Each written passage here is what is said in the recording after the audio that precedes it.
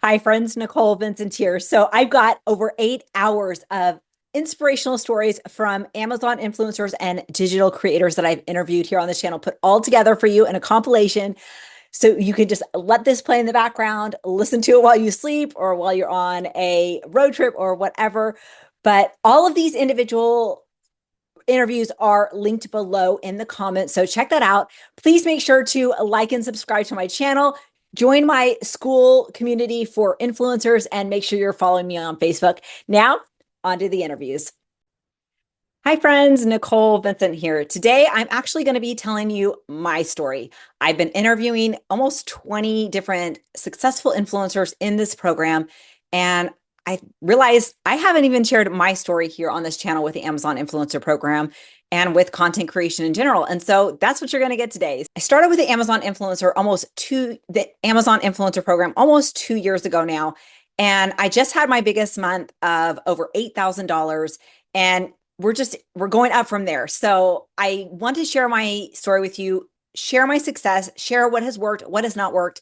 I've been in the entrepreneurial space for nearly 15 years now and have learned a lot in the Amazon Influencer Program and prior to the Amazon Influencer Program. And so hopefully sharing my story with you will help you, inspire you, uplift you, validate struggles you've had, and will just bless your life in some way. So if you're here for the ride, let's do this. So make sure you're subscribed and you like this video. Comment below as well. I love to interact with you. I love to have a community and have conversations, and I'm so glad you're here. So let's dive in. So I want to start with my entrepreneurial journey, which started when I was about 33.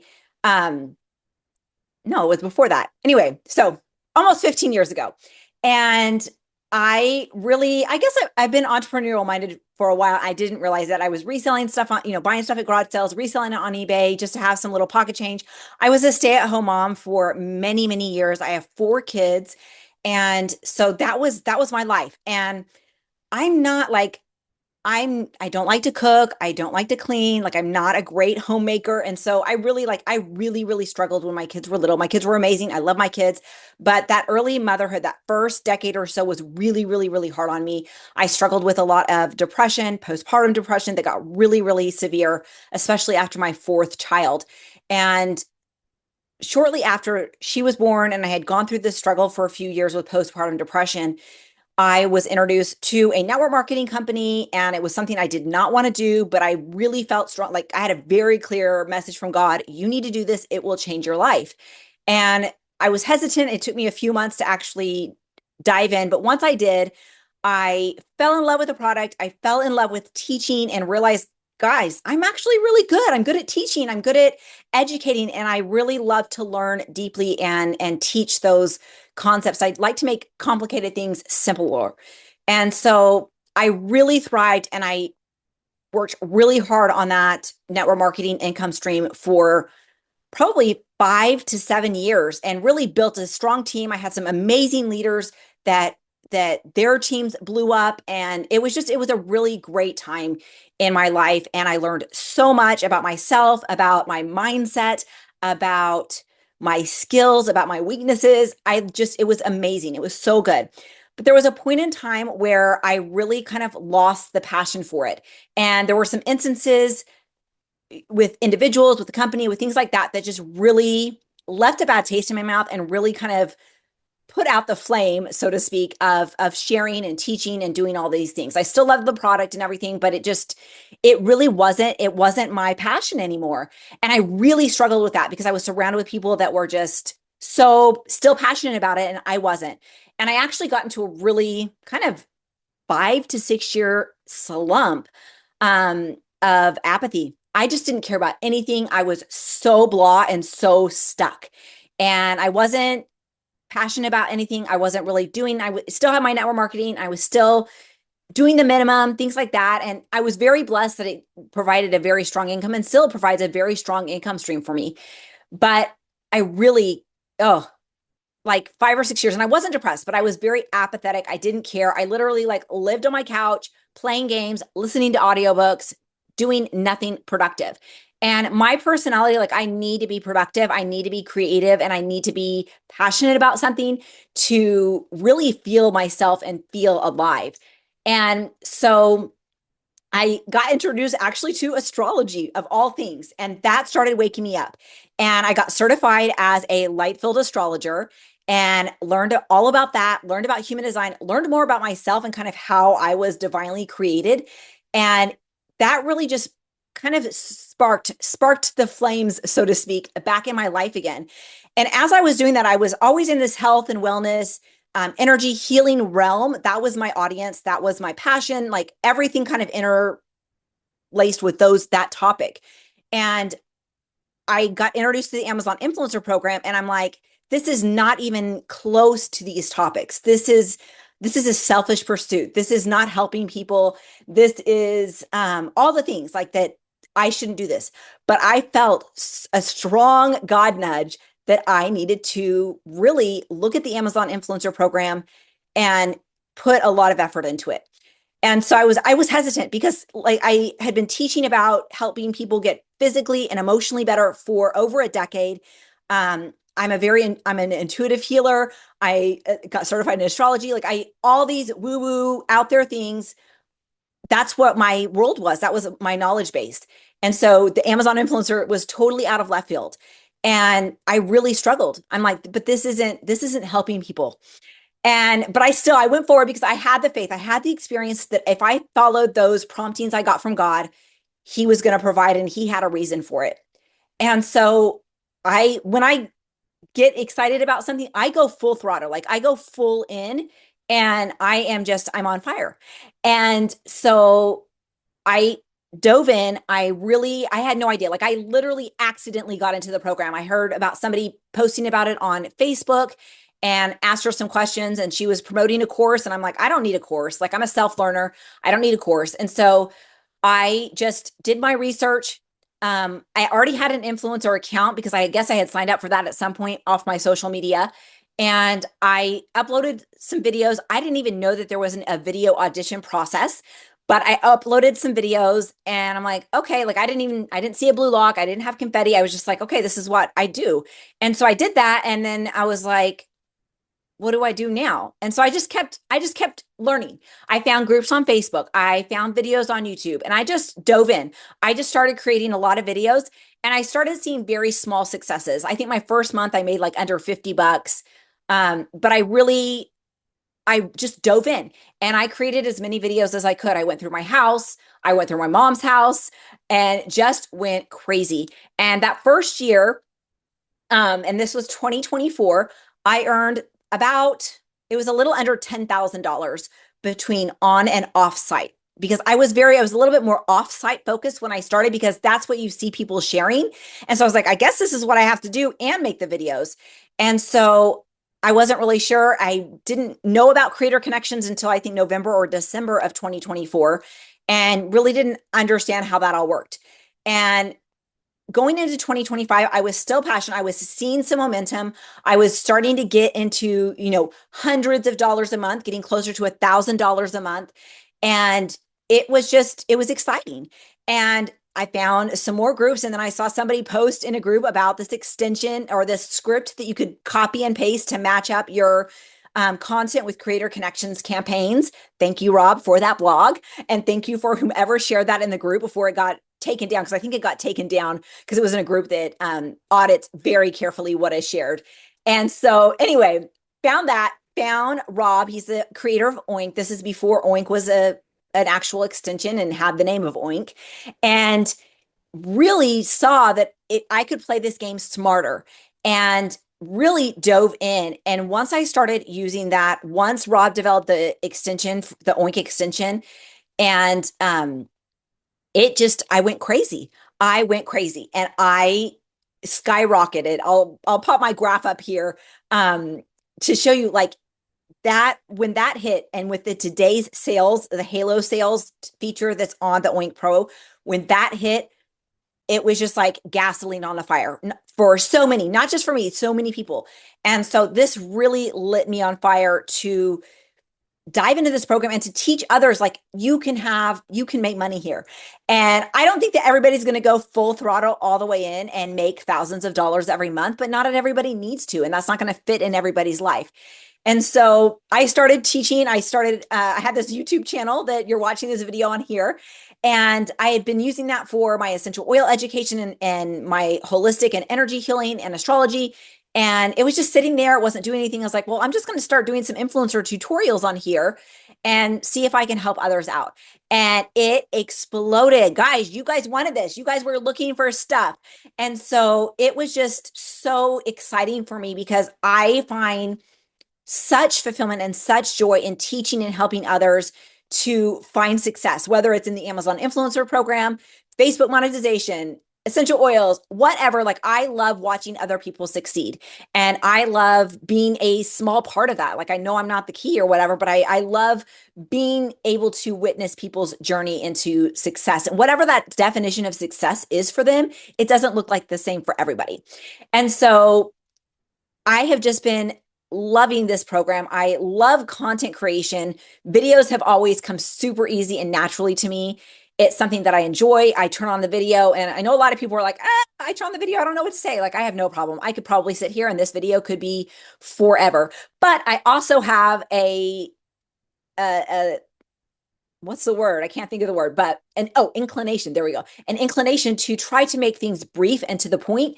And so this video probably won't be that long, but we shall see. We'll see where I go. We'll see what tangents I go on. But I love video. And so it's creating video reviews and shoppable videos for Amazon has been so easy. And then doing the tutorials is so fun and so easy and just brings me so much joy. And so I really think that the influencer program can be fabulous for anyone that's willing to put in the work. This works. Now, it's not what it used to be. It's not what it used to be. If you've seen any of the other interviews that I have on my channel, I've interviewed several people that had been in this program for a long time from the beginning, and they were rolling in the dough. They were easily making 5-figure months without very much work. That's not the case anymore. And, but there's still money to be had. There's still a game to play. It just, the rules change, the strategy changes. And that for me is super fun. I love change. I love adapting. I love, kind of recalibrating and say, okay, how can I do this different? How can I play this game smarter? And so that's what I like to bring to the spaces. This is what I like to bring to my YouTube channel. This is what I like to bring on my Facebook communities and my other communities, and just share what I learn so that hopefully you guys can do it faster and better than me, because my philosophy is if I can do this and I can do it well, anybody can. So that's been my kind of journey with the Amazon influencer program. And I will say that before that came into my life, with my network marketing experience and things like that, it opened my eyes to the concept of more passive and residual income and creating multiple streams of income. And so for me, that is my ultimate goal. I don't want to be like the epitome of Amazon influencers, but it can be a strong income stream for me. And so we're going to pause it real quick. We're going to put a pin in that. Back before I really dove in and got crazy with the Amazon influencer program, and I had that prompting from God to really spend some time here and build this up, I'm seeing that now. I'm seeing the freedom that comes with having this additional income stream. And it has matched my other income stream that I took, how many years? That took me probably 2.5, 3 years to build to where I am in my network marketing, where I was able to hit with Amazon in just under 2 years. And so it is possible. And it is something that is there. And I'm grateful that the Lord showed that to me, even though, yes, it's not in the healing realm and it's not what I thought my path was going to go, but it has put me in the path of so many new people, so many new connections. And I get emotional thinking about it because they're connections that I wouldn't have had I not listening to that prompting, had I not put myself out there and made these tutorials and done these interviews. And I am so, so grateful for that, because I love connecting. I love new connections, and I love all the different peoples and perspectives and ideas and strategies that come into my space by being open and by sharing. And so there's who knows what God has for me in store. I play it day by day and season by season. And I've learned to ride his wave because it's always going to be better than my wave. And so let's go back to building multiple income streams. So this is something that became obvious to me several years ago. And so building this Amazon income influencer stream has been amazing. But I also I've mastered it. I don't believe in spreading yourself too thin, but I definitely recommend having multiple baskets of income, multiple streams, so that if something happens to one, you're not destitute. But it takes time and dedication and focus to build up those income streams in a way that is going to be significant. Building, to $200 or $300 or $400 to me is not significant. That's like, yes, that's good money. And yes, for a lot of people, that can make a big difference. And I don't discount that.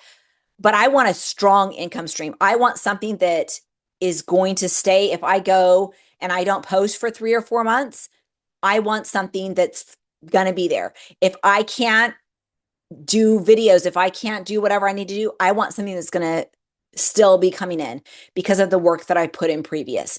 And so that's where YouTube monetization. At the time I'm recording this video, I'm literally 18 hours away from content monetization and the reporting is delayed. So hopefully once this goes live, I will be qualified to apply for monetization here on YouTube. That's another income stream that I want to build because guess what? I told you I love videos. And so I'm going to spend the effort on my skill set, where I shine, where I have joy, where I find fulfillment and passion, and find ways to leverage that as an income stream. Now, if you see, I don't sell stuff on here. I don't sell courses. I don't do that, but I'm happy to promote tools and courses that I know have value. And so affiliate income streams are another income stream that has been a big blessing to me. And I'm not doing stuff falsely. Like everything that I share here, I share very truthfully. And I'm going to share stuff that I like, and I'm going to tell you how it is, love it or hate it. And I'm only going to share stuff that I truly love. And so finding good affiliates to partner with, good programs, good tools to partner with can be a very great income stream as well. So that's been a huge blessing. Thanks, Rob. Thanks, Liz. Thanks, Kade and Trevin. Thanks, Claire. Thank you all, those that have affiliate options and opportunities. Thank you. Thank you. I appreciate it because it's things that I would share about anyway. And so I'm grateful for that affiliate income stream. So that's another income stream. Another one that I'm working on building is Facebook monetization.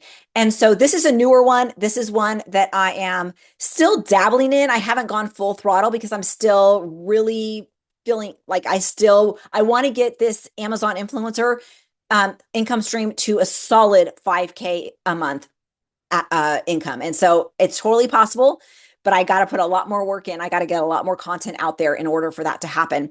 But the Facebook monetization is a great option. I have lots of videos. I'm actually cataloging my building this income, the Facebook monetization income stream here on this channel. So if that's something that interests you, check out that playlist because every couple weeks, I am sharing an update about what I'm learning, what I'm finding, what I'm earning, what's working, what's not working.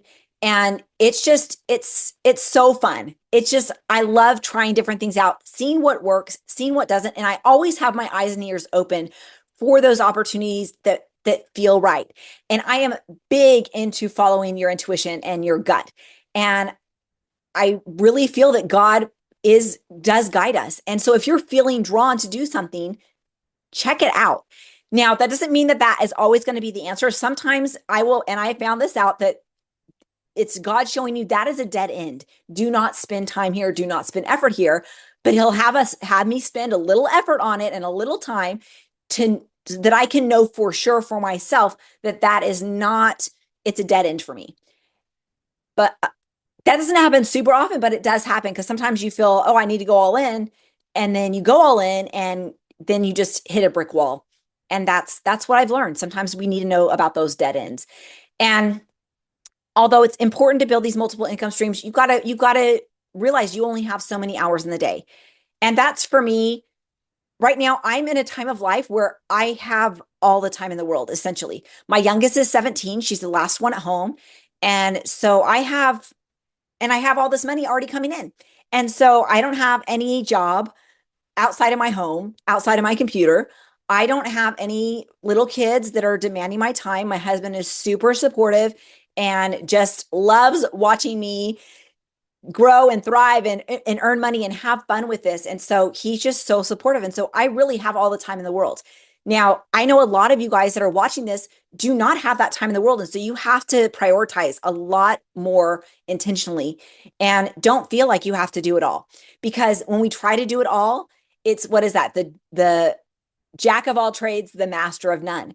And so you have to figure out what you want to master and actually focus on that and not get distracted by the next shiny thing.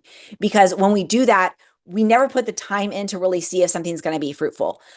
And so it's been such an amazing experience for me to be in this entrepreneurial realm, to learn and to grow. And I'm constantly looking to learn and grow more, to see new opportunities and to teach about new opportunities.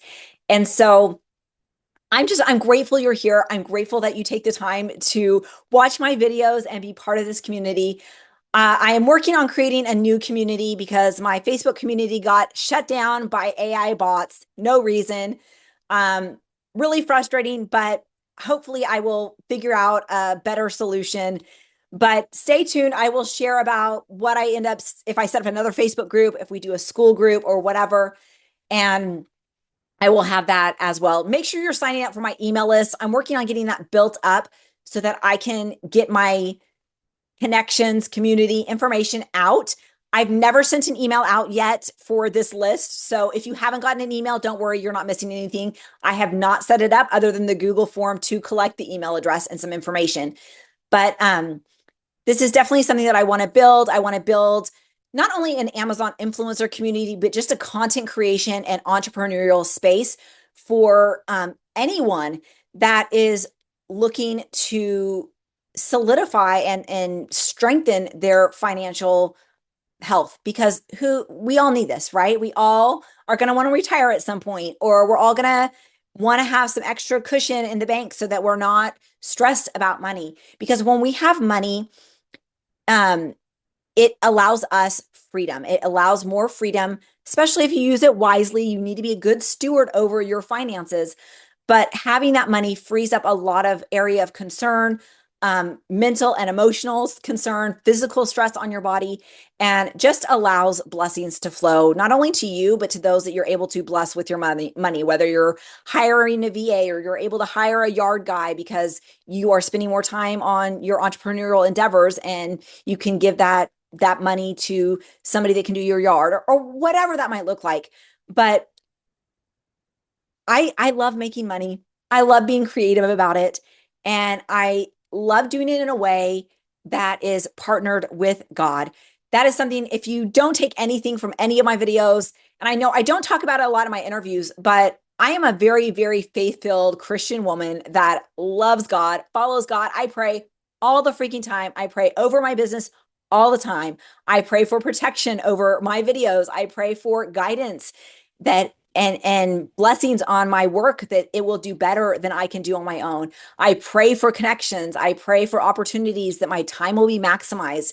Things like that, because guess what? God does care about your work. He cares about what you care about. If it's important to you, he cares about it. So pray over it. Pray over your work, pray over your endeavors.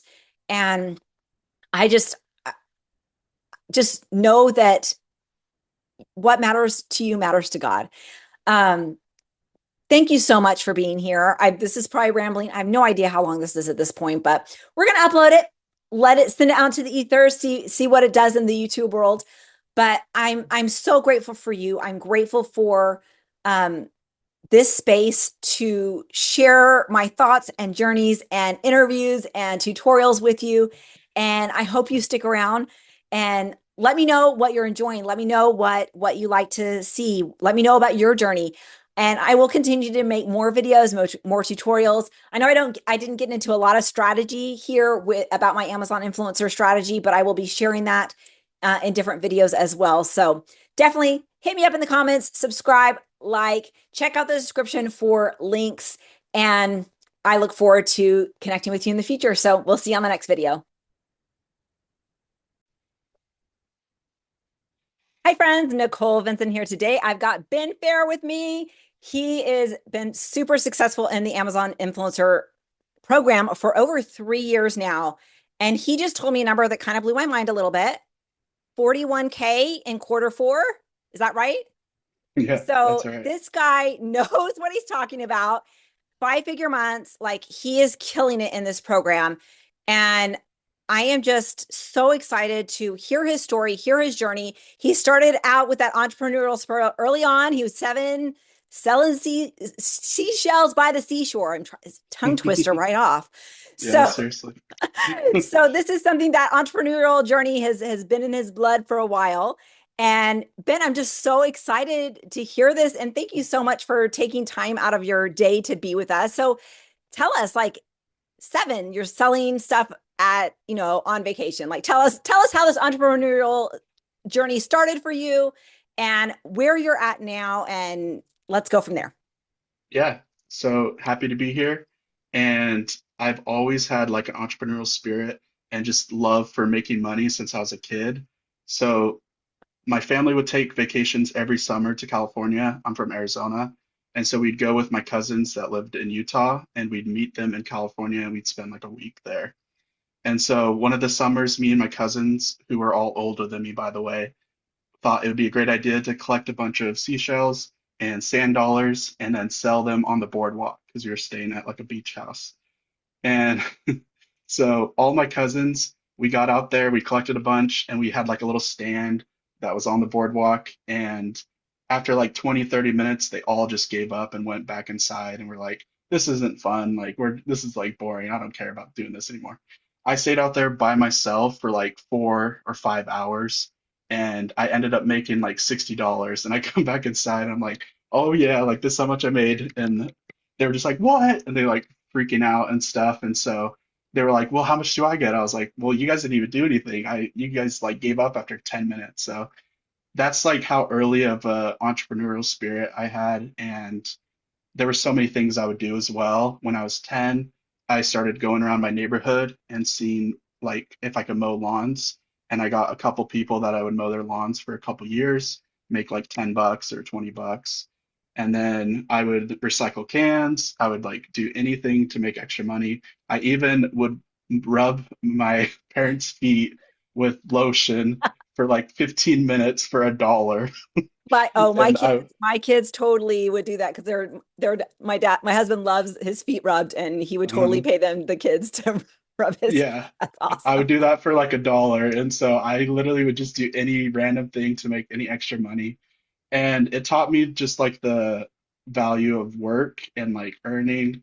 And also, I bought an Xbox 360 when I was like 13 with the $300 or $400 that I had saved up over that time and got to enjoy it with my brothers. So they didn't have to pay for anything, but they got to enjoy having an Xbox and Nice playing with brother. it. But yeah.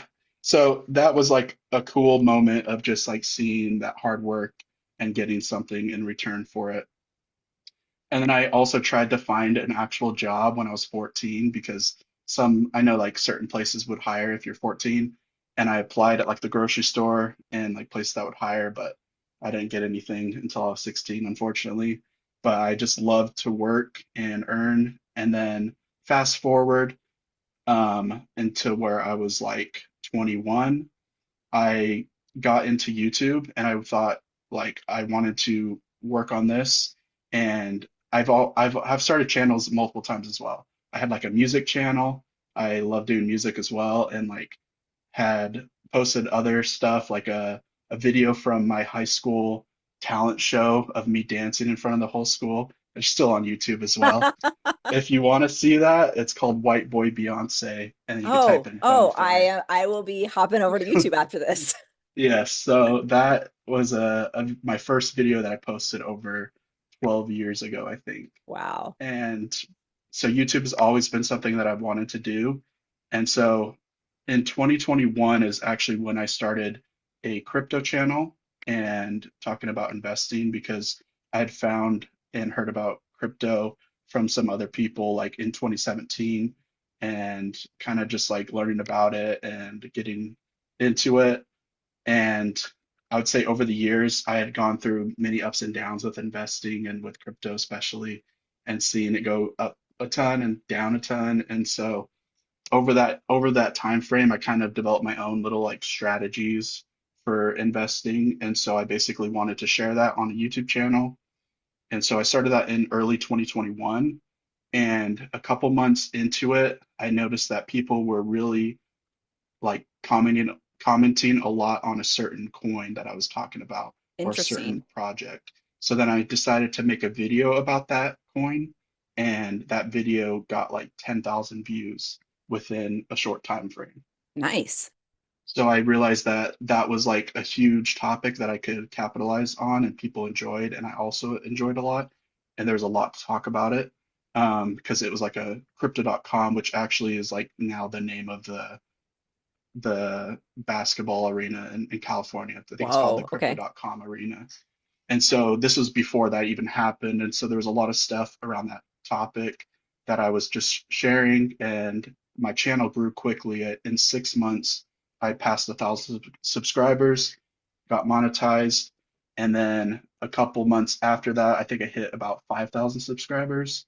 And then in early 2022, the markets crashed, and so did all of that momentum I Oh built on man. my channel. And so I realized like, oh man, this is like not a great business model. I kind of have all my eggs tied in one basket Mm, still because I was like living off of my investments and doing all this stuff with YouTube. So I was still all tied into crypto. And so I realized that I need to do something different. And when I saw that channel start to lose momentum and views went down, I found the program, the Amazon Influencer Program at the end of 2022. oh, So okay. So that's like okay. So that's like 3 years ago.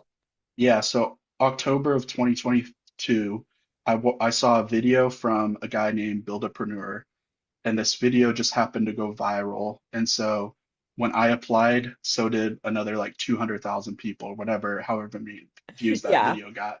And so it took 8 weeks to get the second process approval.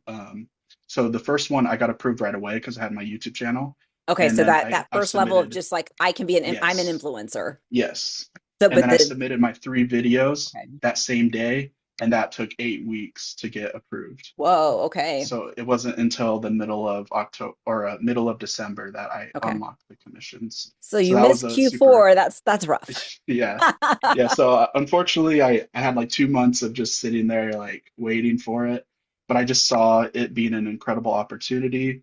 So as soon as I got that commission unlocked, like my very first day, I made $8.32 You're because I like, this sold. works.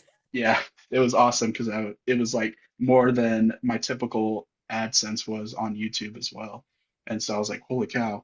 And that was off of like a pair of adjustable dumbbells that I bought many years ago. And Yeah. so, and it wasn't like every single day I wasn't making that $8, but like the second day I made 19 cents or whatever. But then I just started to post a ton on Amazon and really up my volume. And because that was like a huge, just like in my opinion, it was just a good opportunity that I didn't want to like just put half effort in. I wanted to like go all in on it. So my first full month in January of 2023, I ended up making about 2,600. Oh, wow. Yeah, so it was basically off of stuff that I had already had, and I had like spreadsheets of my order history, my wife's order history, my in-laws' order history, and my parents' order history, and I was just going to their houses and reviewing stuff, and really it was just off of like all that kind of stuff. And so that year I ended up making about 57,000 and averaging about 3 to 4,000 a month most months. And then Q4, I had a good month in November. But That's a yeah, pretty good and start, then but it's showing you like, hey, this is working. Like there's something here. And I'm sure with your YouTube experience with videos, like making review videos for you is probably second nature. Like you already had that down. You didn't have to learn that skill or anything like that. yeah, the being in front of the camera, it wasn't like super hard for me. Of course, it's still just different, like making review videos versus having a script because I would True, script my true. YouTube videos, but it was still just something that I just did a lot of, and so I got really comfortable pretty quickly with it. And especially finding what products you enjoy reviewing, I think is the huge difference too, because if you're like knowledgeable on a certain type of product, it's going to be a lot easier to talk about and Oh, for get a lot sure. of Like good it's like you information. have a authority in your voice. You're like, I can Yeah, totally talk about this subject.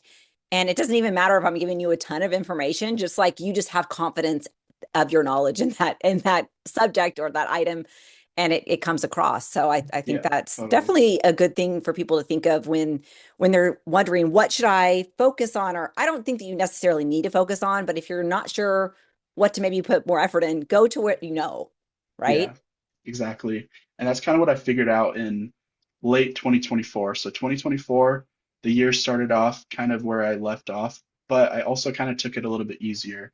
I didn't really spend a ton of time making lots of videos. I think I did about 200 or 300 that whole year of Oh, okay, so a lot 2024. less. And the majority was at the end of the year as well.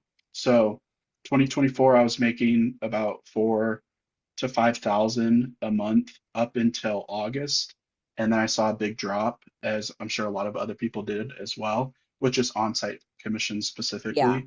So my numbers basically got cut in half, and I went from 4 to 5 thousand to August I made like 2,300, Mm. and then September I made 1,800, and then October I made 1,600.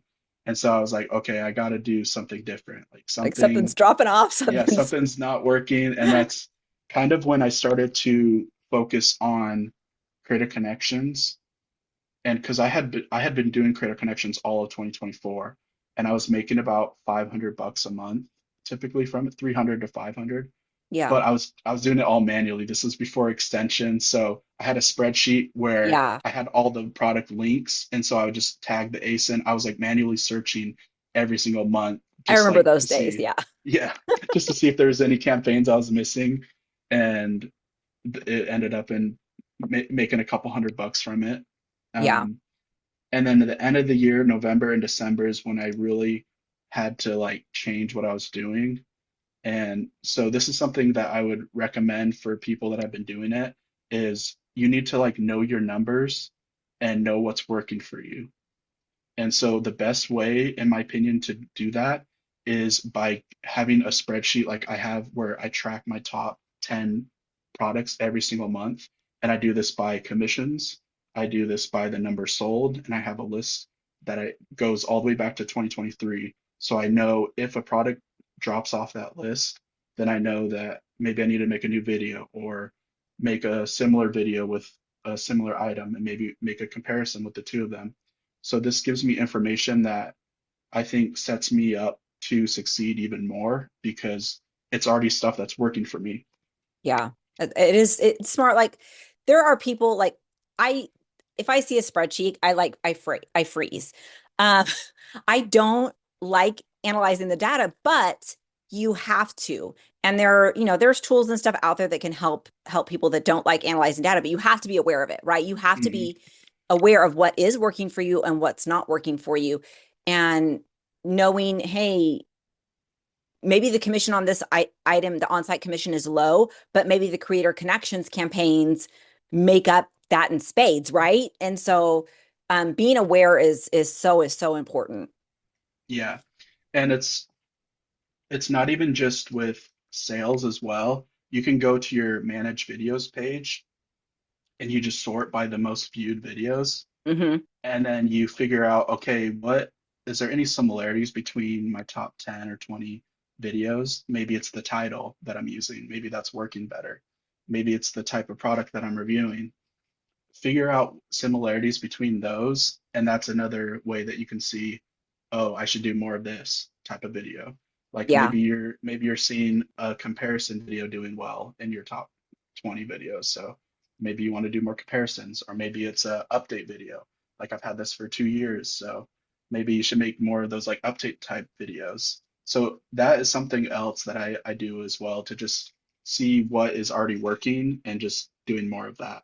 So that's really what I did in November and December. I think ended up making about 50 or 60 videos each of those months, which was like the bulk of my whole year. And my November was like 2,800 Hmm. last year. And then my December was a little bit over 4,000 with my very first $1,000 Creator Connections month, which was Nice. So you were huge. able, so you kind of like, it sounds like 2024, like you kind of just kind of laid off the gas a little bit with your creation, and it really coasted for what, 8 months, you said, up to August Yeah. before it Yeah. really started dipping. And that is something about the influencer program. Like you can take the foot off the gas a little bit, but it does come back, and then you've got to re-engage and almost double down your efforts to kind of regain that momentum again, because products drop off, stuff isn't selling anymore, there's more competition out there. So how did that experience of 2024 and seeing those patterns, how did that shape your plan going into 2025? Yeah, so basically at the end of 2024, I realized I needed to put more effort into Creator Connections because Mm, my on-site was dropping drastically. And I just saw it being a lot harder to get those numbers back up to what they were. And yeah, I didn't even really have a month over 4,000 on-site besides December of this past month. yeah, So that was a huge difference in focusing on Creator Connections and making more videos on the products that I enjoyed. So I noticed that fitness products I like loved reviewing and they just did a lot better for me. And so I basically started to just do more of those and focus on those and focus on that category the most. Even though it's like a lower percentage category, it's only 2.25% yeah. commissions. I still did really well with it, and it still brought in a lot of volume. And also, Creator Connections, it doesn't matter if it's 2.5 or 2.25% or 4%. You're still going to get at least 10% on Creator Connections products. Which So is that's so where true. yeah. And so that's where I really focused was on gym or home gym equipment and also like cat products. I've just noticed that our cat, like he's so spoiled. We have a cat tree right here, like two in the other All the room, and all the cat toys that he gets, and yeah. specifically like these little cat like ball toy things. And I noticed that they were 10-20% on Critter Connections, and I didn't get these until the end of 2025, but basically every single time I'd sell one, it's like $1 to $3 because they're like 10 or 15 bucks. Yeah. And one of one of these in December made me almost $800 Off a cat toy. off a $10 to $15 cat toy. See, like that's why you can't like discount little stuff when you factor in the creator connections. If you can find an item that has a good spot, right, for influencer videos, and you can do a good video for it, like knock it out of the park and kill. Like I've done the same thing with like greeting cards. Very Mhm. low percentage, but hundreds of dollars off of these like 2% greeting cards that normally I'm getting like a quarter, but when you factor into creator connections, I make a killing. And Mhm. so don't discount those little ones because they can really pay off if you if Yeah, you find some good stuff. That's awesome. totally. And Uh, the thing is too is I didn't really notice how much I was making on them. So in September of this year, as I've been tracking all my other numbers, I started tracking my Creator Connections numbers. And this is the first time I started doing that. And so I basically went through month by month and wanted to see, okay, what items, how many times am I selling it? And like, what are my top 10 items? And so I noticed that in September and October, man, I'm selling like 50 or 100 of these small cat toys, but they're in my like top 10 earners on Creative yeah. Connections. And so I was like, I should do more of these and see if there's any other ones that I could do. And so it was crazy just to see that, yeah, in 1 month, I was able to make so much from just one of those toys off of Creator That Connections. is that is so awesome. I love that so much. Yeah. And you also think Eh, you have to think about your audience, like who is going to watch a video about a cat toy? right? It's Yeah. going to be probably someone that is a little bit older that's on a computer that is going to look for the video and want to make sure that this is perfect for their little fur baby that they love so much, right? Yeah. And so most, I would say in general, most $10 items are not, people are not, they're not things that people are going to go watch a video for. But if you think about the audience that would be shopping for that item, I think that that is a big thing to take into account as well. Don't you think? Totally. Totally. And my cat, like, I'm surprised he hasn't jumped on the desk already. He loves just jumping when I'm on a call or doing videos and stuff. He just loves to jump in front of the camera. That's And awesome. so those cat toy videos are hilarious because he's just like going crazy playing with them. And I think that's probably also why they do so well because he Well, just make sure accounts you and give him his royalty catnip. yeah, that's why I spoil him. That is so awesome. So 2025 ended up being a lot better for you than 2024. So Yeah. you said you ended the month, can I say the number? At Hmm. 17,000 in December. Yeah. Just Like a little bit shy, but yeah, that go ahead. is like that's life-changing money there, right? Yeah. So what do you think you said tracking and just being aware. So when you're doing product research, are you primarily searching through creator connections? Like, is that a huge contributing factor for you in what you participate in? I look at Creator Connections, but I do most of my research just on Amazon on the Okay. search page.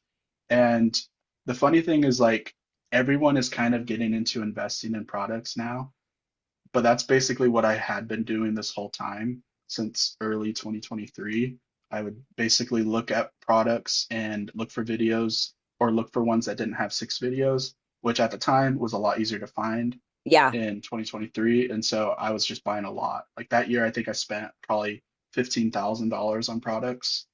And then basically the year last year or 2024, I spent maybe 5 or 6 thousand.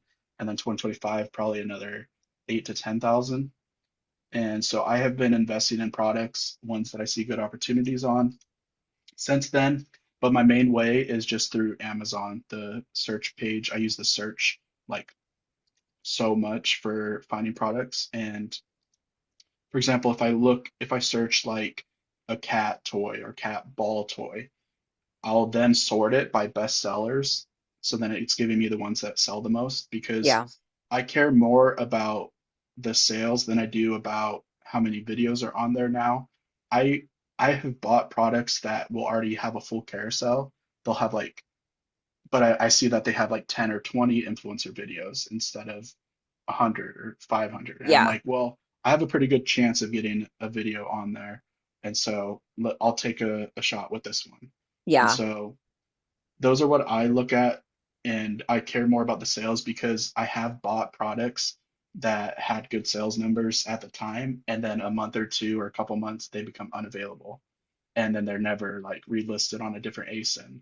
So that Oh, it's is so something that frustrating. happens. Yeah. So that is something that happens. And so I have kind of like stopped buying as much like newer stuff. I want to see a good amount of like ratings or reviews on it, usually at least 100 plus on it, just because I want to know that it's been around and that it's going to stay around.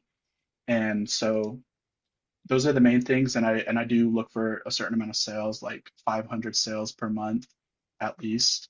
And then if they have a creator connections, that's a huge plus. That makes a difference as well. And then if it doesn't, then I might not want to get it. So I kind of just play it. Like I did buy a couple things, one that was on creator connections at the end of last year and one that wasn't, and both of them did well. One of them made me what I paid for it plus double. Like I think it was an expensive product too. So Yeah. I've focused a lot on expensive stuff. So both of them were like $300. Okay. One of them made me, I think, about $600 on top of the 300 back. And then the other one was a Creator Connections product, and it had a 20% campaign open. It was and it ended in November. So then it changed to a 10% campaign. So that was kind of a bummer because it was making me crazy, a crazy amount. So it's made me over $4,000 Wow. in less than 3 months off That's of that one amazing. item. But I think that like don't discount the ones that don't have creator connections because $600 is still Yes, $600, right? exactly, yeah. And so I still think buying stuff that's not on Credit Connections is still a great strategy. It just depends on like what you're looking at, and that product is one that's doing very well for me on YouTube as well. Oh, The one yeah. that isn't Creator Connections. And so my YouTube channel is actually doing pretty good this month, even though it just started.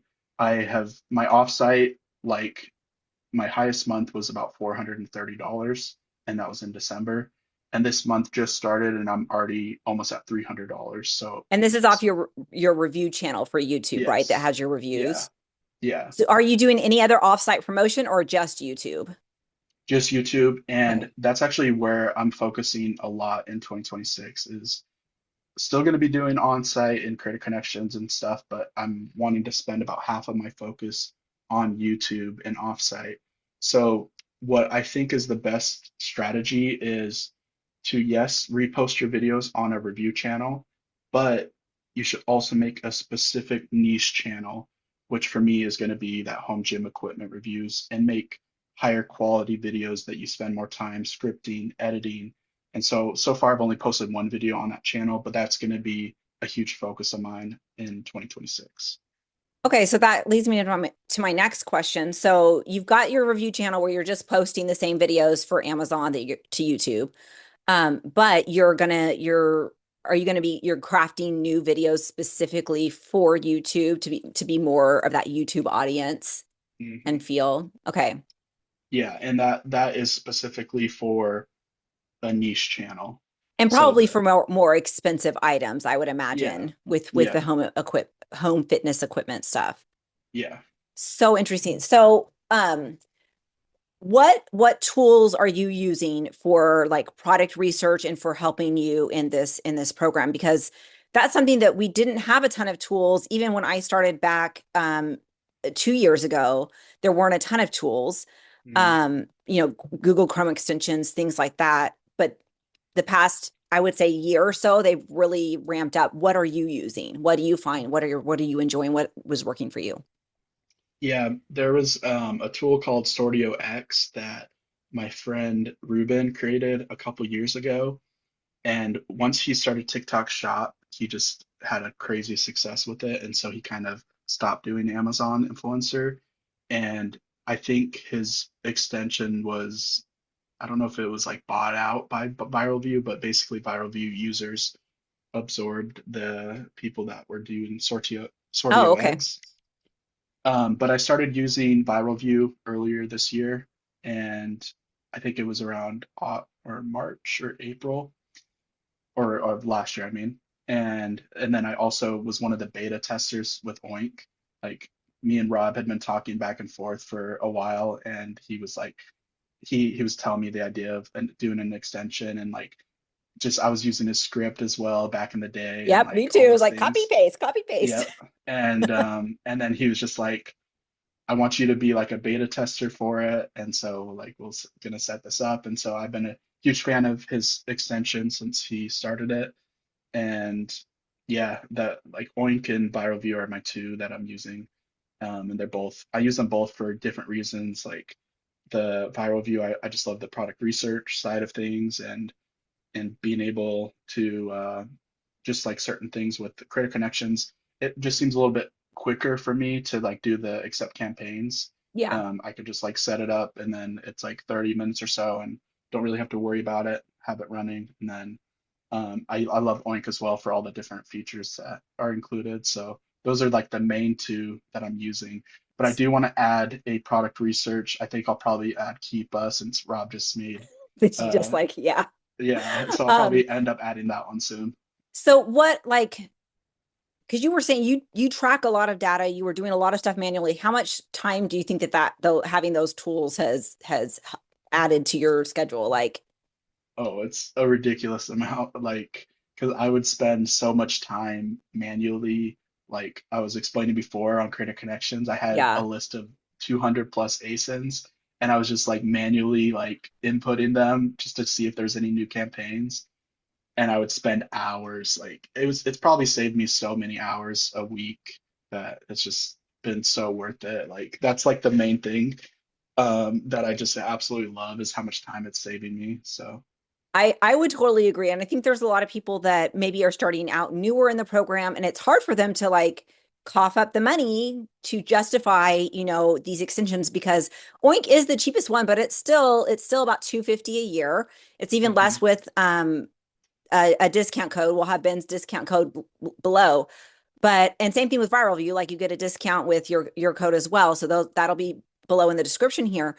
But it's so important to invest in good tools because it's going to allow you to be so much more productive and more efficient, don't you think? Yeah, and I actually in May of last year, or actually it was April, I started helping somebody that we both served in like a church service mission in Argentina over 10 years ago. And I just saw that she posted on her story that she started Amazon Influencer. And I was excited because I was Like, the very first person that I actually knew in real life that was doing the program. And so I messaged her. I was like, "Oh, that's so awesome. I've been doing this for 2 years and like if you need any help, let me know." And basically I became her mentor in it and like was just helping her and coaching her and giving her advice. And she found Viral View by herself after a couple weeks and was like, I really want to invest in it. And I was just like, I don't know, like you don't have like a ton of videos yet. I don't know if it's a good idea because it's like expensive. And she had just started, but the results actually surprised me with how much it helped her starting out. really? Because, yeah, because she was able to message on Creator Connections a lot easier and then get a lot of products from Creator Connections. Her first full month of May, and she got the extension like May 10th, she made almost $500. That's awesome. Yeah, and That's it so was exciting. like 300, I want to say, was Creator Connections, and then 200 was regular commissions. She also worked really hard though. Like I think she ended up doing 100 to 150 videos that month while having 3 kids and also working a full-time job as Wow. well. Yeah. And so it does take work, but she's done extremely well. And then this whole year, I don't know how much she made in December, but I think she's somewhere between like 2 to 3 or 4,000, which is That, awesome to see. that is it's so exciting. And that's something that with the Amazon influencer program, like there's not really a referral thing. Like you don't get any Yeah. kickback for helping other people. But I think that when we see other people succeed, it feels good. It feels good to help. And it's a program that there's enough money on the table for us all. Like there's Hmm. millions and millions of sales on Amazon every day and so many products. And there's going to be people that peter out, right? That just, they're like, you know what, this isn't for me. I don't want to grind all these videos out, or I don't want to deal with learning this. But Hmm. for those of us that do stick with it and push through, it really is rewarding, not only to your bank account, but you get to connect with people like Ben and other people online that are like-minded in the entrepreneurial world because it really kind of opens your eyes to different possibilities. So with that entrepreneurial spirit, so you're doing YouTube, anything else that you're like wanting to work on in 2026?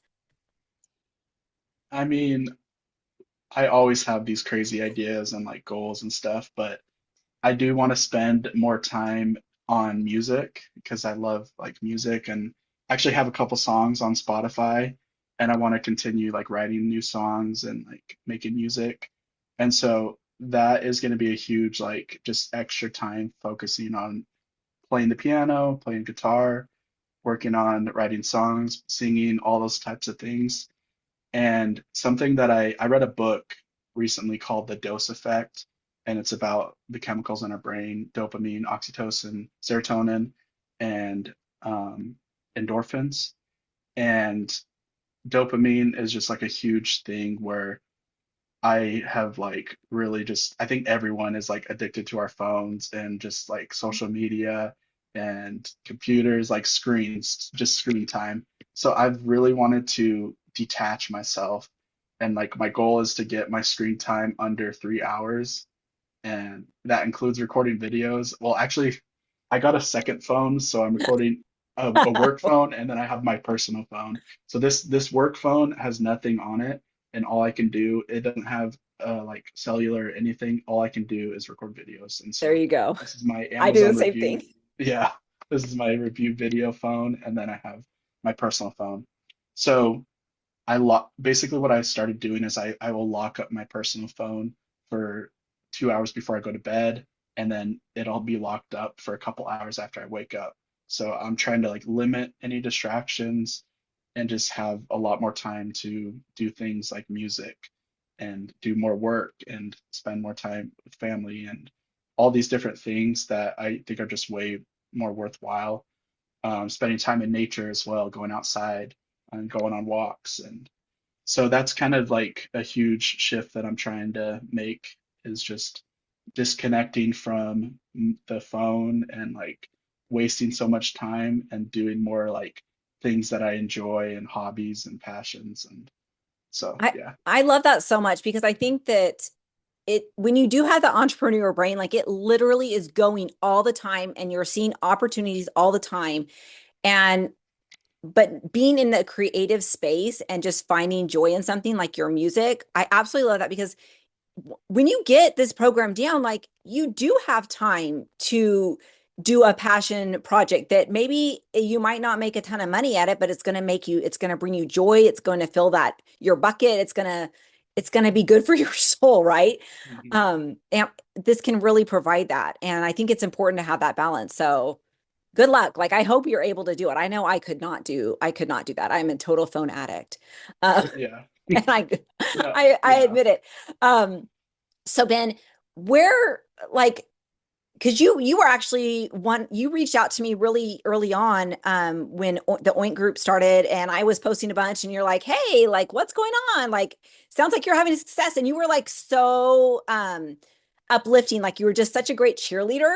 And I was like, oh, that was like so nice. So what does for you when you're helping others, and it kind of came across when you were talking about your friend, but like, what does that add to you? Is that like part of your personality that you just like to lift others up? Or Yeah, I'd like to hear I about mean, it. yeah, I just love connecting with people. Like since the program, since I started it, I would just find myself emailing or messaging people that I just like wanted to connect with and just like start to have conversations. And because it's such a lonely place, and I know you've said It this so many is, it times, is. like so any connections you can make is going to make a huge difference. And like one of the guys that I connected with earlier this year is Mike Strahl, and like we basically are just like have become like really good friends over the past like year, and we text like every single day basically, and just updating, kind of like motivating each other and uplifting each other. And I think that's a huge part of my success as well this year, was having somebody in my corner. And I think that's like what I want to provide to other people as well, is like just somebody that you can come to and ask questions and like help each other out. And that's also, I think, why I love YouTube, is because I love like helping people and teaching something or sharing things. And just like that's what I feel like our purpose on earth is, like just to be like sharing and helping people and uplifting those around you and making a difference in people's lives. And so I've just found that like through YouTube and also with music, I think music is something that I don't care to make money on, and I don't think I really will make money. But if I can like impact somebody through the lyrics in my song or help somebody feel something, then like that's what I care about. That's what I want That's to see. awesome. Are you going to let me link to your Spotify in the video? Absolutely. Awesome. Absolutely. So definitely check out Ben, his music below. So I think this can be a really lonely venture. And I think that it can be very isolating if you don't reach out for community. Like I'm a total lone soldier. Like I love doing stuff on my own, but I need community, just kind of like what you were saying. Hmm. And finding a great YouTube channel, finding a great Facebook group or an offsite community can be so uplifting and so just like reaffirming that I'm not crazy. Like, yes, my commissions aren't showing up. Is it just me or is it everybody? Or Yeah. is this, just kind of not comparison for comparison's sakes, but just like, is this normal or Yeah. am I alone here? Right. Yeah. So with that community in mind, you mentioned that you and Michael are getting ready to launch something along those lines. Can you hint at that a little bit for us? Yeah. So we have something in the works, and if you aren't part of his Facebook group, go ahead and join. I think it's called Basic Influencer Strategies or something. Okay, we'll have the link below. Yeah, and we have just wanted to create a type of space where people can connect and like grow together because think there's so much like power in a community, and you can see it in the Facebook groups as well. Of course, I don't try not to spend too much time in them and I'm not super active in them, but there can be some like give or take. Like you can have some people that are more negative and stuff, and Yeah, but I do think like building a community that's just full of like-minded people that are like working on things together and want to help each other grow is like the most important thing. And so we are going to be launching something pretty soon, which is very exciting, and just being able to help people and also like adapt because with the program changing, it's constantly evolving and changing, and people like will have to focus on different things. And so YouTube is a huge focus right now. And so we're going to be talking a lot about YouTube as well, and not just AIP and other things that we're trying out. And so I'm super excited for when that is launched and hope to see some of you guys in there. that would be awesome. Um, so as we kind of wrap this up, what would be like your top three tips to somebody that is in the influencer program, but they're just struggling to see if this is going to work for them? Like what would you advice would you tell them? Yeah, so first I would say you kind of need to do a quantity at first to really see something out. So, like, one of my tips is like try to get 100 videos up as quickly as you can, just so that you can kind of see, is this something I can do? And is this something I enjoy? And then you also will probably feel a lot more confident at the end of 100 videos than you were Very at true. the beginning. So there is something about quantity. I know there's always the quantity quality discussion, but quantity teaches you if something's working. This is actually something I also recommend if you're trying out a new strategy. So if you see something in your results that you notice that update videos do very well for you, well, I think you should try to make like 50 to 100 of update videos instead of just like one or two and kind of test it out, see if you see a difference. Because you're really going to know if you make a huge quantity of that strategy, if it's working. So that's like the first thing. Next is be willing to invest. I have always, to a fault, been very like risky, and I don't mind taking risks on myself and investing in courses. I've spent probably $20,000 on courses over the past 5 years and learned a ton about YouTube and different things. And some of them weren't worth it, and some of them definitely paid up for themselves and much more. And so overall, I've just loved investing in courses, softwares, products for the program, and just be willing to like take little risks here and there. You don't have to go crazy either. Like I remember that interview with Sean talking about how he would buy 20, $30 items. And so you could spend $100 and just kind of see what happens with Yeah, those, and and then go and like change what you're going to do moving forward based off of those results. So, and then lastly, I would say that having people around you is the biggest thing. Like having a accountability partner or just a community or a group, people that you can talk to. Like me and Claire are both from Arizona, and so she was actually the first person that I met that does the Amazon Influencer Program in real life. yeah. Uh, and so we met up in April of this year, and that was super cool. And so having people that you talk with, so I we text back and forth every so often, just like having people in your corner that you can Yeah. just share and bounce ideas off of and like kind of motivate each other as well on how things are going, like that's gonna make all the difference. And so I think those are like the biggest things that I would recommend. I love that so much. So what, and one last question. What, how has this program, like, how has this blessed your life? How has this changed your life for you and your family? it's changed my life in like so many ways. Like I am a very like or I'm not I want to say I'm like super spiritual. I'm trying to get better at it, but I have like my own relationship with God, and I truly believe that the timing of when I found this program was not a coincidence.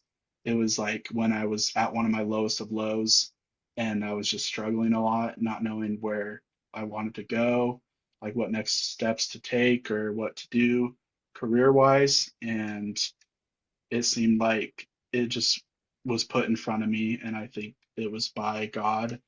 And it's changed my life because I have been extremely blessed, not only from the income that it's provided, but from the freedom that's provided to spend more time with my family, spend more time traveling, doing things I enjoy, or on hobbies I enjoy, having a lot more products than I'd need in my life, and just having Blessing or those curse, we're not resources. sure. Yeah, being able to build like a home gym in my garage off of products that are making me money, which is like crazy just to think about, which is just a huge blessing. And there's just so many things that I'm super grateful for, and just all the people that I've met through. I feel like everyone in this space is so like awesome and just like great people and humble people, and it's just truly one of my favorite things, and I just absolutely love it. I love that so much. I definitely feel that it came into my life at the perfect time because I was at a pretty low point too. And I felt, I'm like, God's nudging me to do the Amazon influencer program. What? This just seems, Yeah, because I was in the like healing and health and, helping people get physically and emotionally better. And then I'm like, Amazon influencer, really, Lord? And it was like, he's hmm like, yeah, you need to do this. And it's been awesome to see over the past 2 years for me, like his hand and everything. So I yeah. love that. I love that so much. So, Ben, thank you so much for being here today. This has been amazing. Any last parting words before you close? No, I'm just grateful to be here, and like I just love connecting and talking with people, and so I'm super glad that we had this conversation, and excited to meet other people as well and have conversations, and I just love connecting with people, so hope to connect with some of you guys. Awesome. Yeah, make sure all of Ben's links are going to be down in the description of this video. So make sure you click on those and connect with him. So we will see you guys on the next video. Bye-bye. Bye. Hello, friends. Nicole Vincent here. I've got Alysse Appuglise today. She is going to be sharing with us about her Amazon influencer journey. Guys, she is a disabled Navy veteran, correct?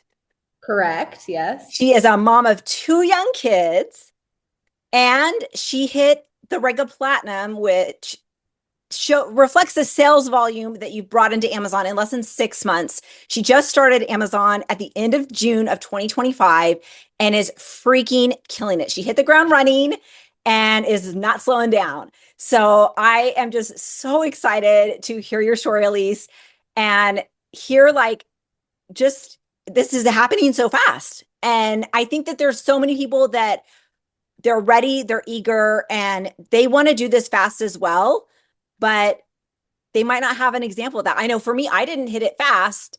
It took me a good year to kind of get my momentum, but I love your story. So let's dive in. So how did you like, I'm trying to think, I'm kind of interested about your Navy experience a little bit. Can you kind of like do a little quick over of your life of to where you are today? It doesn't have to be super detailed, but and then how you heard about the influencer program. Sure. Yeah. So I do things quickly and I have my whole life. I graduated high school when I was 16 years old. I started college when I was 16 years old. I finished my undergrad when I was 20. I joined the Navy at 21. Wow. And I just have done everything super quick my whole life. And I think that is indicative here. I I was in the Navy for 7 years. I had a traumatic incident that happened and I was medically processed out. From there, I bounced around a lot to different jobs and I'm good at adapting and figuring things out. And I do have an MBA, which is a master's in business administration. that I got after my therapy was finished and I was like ready to become a human again. And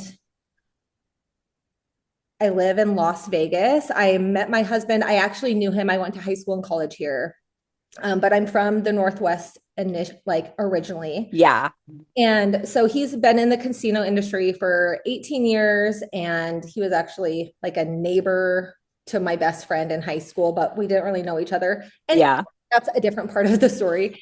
Anyway, so ended up back here in Las Vegas. And once I got married and had little kids, motherhood is really draining. And I felt like the first thing I did was try to like build a community of like older moms, because I'm 40, that have younger kids, because I needed to connect. And then I needed something for myself. So I wanted to bring in more money, because what I love to do is travel and eat at nice restaurants. And that's like and that's not cheap. I afford to continue to like do these things with a family now, because it's quite a bit more expensive to be able to like bring a whole family on these big vacations that I love to do. And that's that. And we found out that the tax, so because my husband is in the casino industry, we found out like the taxes are being changed from the IRS. So he actually pays out jackpots, and the jackpot limit got changed. So which means his, instead of 75% of the jackpots he does pay out are between $1,200 and $2,000. Now they moved the limit to $2,000. So our income is getting cut. Oh, so it's so tough. It's so tough. Yeah. So once we found that out, I was like, okay, like we need to do something. But I actually found out about the Amazon influencer program on Instagram from Mel Lyons. And like I said, I do everything quickly. So I took her course probably in 2 days. I just listened to the YouTube videos. Like I said, I have 2 young kids, so it's not like something I can sit down and do. So I just had it like in an earbud while I was doing whatever, learning. Never been on TikTok one day in my entire life. Downloaded it, posted.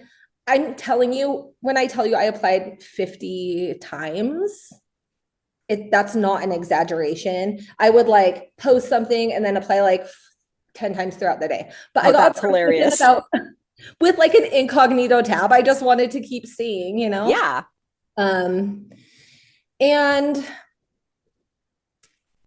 so once I got approved like within 5 days.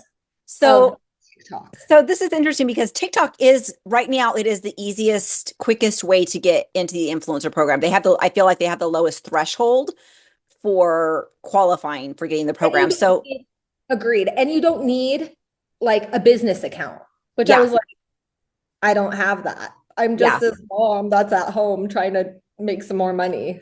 So were you like, do you remember around like your followers or any of your numbers from that? I'm just curious. Yeah, so I think I had just over 100 followers, and most of them were probably like my girlfriend's teenage kids. But hey, they count, right? And I like was trying to, you know, and I'm gonna be honest, I was like everybody, like the day before I actually got approved, I was like called in the forces. I was like, I need everybody to go comment on everything, like everything. And I was just pushing for that, and it worked. And I'm always happy to do that for honestly anybody. Like I love that. I love that. And are like, hey, can you go flood my TikTok? I'm like, I'm here for that. Like I'm here to help. You know, that's an easy thing I can do to help somebody else. And so, because people did it for me, and I returned the favor. That's so awesome. So had you had any like experience with doing videos or anything before? Because TikTok is like your straight videos. Like there's nothing. Were you just posting regular videos? Were you editing videos? Like, so yeah, I learned quickly. So I did kind of pick a niche, because during that time I was, and still now, I'm into peptide therapy. It's something that like I know about, I have interest in, I'm kind of in that realm. And so posting about peptides is very much like a niche group on TikTok. It's called like, you know, Peptide Talk, whatever. Oh yeah. Yeah. I was able to like get a lot of views quickly, and I was posting about like injections and the peptides I'm taking and my journey. I actually lost like 75 pounds from doing Oh, peptide wow. therapy and like Pilates and all of these things. That's amazing. So it was easy to have something to like get a quick following. Yeah. Well, I think that's what is for those that are interested in getting in the program and you are going to use TikTok, like find something that you're already passionate about, right? Don't you think? Because it's so much easier to speak about something that you already are knowledgeable about and that you can talk for hours on. It doesn't really matter what the topic is to get in. Like you don't have to have a TikTok on reviews for getting into the Amazon influencer program. Like it literally can be anything, which I think it should be niched when you're doing that, honestly, to get a faster following. Well, and like I tell my friends when they're doing it, I was like, just post about your life. Like I have one friend who posts videos about like her daughter's softball. And then I have There you another go. like two friends who post just dog content. Like it Yeah. doesn't like I don't have pets, so and that's what like Mel Lyons did. And so I'm like, okay, like it can be about anything. I'm like, what do I post about? I post about like something I know and I do every day. So Yep. That's um brilliant. So you so got just in. finding something, and Yes. it can be hard because it's like, oh, I'm just a mom at home doing whatever. Well, just post about the messes your kids make. Like, Exactly. cool. Because so It'll be many other funny. women are just like you. Like, and we like to see stuff that helps us feel maybe better about our dirty dishes in the sink or our bratty kids or, whatever. Like if being just a mom, that's a niche too, guys. It No, really is. it I is. love Yeah. that. So any of those things, and then yeah, so that's kind of how I started, and then I just kind of I did follow like the layout that Mel had provided from the course that I From your purchased. course. I'm Yeah. very open about that. Like I purchased a course to learn what to do. So I posted my first 3 videos. And then my husband was very just like, this is silly. It's like, that's cute, honey. Yeah, like, okay. But I just kept, so the month of June, I'm going to be like very upfront. June 21st, I was like the first day I posted a video, and I posted those 3 videos. They were horrendous. But going back to your like video editing thing. So no, I didn't make videos before. I have a friend whose daughter is 21 and she's like, download CapCut. And I learned quickly. So I like downloaded that app to like Yeah. make my videos for TikTok. I didn't know that like you can do it all in TikTok until I like learned. But like I post maybe like once every 2 weeks on TikTok now. It's not It's an entry thing, right? Like you don't have to keep it up afterwards. Like you do need to keep it up until after you get your 3 videos approved because they are going to be looking at your socials after once you submit your 3 videos. But after that, once you've got those 3 videos approved, they're not really looking at it. You still need to keep it there because it's the thing that got you in. So you don't want to go and delete that from Amazon, but you don't have to keep it up.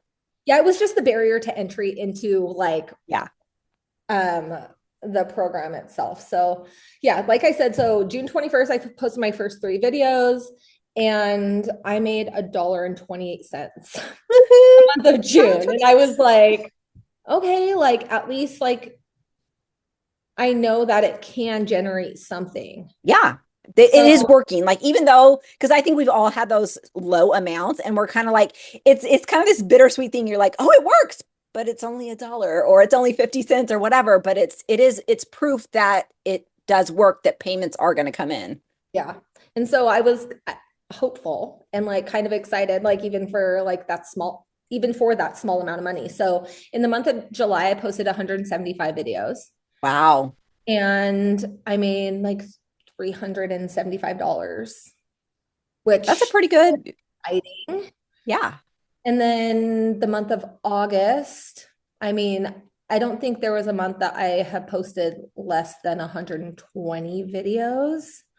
I think that was my lowest month because we were moving and it was a harder month for me, but I still made over $600. Wow. In the month of August. And then going into September, yeah, it was September. I made about the same. I think it was I posted the same amount of videos, probably like 150. I can pull up my metrics. I have like, I do a spreadsheet every morning. I log in and I put in everything so I can track it. And Yeah. that's just kind of it makes me feel good to have everything organized and to be able to see the progress. And Yeah. that is encouraging for me to be able to say like, oh, it did go down. You only made 28 cents that day, but this day you made $190. Yeah. So, Yeah. to be able to go back and look and compare month to month for me just kind of gives me that incentive to keep going. I love that. So you're seeing these trends, you're tracking your numbers, and like, let's focus on the content creation here because I think that's key. I think that's where so many people have a hard time gaining momentum because they're too slow with their content production. They're not putting those videos out fast enough. So can you kind of share with us your workflow as you're making videos? Yeah, so I'm very deliberate. The first thing I do when a package comes in, I open them as soon as they come in. I'll actually just show you. So for example, I have a white piece of paper and I write on the top the item, who the seller is, what it is, and then it goes into a pile. And it goes into like one of these folders that's labeled. So and it'll be like, it's actually this one, filming queue. Nice. And, so, and then I do product research from there. So that's like the next step is each one of those I go through if the seller has like requirements of what they would like in it, I put that at the top. And then I go to the product page and I write out, I do that for every single item because for me, I batch film a lot of stuff. So for example, today is a clothing filming day and I have like 7 pairs of shoes and 16 clothing items that I am going to be filming today. So I take a piece of masking tape and I tape that to the window for the good lighting. Yeah. You just find what works for you. I love it. And so that's that part. And then once those are done, it goes into a folder that's recorded and not posted. And then, then I sit down and I batch edit and then I transfer them to my computer, upload. And then once that's done, it goes into another folder that's pending. So until it's been approved on Amazon and no longer in the review process. And then that stack gets emailed. I use ChatGPT a lot. I use it a lot. I have different threads for different things. Like this one is specifically for letting sellers know that the video is live. And here's the link. And then I just copy, paste. And, and that helps me with the momentum and to do it quickly without having to think about it. And, they know my ChatGPT recognizes the style of how I like it to be upbeat and fun and add an emoji and like, hey, like here's the shower head and it's a shower head or whatever. So I just try to make it fun. But as far as, batch filming, that's kind of my flow of like, I pick products that I can turn and burn, or like yesterday was a day where I filmed more expensive things that had to be put together. So I did an outdoor fire pit table. I did a large clothing rack. I did storage shelves, a wine fridge, a refrigerator, like all things that have been gifted from Creator Connection. So yeah, I love that because I think it is so important to really hone in and refine your workflow because that's where you're going to gain that momentum and really set yourself apart from other creators because you're able to have this flow and you're able to produce so much more efficiently that you can do a higher volume of items, and having that storefront grow faster is what's going to put money in your pocket. And you're not going to get any money in your pocket and you're not going to get views unless you have videos. Like exactly. You have to have videos. And right now I think have about 950. That's amazing. And that's just in like what, about 6 months. Hmm. That is phenomenal. So let's talk about creator connections and product acquisition. Because with 950, I'm sure you've exhausted your home stuff. but it sounds like you're getting a lot of stuff through creator connections, and are brands reaching out to you? Are they finding you? Like, how are you getting your product acquisition to have that nice flow of products for review? So interestingly enough, I haven't even gone through my house. And this is what's crazy. Okay. I have like a list of things because I know that like Trevin and Kade had said that February slows down a little bit, and I've never had a February. So I do have like a list of products that I've have ready in my home when Yeah. it slows down a bit during that period of time.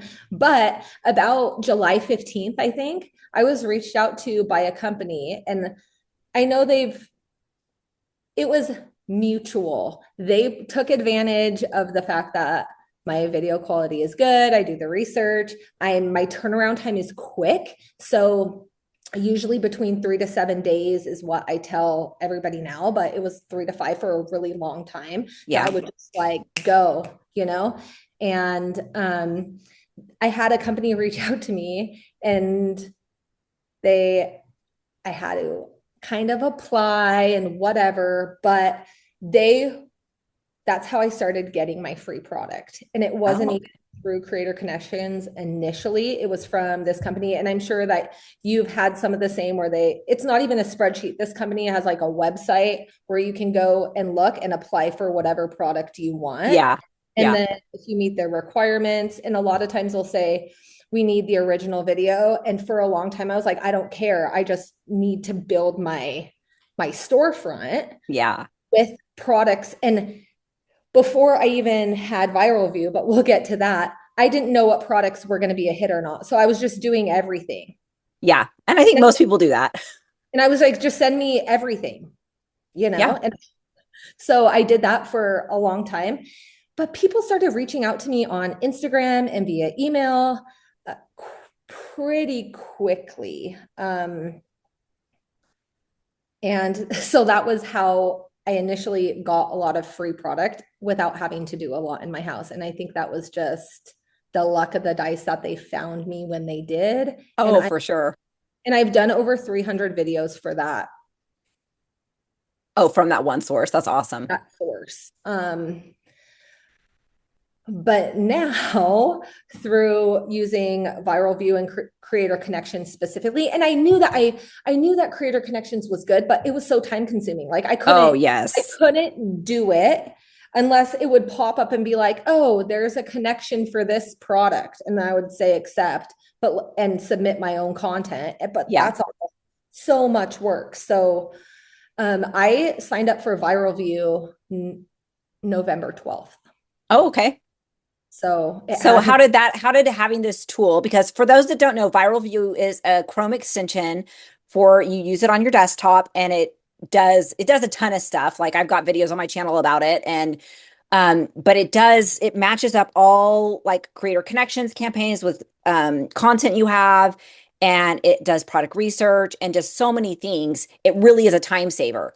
So how did getting Viral View and using it, how did that help change the game for you, or did it?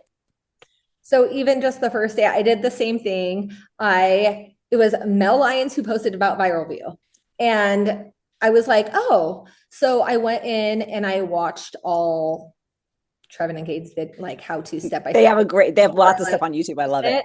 And I was like, oh, I can see the vision as well. So that's something about me that I can like, I wish I would have had this from the beginning. Yes. But okay, I get it. Like, I get it. So I purchased Pro the first day after listening to their videos, ran everything. The next day, I was like, in 2 days, I'm going to pay for the whole program. Like, this is like, what? It really, like, I think that's because sometimes Viral View is probably one of the more expensive tools available for influencers. And so I know a lot of people, especially if they're newer to the game, kind of get sticker shock a little bit. And I don't blame them. Like it is an investment, but once you use the tools, like you're going to make it back so much faster.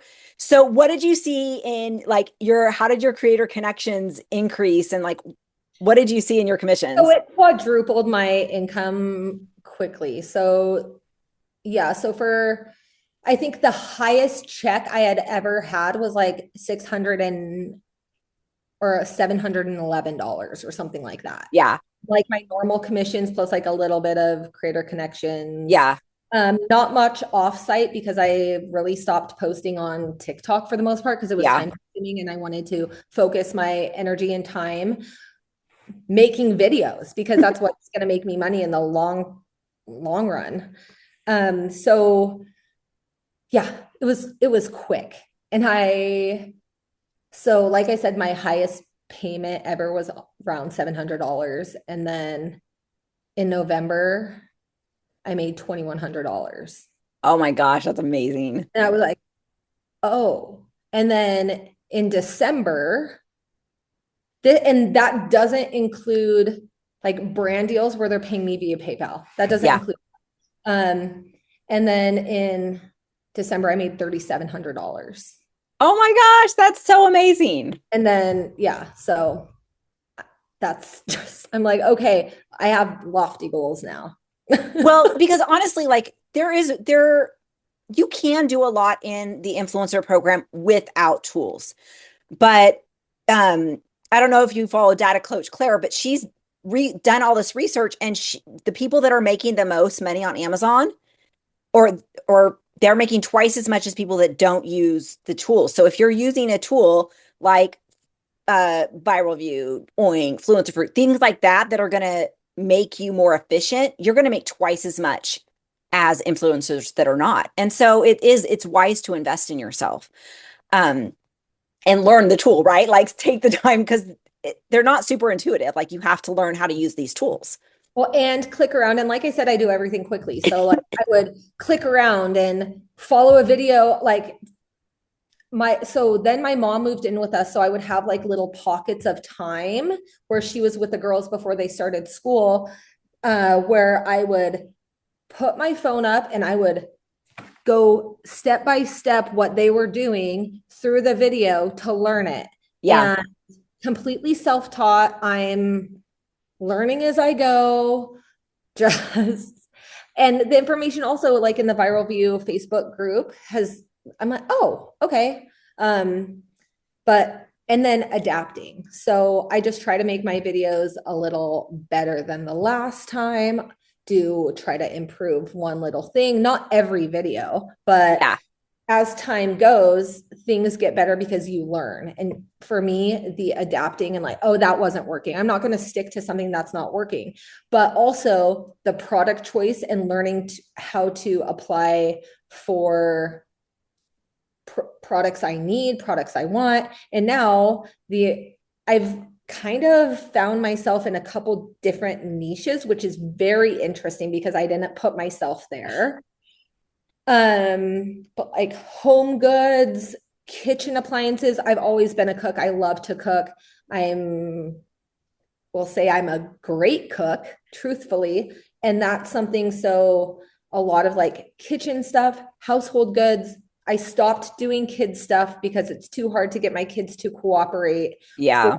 Videos, it's stressful and I don't need that like added stress, but clothing and like swimsuits, it's strange. So the amount of clothes I get weekly is probably over 100 items. Wow. From sellers, and I have like different contracts are like verbal contracts written. Yeah. Each different one that's a little bit different. But a cool thing is that there's a consignment shop down the street. And so every time a batch comes in every week, I go update that closet and that's a whole nother like stream of income. And I keep the tags on stuff. So everything still has tags that I personally don't want to keep. And I haven't taken swimsuits there because it's kind of weird to put it on. I get them. I do, the full thing where I get it wet. And I show this is what it looks like when it gets wet. Does it change color? Does it get baggy? I think all of those little like extra things make a better video. And I wasn't in the beginning when I got the first couple swimsuits, I was not doing that. And now I do that because I Yeah. feel And I think that that's something that it- you kind of you find as you go along. You kind of, more like, why are all these people in this niche or this category finding me? Or you find just, hey, it's because I've learned how to refine and do a really good video for this product. yeah. And it honestly becomes easier. Like there are certain things that I'm like, of course I want to do that because I can do that in my sleep. Like it's not hard. I don't have to think about, okay, how am I going to film this? It's just super easy. It's efficient. And you're like, I know I'm going to make this look good because it fits in my skill set and you've learned and refined your skill there.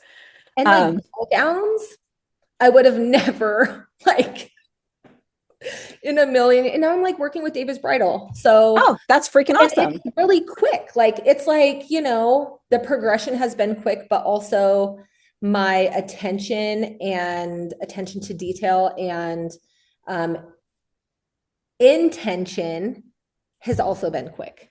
I love that. I love that. So let's talk a little bit about being a mom of two little kids. So you obviously, like we've talked about your workflow, like you are a machine, which I love. How does that look like in your actual real life with your two young children? Because how old are they? They're 2 and 3. Okay, so how does like what do you do to set yourself up for success and are able to produce 150 videos a month and do all this? Yeah, so it's not easy. The first thing is I wake up at 3:40 in the morning. Like my alarm, I get out of bed between like 3:50 and 4, depending how I'm feeling. But I need that pocket of time to sit on the computer, to answer emails, to answer Creator Connections messages, to send those completed video emails back to the seller and things like that. That's when I really focus that time. I have my coffee and I'm on the computer like immediately when Doing all your admin stuff. Yeah, doing the admin back office type work and then doing my product research sheet. So every time an item comes in, I black Sharpie, white piece of paper, purple notebook. Cool. Goes into a pile. And then I have a stack of those white sheets and then I go through and I do some product research. And that's what works for me to be able to have a visual piece of paper with the product information in a stack. And I'm like, oh, these things fit together. I can do all the jewelry, 6. I can do 2 notebooks and I can do, I don't know, this piggy bank, whatever it is, like back to back. Like what makes sense to film sitting in this location? What makes sense to film at that location? What makes sense to film wherever? And that's kind of how I group things together. But with the kids, it was hard until I was finally able to afford to put them into school full time. So not full time, they go 4 days a week. And that just recently happened, but I felt like I was splitting hairs of time.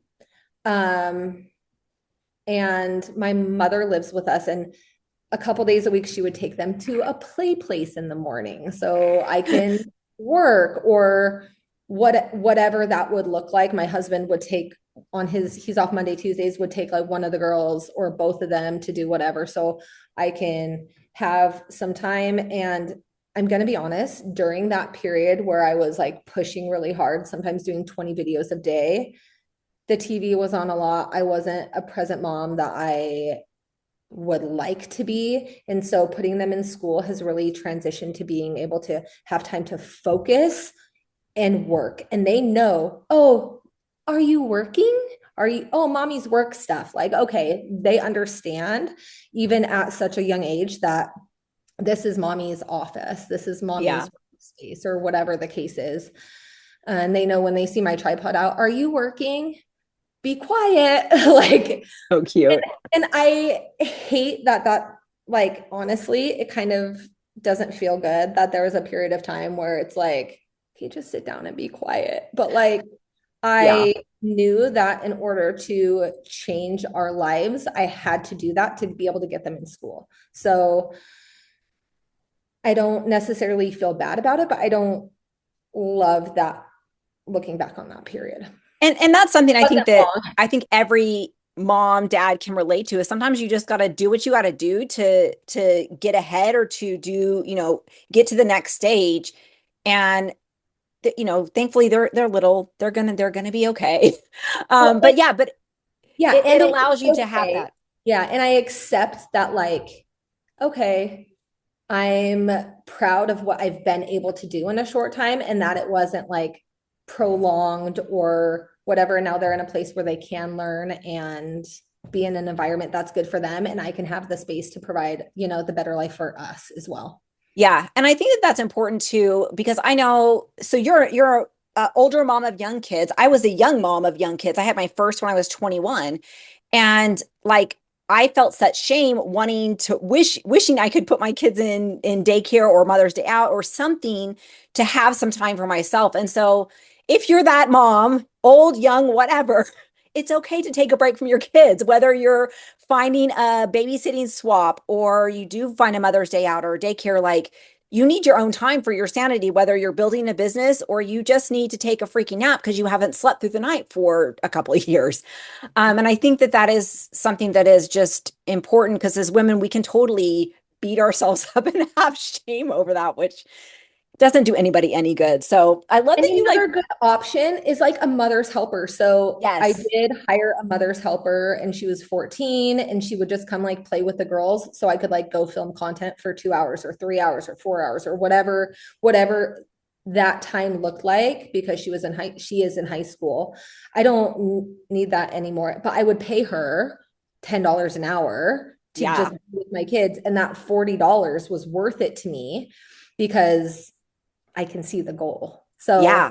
and it's just that building, even though it was like not that much of an expensive hit, but it can be if it adds up. Yeah. And I think that that's something too that if you are wanting to do this, if you are wanting to build a business, an income stream, you do need to invest. Like it might not be investing in a tool, but it might be investing in the mother's helper or something that allows you to do the job better so that you can build it better. And that investment can vary from just a little bit of money to a lot of money because some people, maybe you have more income that you can invest more, but see where you can invest and where it's wise to invest because that can make a big difference and Part of get that, you. absolutely, you're absolutely right. And part of that is like now preschool. So Yeah. like they Yeah. have to be there if I want to reach my next set of goals. And I am Yeah. very goal oriented. I have a goal spreadsheet. I like I every love single, it. it's very, and it's okay if I don't hit it, but it's also something to work towards. Yeah.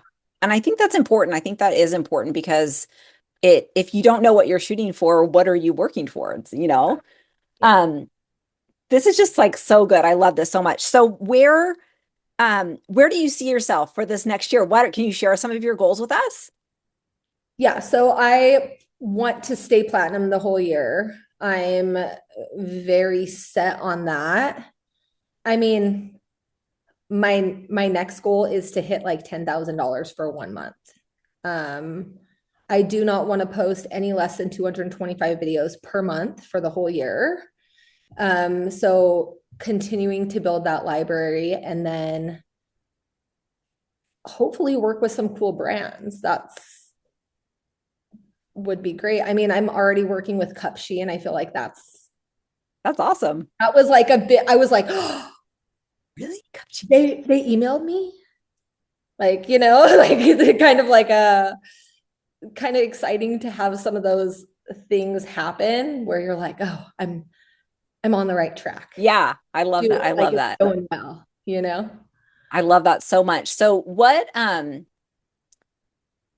because you sound like you have a super strategic mind as well. So is this strategy for getting to that 10K a month, is it just the video production or are you looking to branch out to maybe other offsite things or anything like that? Or just So I mainly do focusing on the onsite and creator connections? so I do post 2 times a day on YouTube. So I just started that November 22nd. And I have used ChatGPT to help me set up, my SEO and all of that. And I do use the tool Viral View provided, but not in the way probably they made it.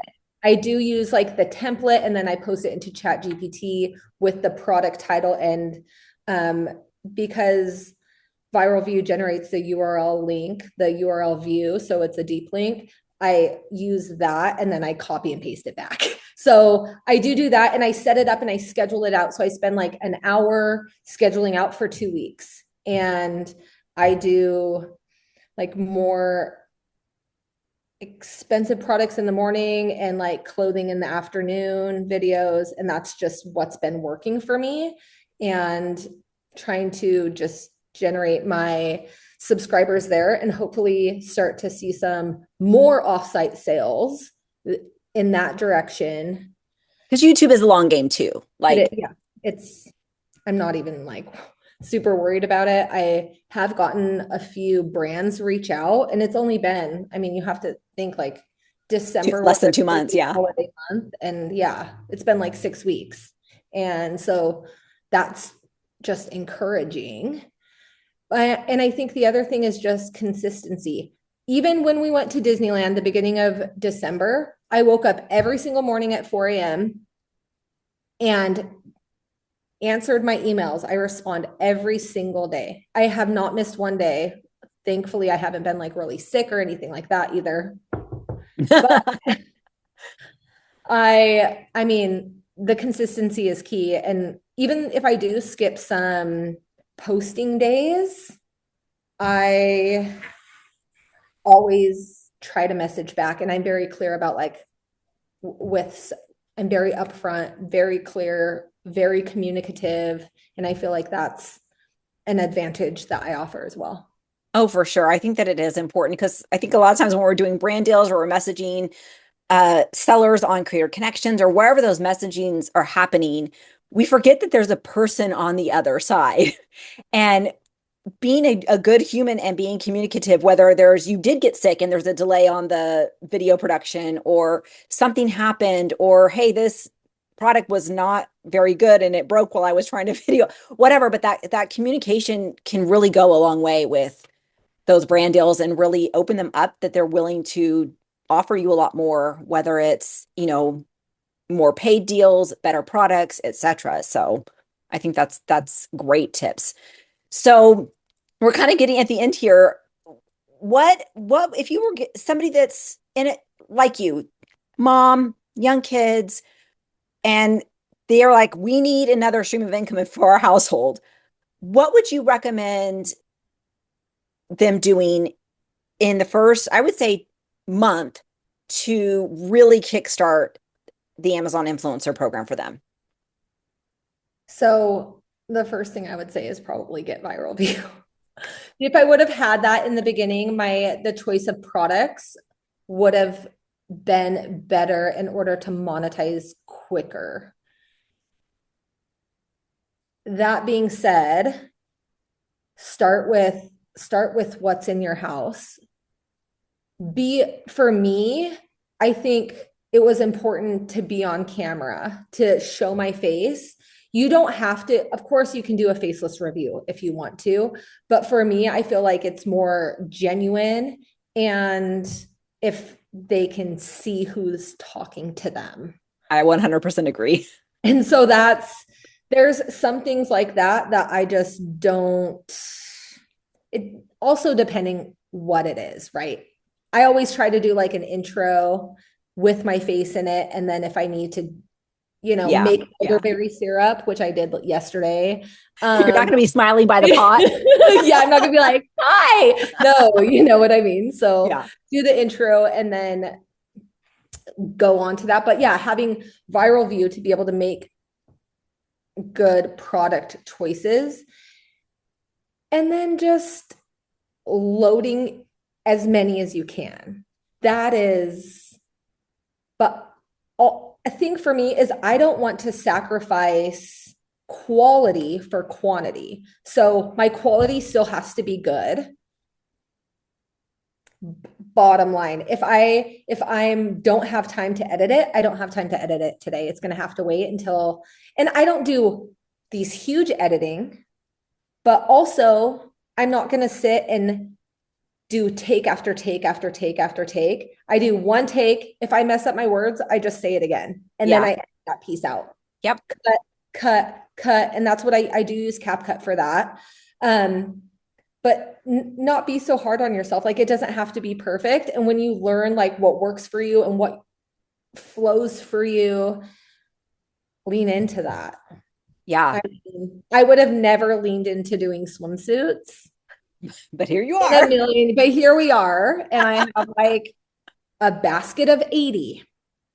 I don't know. So you need to book a lot of beach vacations now with all your 80 swimsuits. No, I'm like, giving them away to my sisters, and my mother-in-law was like, can I come look at the swimsuits? I'm like, yeah, please. Can you take the whole thing? So that, and then just, that's what I would say is just lean into what you're good at, focus on what you're good at, start doing stuff in your house. And Viral View, if you end up using that extension, it does help you sort. And I have gone through my order history, like I said, for when February comes. Yeah. And made a list of the top things to go through to review in my home. Some Christmas presents that I haven't reviewed, stuff like that. More expensive household items that I have that I had no idea didn't have influencer videos, or that had high revenue and only a few influencer videos, things like that are for me a big help. So I love that. And I would recommend, that's what I would recommend, is just start. And it's not easy, and it's a learning process. And I love that. I think that's such useful advice. And if you don't know what you're good at, like, just keep trying different stuff until you figure it out. And don't let perfectionism stop you, because guess what? I would much rather, as a consumer, see an imperfect video showing that this person is human, is actually giving me information about this product, than somebody that's super polished and seems like a commercial. Yeah. And just talk to them like you're talking to your best friend, but it does take practice. Good advice too is just like, talk about it. Like, so it just brought to mind like this one video I did of this ball gown. And I remember when I put it on, the very first thing through my head was, are you kidding me? And that's literally the first thing that came out of my mouth. Like, if I were to come downstairs and show my husband, I'd be like, look are you kidding me? Like, and that's like, if I like something, I'm going to say it that I like. Yes. It. Yeah. I love it. Yeah. Let that emotion show. Like it does, it helps. So, oh, this has been so good, Alysse. Do you have any any ways that you want people to connect with you or anything like that? Not necessarily. I'm at Alysse Unfiltered everywhere. Okay. We'll have that. As far as like, I don't have courses or anything like that. I'm just pumping my Amazon storefront full of videos, and I love it. Here to try to just, encourage others that you can do it, and it doesn't have to be easy. And I think that sometimes going through the hard things, there's so much sunshine on the other side of that, because that you worked for it. It's not supposed to be easy. I know that they say that the Amazon program a couple of years ago was easy. You could make a video and make money on anything. And I think that by putting in a little bit more time, a little bit more effort, investing in yourself, investing in the equipment you need, all of that will eventually, if you stay the course, will help you to be successful. And I think I'm just hoping to have extra successes next year. I'm going to tell you, when I hit platinum, I didn't know until the first. Really? Because I needed 8 stars on the 31st. Oh, wow. And I was like, I don't know if people are shopping that day. Yeah. Like, I'm like, it's, refresh. Refresh. So like, that was like anxiety ridden. Anyway, Oh, I'm sure. totally Especially different, like that first time, I totally remember like when I was first so close to platinum, and it was like, just a little bit away, and you're like, "Ugh." And it is because it is a goal. And with the Amazon stars, like you don't get a ton of benefits. Yeah. Like it more is just a recognition of the effort that you've put in and the revenue you're bringing in and that you're having success in the program. So it's more just like a proverbial pat on the back. And you can use that as like a negotiating. It does. It works for the well. negotiation. And that was what I mostly wanted it for, was to be able to say, like, what is your marketing budget for top creator videos? Yep. Something like that, like what, using that to try to elevate what I'm trying to do is, Yeah. And I think that's wise. As a negotiation tool. Yeah. I think that's so wise. Yeah. This is absolutely amazing. We will have any links. Do you have a affiliate code for Viral View? I do. I can share that. Yeah. So we'll have that down below in the description as well. And Alysse, thank you so much. This was absolutely just so much fun. So great to talk to you. Yeah. Okay. We will. Go ahead. I hope that this can help whoever is looking to get into the program. Just give a little bit of emotional support. Yep. Yep. That's what we're here for. Thank you so much. And we will see you guys on the next video. Hello, friends. Nicole Vincent here. I am very, very honored. Today, we've got Kade Peterson. You might know him from social media, from Viral View, from all things Amazon, social, all the things. He is awesome. Like, him and his brother have created a tool for Amazon influencers that is so incredibly handy, useful, brings you more money. He started out as an Amazon seller, right? Mm-hmm. And learned about the Amazon influencer as a seller. He's like, what are these videos? And learned about the influencer program, got in, and has just gone full throttle. He also loves social media and he had his TikTok account with 400K followers deleted. And then he regrew it to over 2 million at this point. So I am so excited to hear his journey, not only with the Amazon influencer program, but with content creation in general. So Kade, thank you so much for taking the time to be with us today. Thank you for having me. I appreciate that intro. I'm super excited to be here, and I hope we can share some great things to help the audience. For sure. That's what we're here for, to give ideas, inspiration, uplifting things, like just shine light and goodness everywhere. So tell us, like, how did you get started? You started as an Amazon seller, but a reseller, right? Yeah, so I started, that was about 7 years ago, 7 years ago. Started reselling products on Amazon. It was like going to, Walmart, just normal stores, buying stuff on clearance, flipping them on Amazon. Did that for about 2 years, and then learned how to create my own products overseas, like started a few brands, failed a ton, but ultimately like stuck with it. A lot of really cool lessons learned there, and had some successful product launches. I've been doing that for years. And then, my older brother Trev came to me and was just like, dude, have you seen this, like your competition have these review videos on their platform? I'm like, no, I've never heard of this. What is this? He's like, there's this thing called the Amazon Influencer Program. People get paid to make these videos. I looked at the videos and I was like, people are just filming these with their phone. Like, these are like very simple videos. Yeah. Like, what is this? And I was like, what's the catch? Like, how do you get approved? Like, how much does it cost? Like, there's got to be a catch. And he's like, dude, it's free to sign up. It's free to do it. And I'm like, okay, but you have to buy the products. He's like, no, you just review the products you already own. And I was just like, dude, this is way too good to be true. Like, we've done enough side hustles, enough like make money things online to know that something like this doesn't exist. And he's like, well, it doesn't hurt to try. So, we applied, and then he actually didn't get approved, and I got approved. And so we kind of shared account for a little while and made a good amount of videos. And then I remember, like, after a week of doing it, I had like 30 videos up, and I don't remember the exact amount, but it was only like a few dollars. I remember like it was maybe like $6 in a week, and I was like, oh my gosh, like this works. And I was like, okay, and if I made this many videos and I made this much money, and I was just like, oh my gosh, like this is amazing. And so then we just went all in on it, and it's been a fun ride ever since. I love it. It's so fun. Like those first few like piddly little dollars and cents are like the most joyous few dollars Yeah, and cents. Like I remember I made my first, like, oh my gosh, I've never been so happy for 54 cents in my life. Like, 100%. because you see that it works. And you then I love that you did the math. I wouldn't even do the math. I'd be just like, I just need to make more. But you Yeah. do the math and you're like, okay, if I keep going at this rate, then I can have this much money by if I do this many videos. So that's so fun. So you started, did you just start with doing stuff around your house or like, is that how you Yeah, got and started and like and most of us?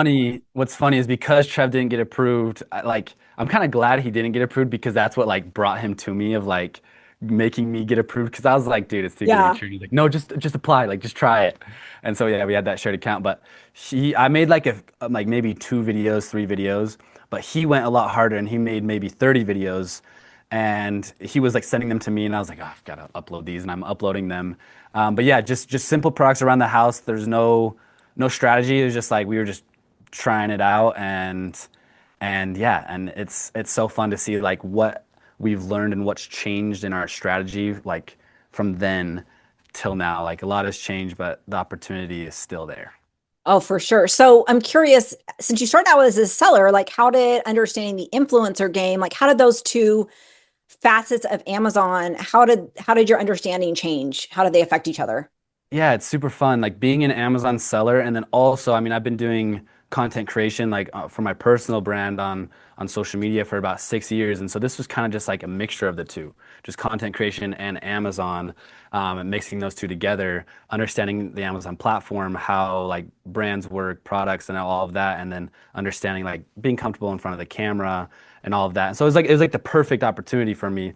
Um, and so like with being an Amazon seller, I think talking to brands and knowing like how how brands see their products and the opportunity that they see, like I see it as a win-win. Like a brand sends you a product and they pay you for it. Like as a brand owner and creator, like getting that UGC content is so valuable. And so like being an Amazon influencer, it's like, okay, this is a great win-win. So understanding that, understanding just kind of how the Amazon platform works, like I mean, at the time before we had like a tool, we were able to use like our Amazon selling tools to figure out like the sales data, like the review and stuff like that, and kind of use those tools to figure it out.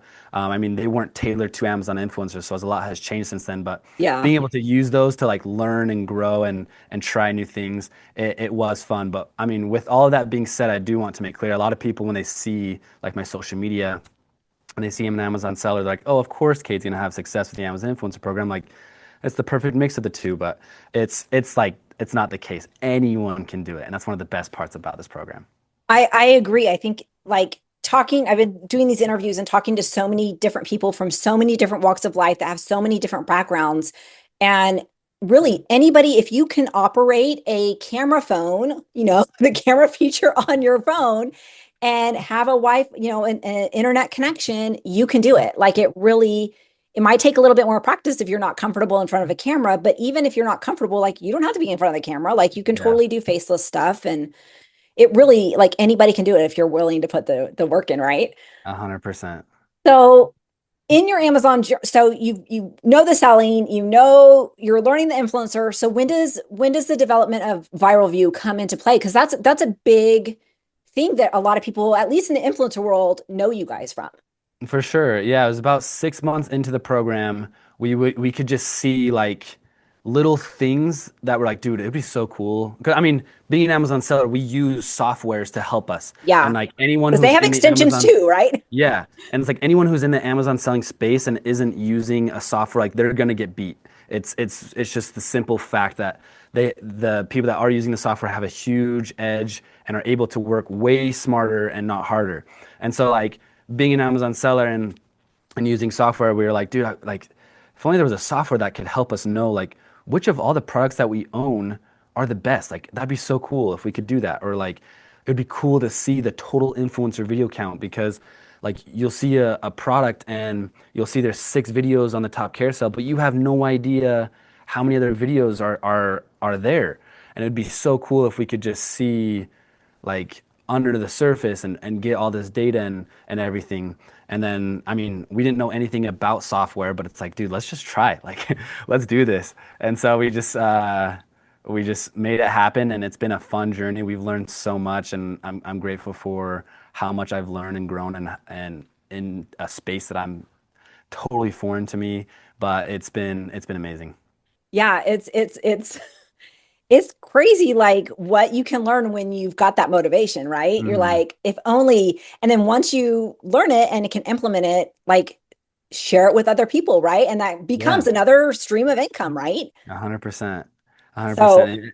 And if you look at like any like majority of successful people, like a lot of the people that I look up to, um, the business that they got into, most of them like weren't experts on it before getting into it. I mean, the first person I think of is Jesse Itzler. I'm not sure how many people know him, but he started a private jet company, having never flown on a private jet, and just started it. And yeah. so, and I like sharing this because a lot of people think, oh, I don't know how to be in front of a camera. I don't know how to like work Amazon.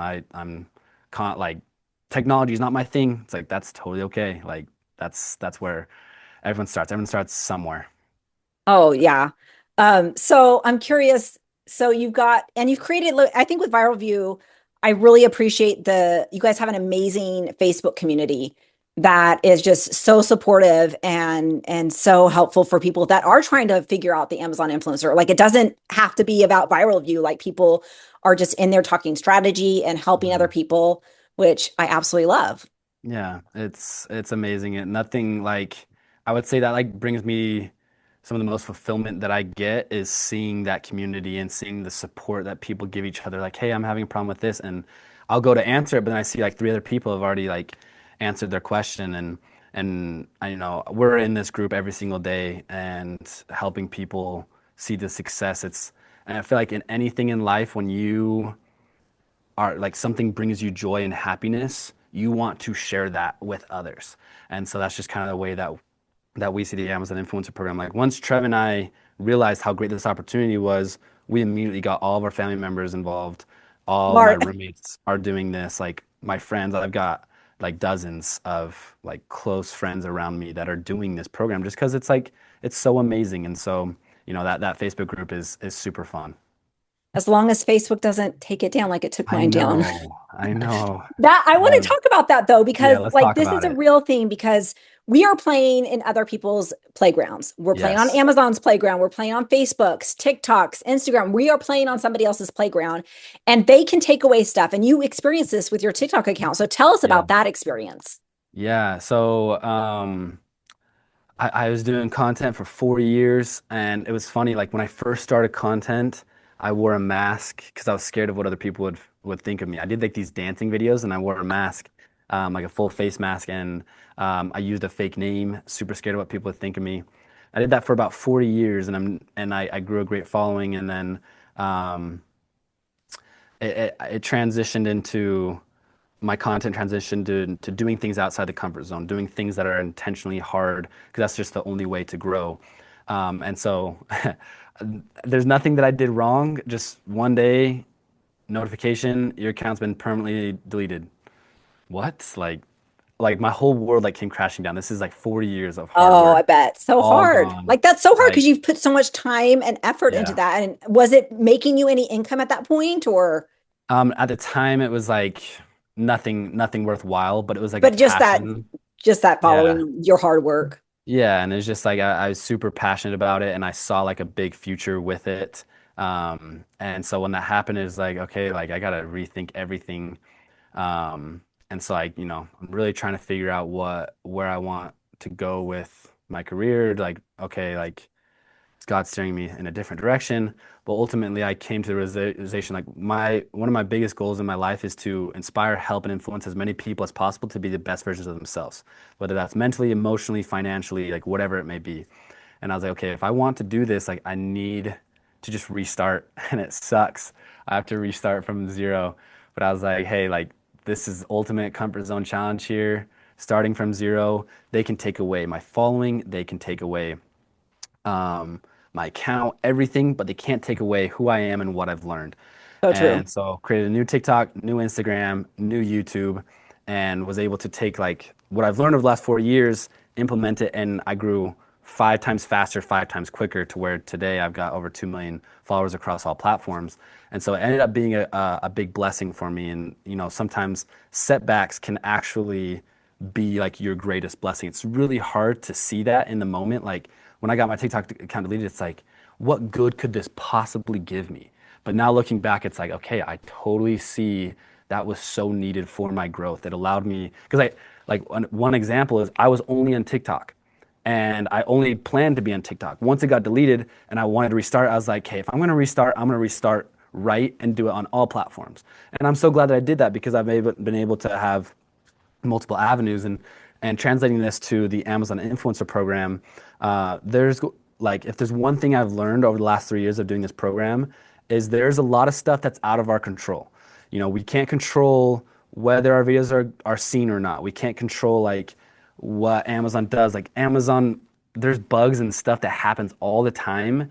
And people who just get started, they like freak out. They're like, oh my, like there was a time a few months ago when like the carousels disappeared and everyone's like, oh my Yeah. gosh, it's over. Or like there was a time when our commissions like weren't showing, like our bar graphs showed 0, and everyone's like, oh my gosh, like things it's dead, it's over. And so many of these examples like I could list off, and anyone who's been doing it for a while, when this stuff happens, they know like this is just Amazon being Amazon. Yep. It's out of our control. And so if there's one thing I've learned with the Amazon influencer program, it's like focus on what's in your control. Like there's stuff that's going to happen that's completely outside of our control, but as soon as you like, what I always say is like, as soon as you focus on things that are out of your control, that's when you lose all control.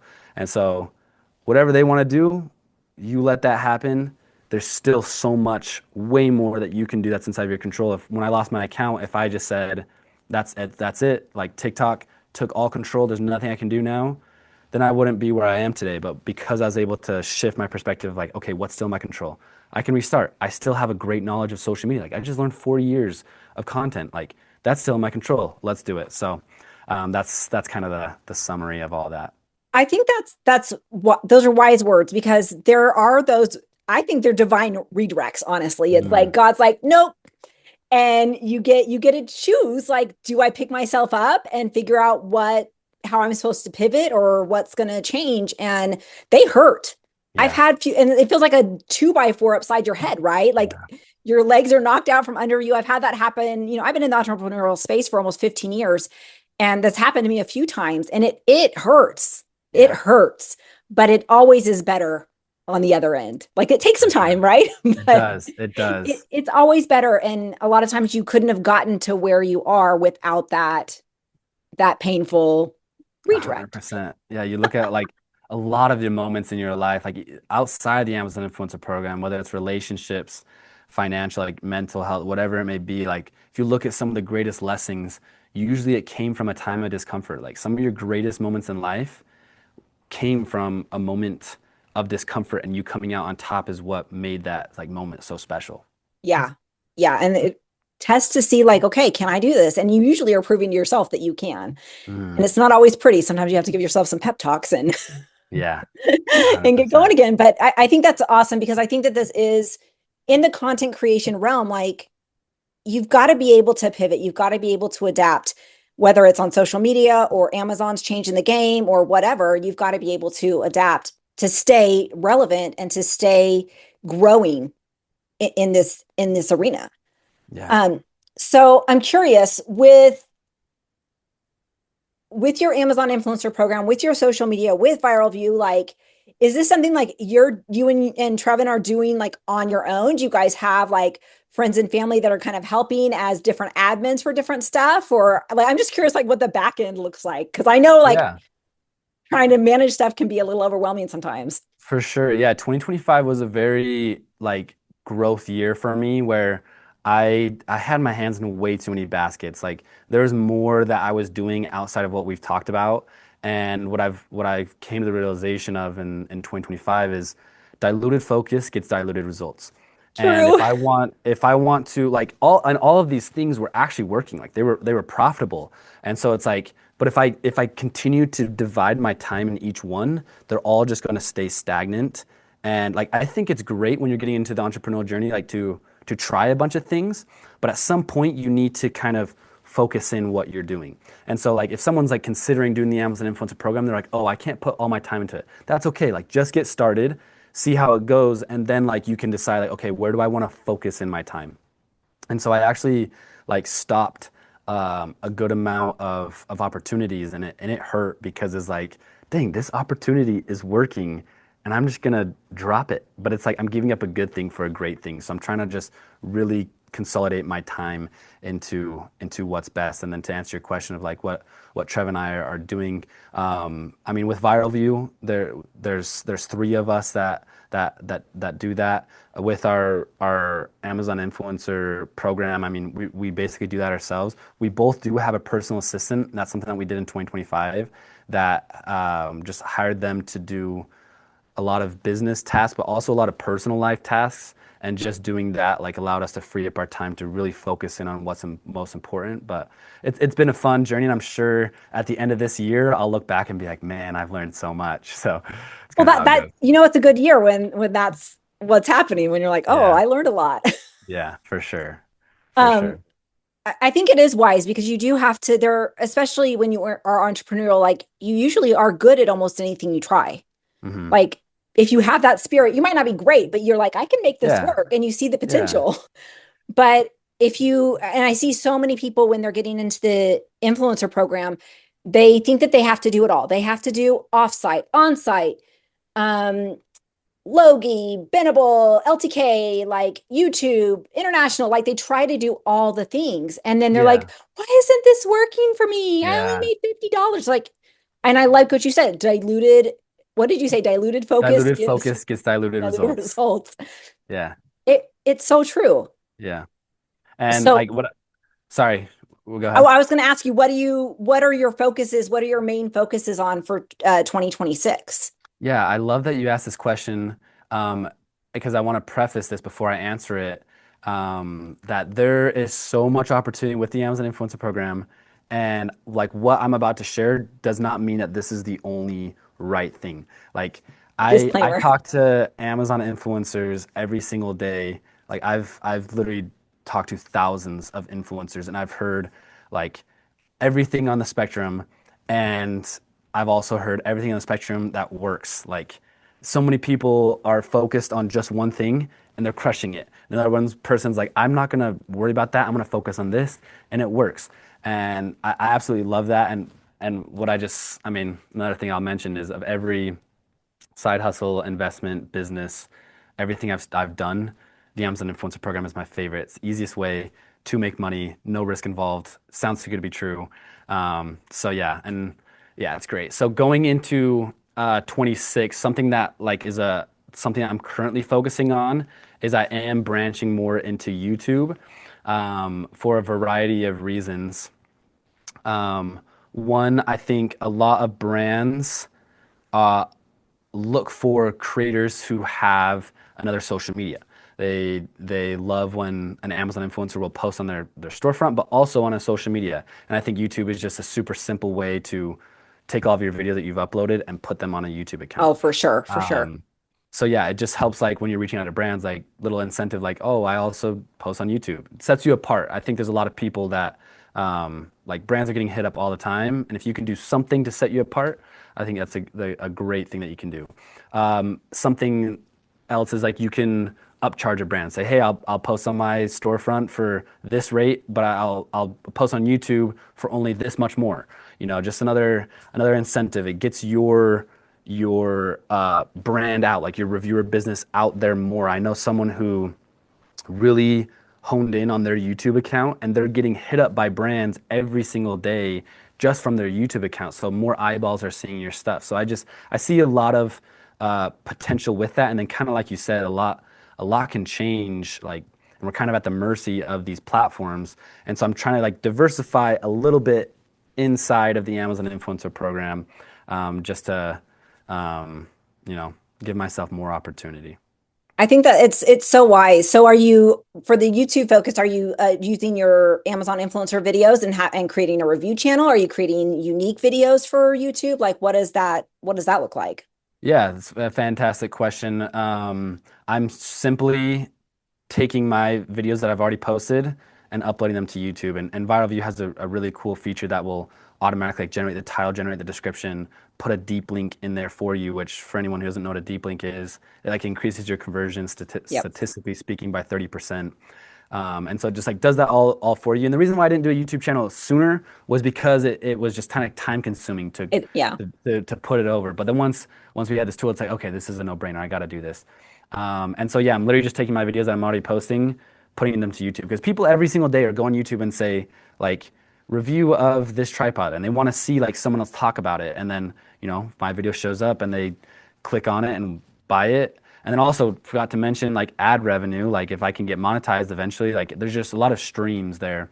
Um, and the reason why I chose YouTube over Instagram and TikTok, and not saying that again, there's not a right or wrong. If you want to do Instagram, like be like totally do it. Like there's Yeah. so much Yeah. opportunity.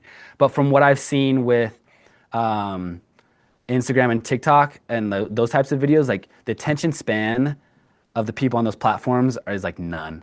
And so you Yeah. have to play the social media game and be super like clickbait, like hook, like every half second counts because they're scrolling and you have to stop them from scrolling. Where on YouTube, they're coming to you, like they're searching and they're clicking on you. So you like already have an edge with YouTube in that sense. And so what I would say, like with if you're doing Instagram or TikTok, is you just need to like I did TikTok Shop affiliate for a while, Yeah. and a lot of creators like a lot of Amazon influencers like to post their Amazon influencer video to TikTok or their TikTok to Amazon influencer, which is great, but I think the style of video is very different for both. And so what I would do is I'd take a product, I would do my Amazon influencer video. It's more of like a slower pace, like breakdown, not like social media-esque. Yeah. And then for TikTok, I'd come up with a crazy hook to capture people's attention, give them a quick explanation of why they should get the product, and then give them a call to action, like click that orange icon down below. So it's a little bit different style of video, and so that's why I'm more focusing on YouTube and just repurposing my videos. I think that that's so wise. Like I've been repurposing my videos on YouTube for a little over a year now. Cool. And it produces offsite sales, but for me, it gets me so many collaborations. Yeah. My email box is constantly flooded Yeah. with collab requests because people find you on YouTube. And I think the Yeah. style of video that works on Amazon translates better to YouTube. Um, but there are people that like I totally am not an Instagram or TikTok person. I'm an old lady, like I'm almost 50. And so like I'm not doing the hooks. But if that is your style, that's fine. Yeah. But they don't necessarily translate across all platforms. But it is any video is better than nothing, right? On Amazon influencer, because 100%. if you've got nothing, you can't sell anything. So Yeah. Yeah, and then our sister-in-law, I mean everyone in our family kind of dove into the Amazon Influencer program or dove into TikTok Shop, and some people their experience was better with Amazon Influencer. Like my sister-in-law, she loved TikTok Shop affiliate, and she felt fun. really good with creating those hooks, and she got really good at it, and it's crazy. They're doing like five-figure months consistently, That's amazing. and just from making these TikTok Shop videos, it's really cool. I love that there's in this realm, and not just Amazon influencer, but any kind of content creation, TikTok Shop, Amazon, YouTube, whatever, like there's space for any style. And you don't have to be like somebody else. Yeah. I think it's wise to see different styles, try out different platforms and see what you like and see what platform likes you back. If I go on Instagram and I post the same video that I posted on Facebook, guess what? Facebook is going to get a ton more views for me than Instagram because I'm not doing Instagram style. And I think Instagram secretly knows that I hate it. And so it probably is like a personal vendetta. But I think that finding your style finding your style and finding the platform that fits that well, like have that focus there. Okay, so you've got YouTube, that's a big focus. Anything else? Like what else are you focusing on for 2026? So something that I'm super excited about is ViralView just created a tool where you can create a media kit And anyone that is in the social media space has, like, apart from Amazon Influencer Program, anyone in the social media space should have a media kit where when brands come to them and say, hey, we want to work with you, the influencer will send them their media kit. And what a media kit is it's kind of like a breakdown of some of your like past content, like what you've done that has worked.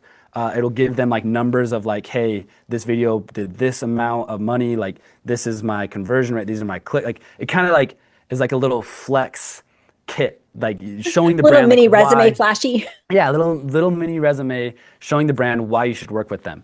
And so a lot of brands come to us with the Amazon Influencer Program and say like they'll ask like what's your sales, or what's this like these brands are trying to find good influencers. We're trying to find good brands, and so we need to do things to separate ourselves from other influencers. And I mean that's something that has changed since starting to now. Like there's so much that has changed, and it's just trying to stay ahead. And so yeah, that new tool where Viral View will help you create a media kit, and it'll like you can customize it however you want. And then when a brand comes to you and says like, why should we work with you, or like what's your credentials, or whatever it may be, I mean, you can even include it in your reach out message to them. Yeah. And say like, hey, this is who I am. And they'll see that, and just like immediately they'll be like, whoa, like this person's legit. They're Let's work professional. with them. Yeah. And I so love that's it. something that I'm really excited about is I haven't done this yet. I actually just got the tool dropped last week, and I was just on a vacation in Hawaii, and so I just got back, and so that's what I'm gonna work on this week and ultimately in 2026. That's awesome. I think that's a wise thing, because the Amazon Influencer Program, like there definitely are a lot more people. It's more saturated with more influencers, but that Yeah. doesn't mean that there's not money to be had in this program. Yeah. But it takes a little bit more effort to set yourself apart, especially with brands like on Creator Connections, where they're getting a gazillion messages. Mhm. Why would we want to hire Kade? Why would we want to give our free stuff to Nicole? Like, and making yourself essentially look better and stand out so Yeah, that they and like feel that you're a good investment. 100%. Something I'll add on to that, like being a seller, is we've put our products on Creator Connections, and we've seen the messages come to us, and like it's crazy how many messages these brands are getting. And yeah, like you just need to do something to set yourself apart, and it's just these little things to do it. And I love that you mentioned like when you first start, like when I first started, I made a video of whatever, and it would work. And a lot of people through this journey are like, Amazon Influencer Program is dead. It's not what it used to be. And the second part of that is true. It's not what it used to be. But I actually think there's more opportunity now because of our access to like certain strategies and tools. Like True. back then, like I didn't even know there was a UK or Canada. I don't know if Creator Connections existed back then. I wasn't doing brand deals when I first started. Like Yeah. so many things that I wasn't doing, where now like I've got just great strategies and tools that are making my time so much more efficient, and my strategies, just everything about it is better. So like those who say like Amazon Influencer Program is dead, like I think they're just not staying up to date on the newest and latest. I would agree. I've talked to some influencers that have been in it since it started, and they're like, yeah, I can't put a video out there and it's going to make me hundreds of dollars, and I'm not going to be easily making a 5-figure month. But there's still a game to be played. Yeah. And you just have to learn the strategy, and using the tools like Viral View, things like that can really free up the time so that you can let your brain strategize, because that's where it's fun. Like Yeah. that's for me where it's fun to like dive into the product research and purchase that product and figure out how to make 5 or 6 videos for this and really make it worth my time or whatever. But having that brain space to strategize and to have fun with it, while all the kind of more admin stuff can be taken care of with tools, right? For sure.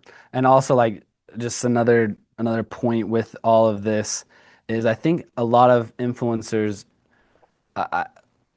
like they'll miss the boat. They'll make a bunch of videos, and then they see how much they made that month, and they're like, oh, that wasn't worth my time. But the Amazon Influence Program, it's a long-term game. Yeah. Like me and you both are making money from videos that we made 2 years ago.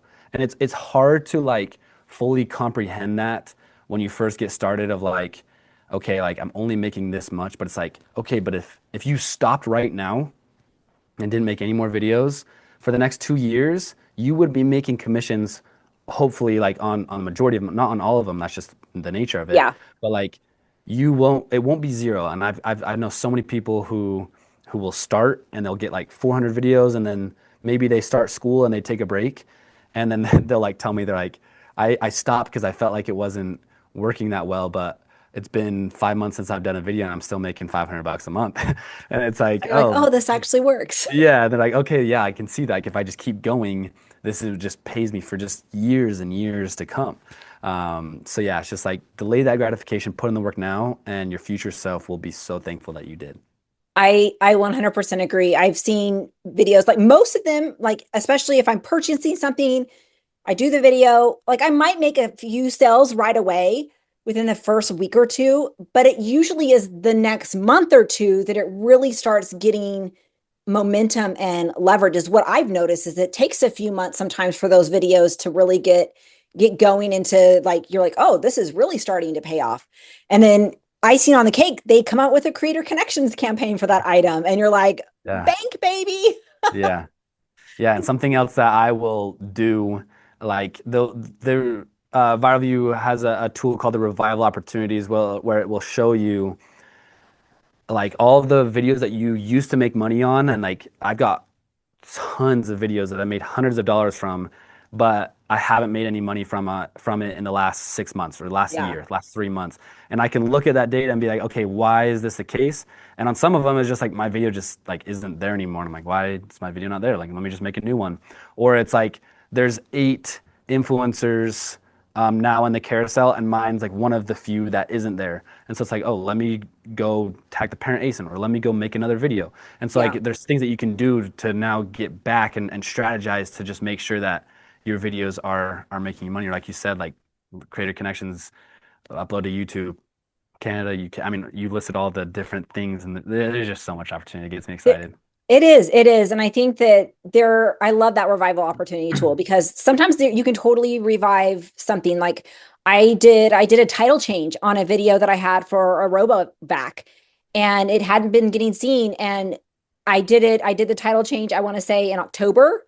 And then guess what? October Prime Days hit, and then November, and then Black Friday hit, and Christmas hit, and that has been one of my top sellers just by Cool. changing the title. Wow, I didn't do that's anything awesome. else, but I changed the title, and I did it at the right time, and it got leverage. And then I got another. I'm like, oh, it fell off again. Guess what? I changed the title again. It's back up. And Let's so like go. you can do things like that. You don't even have to Yeah. make a new video Yeah. to revive some of these.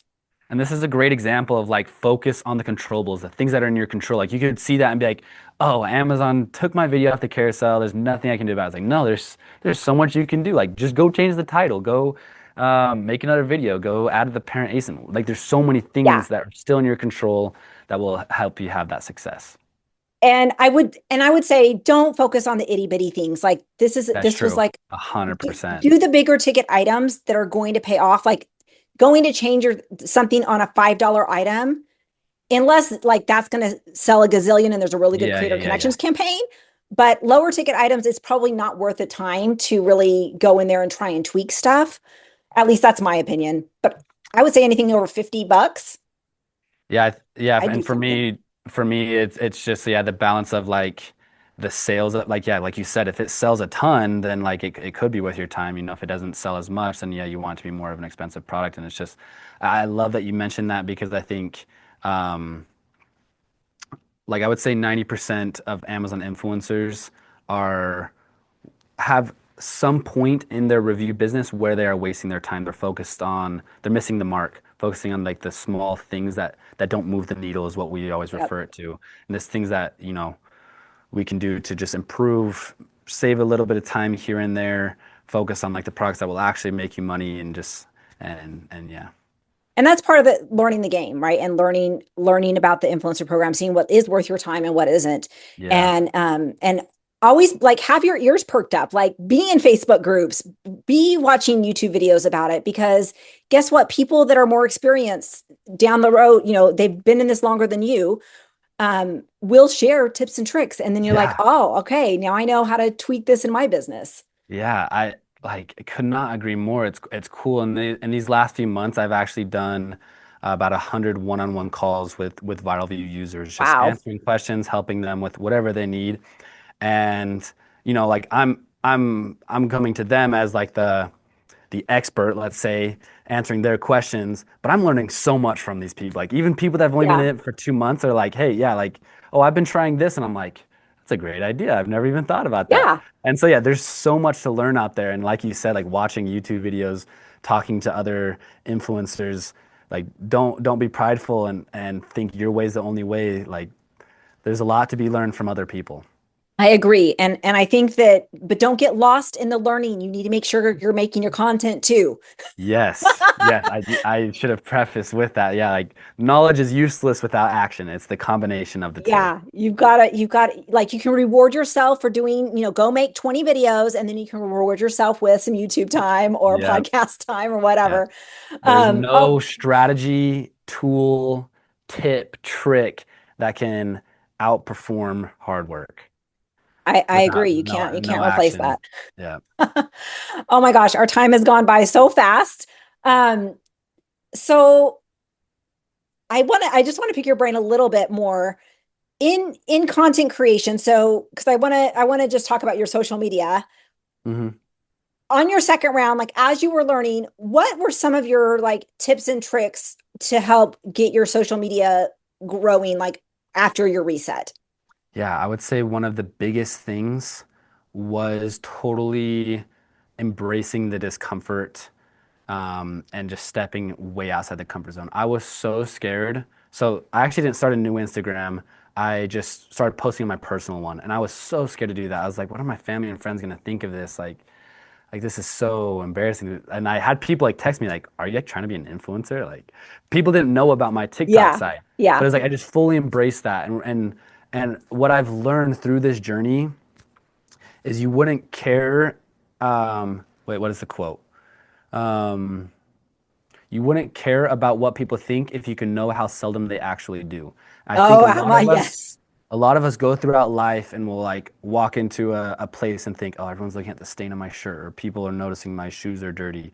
And people are hyper aware, thinking people are judging them, when in reality, everyone else is thinking the same thing. Everyone's thinking about themselves. And so, embracing this and jumping into it, and just going all in, just overcoming that fear was a huge step for me. But then in terms of like the actual content creation side of things, I feel like I just learned what videos work for me and what don't. I knew like I learned how to make videos a lot shorter. Like I feel like when I first started, like my videos, like I would say now, what I would say is for my videos, less is more. And so like, I'll have a ton of content, and if I can get that down to like 10 seconds, and I'll leave out like, a lot of good clips, but it's like there's just the juiciness of it. It performs a lot better. And Interesting. just like really fine tuning quality over quantity in the social media game, and making like that first initial second something that people want to watch, and making sure that there isn't like any dead space, that like as soon as the dead space comes up, people just scroll. I want it to be just good content all the way through, and just I don't know, just a combination of that. But I mean I could share everything that I've learned with content creation, but like going back to what we just said, something people just have to do themselves. Like nothing's a better teacher than action. And just by doing it over and over again, I just figured out what works for me, and what works for me might not work for you. You just have to do it, and consistency, and just not giving up. I'm rambling all over the place right Oh, here, no, but it's good. It's good. like I also tell people all the time when they're trying to get into content creation is you can't lose in content creation if you don't give up. It's like if you just stay consistent, either your videos like will start going viral, or you'll learn why your videos aren't going viral, and you'll adjust, and then you'll start going viral. It's like just stay consistent and you'll figure it out. I think that is wise counsel, and that just be willing to fail, right? Be Mhm. willing to get it wrong and then be willing to get up again and try again. And just you keep going, you keep tweaking, you keep experimenting until you find your voice, your style, your skills.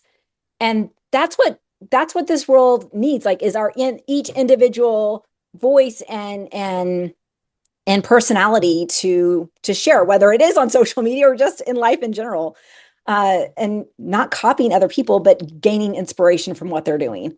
100%.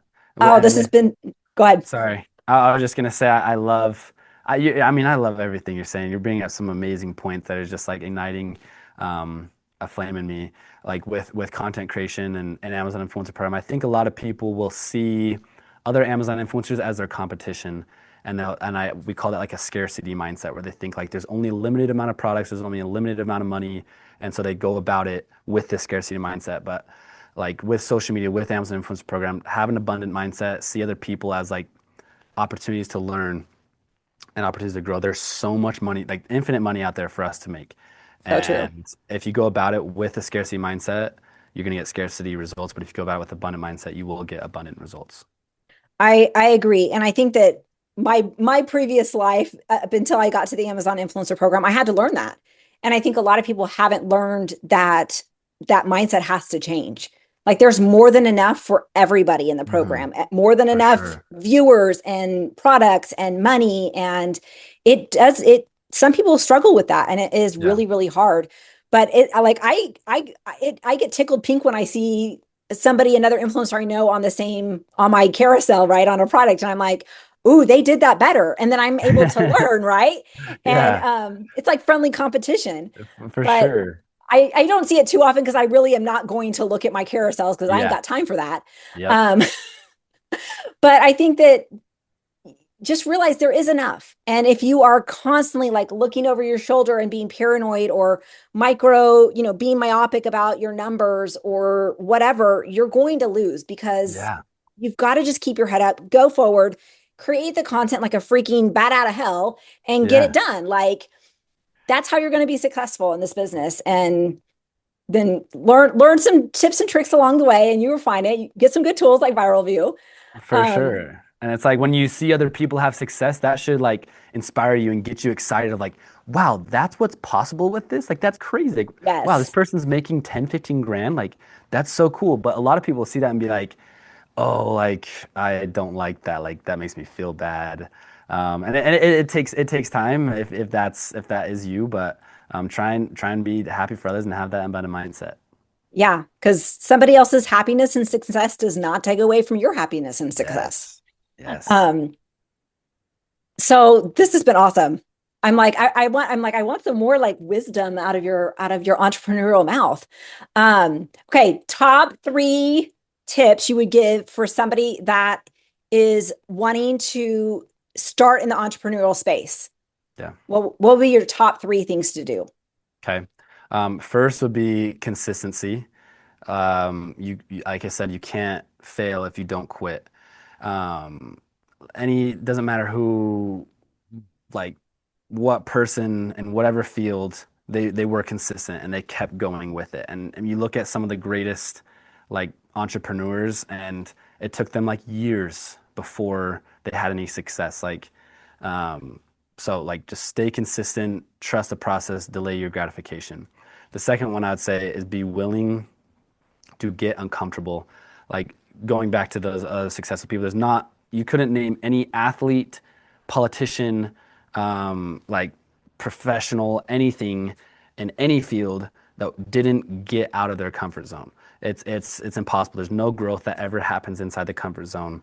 And so whatever it is that you want to achieve in life, and I don't care what your goal is, like think about your goal right now and whatever it is that you want to achieve, I bet you can think of like something that kind of scares you or feels uncomfortable that is preventing you from achieving that. And so it's like whatever someone wants to do in their life, even if the Amazon influence program, if you want to make 10 grand a month with the Amazon influencer program, there's going to be moments of discomfort. There's going to be days when you don't want to work. There's going to be like one of the greatest things about this program is no one's telling us when, how, what, why to do this. Like we're our own bosses. We can work I know. whenever we want. But while That's also that's the problem. yes, that's why it's a great thing, but it's also a huge con because I could wake up tomorrow and be like, you know what, I don't want to work, and I don't have to. Nobody's going to And yell at you so, or write you up or anything. yeah, yeah, and so it's like you got to be willing to work on the days when you don't want to do it. And that's what my whole social media social media journey is about, is doing things outside the comfort zone, doing things that are hard. And like a lot of so I do this thing once a year where I do 30 days of discomfort. I do one thing every day to get out of my comfort zone. And a lot of the things that I do, people are like, okay, that doesn't like actually benefit. Like I watched the movie Standing Up. I FaceTimed my ex-girlfriend. I went to yoga in like a shirt and tie. Like a lot of different things. And people are like, Kade, why does this help you? Like that, like ice baths or, working out hard or eating clean, like those things like out of the comfort zone scientifically will help you. But like Yeah. some of those things how does that help you? And what it does is the more that you can do things that are hard, the more comfortable you are with discomfort. And so Yep. how you do one thing is how you do everything. If I can train my brain to be comfortable with discomfort in any area of my life, that now when it's time to make my Amazon influencer video and I don't want to, it's like, okay, well, I'm gonna do it anyways. Like it's a lot easier to do hard things when you do hard things in other areas of your life. So that's something I always recommend to people. It's not just focus on Amazon influencer, focus on other areas of your life, and it makes the Amazon influencer program that much easier. I love that. Um, what was the question? Was it top three things I'd Top three. recommend? You got one more. You got consistency, get it uncomfortable, and So top for that I entrepreneurial. yeah, and I would say um let's see, how would I phrase this? Because it's a combination of like people and knowledge. It's I'm trying to think of like a good phrase of just like be a sponge and learn as much as possible. Like when I think about who I was when I first started, I thought I like knew a lot. Like I just lived in Peru for 2 years. I had learned another language, and I got home and I was like, man, I know so much. Like I'm freaking cool. Like I know how I'm gonna do this. But I look back to that person, I'm like, that kid didn't know anything. And so anything with an entrepreneurial world is like learn a ton. I love like I recommending to people like self-help books, Mhm. like networking, listening to podcasts like this, connecting with other people, being inside Facebook groups, like just learn as much as you can, and then you can take that and then actually apply it. The consistency and action.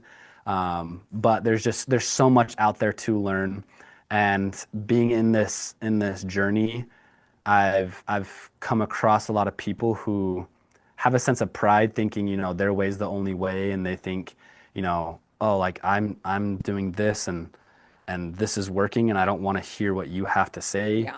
And it's like, no, just be open to everything, learn as much as you can, meet new people and enjoy the process. It's so fun.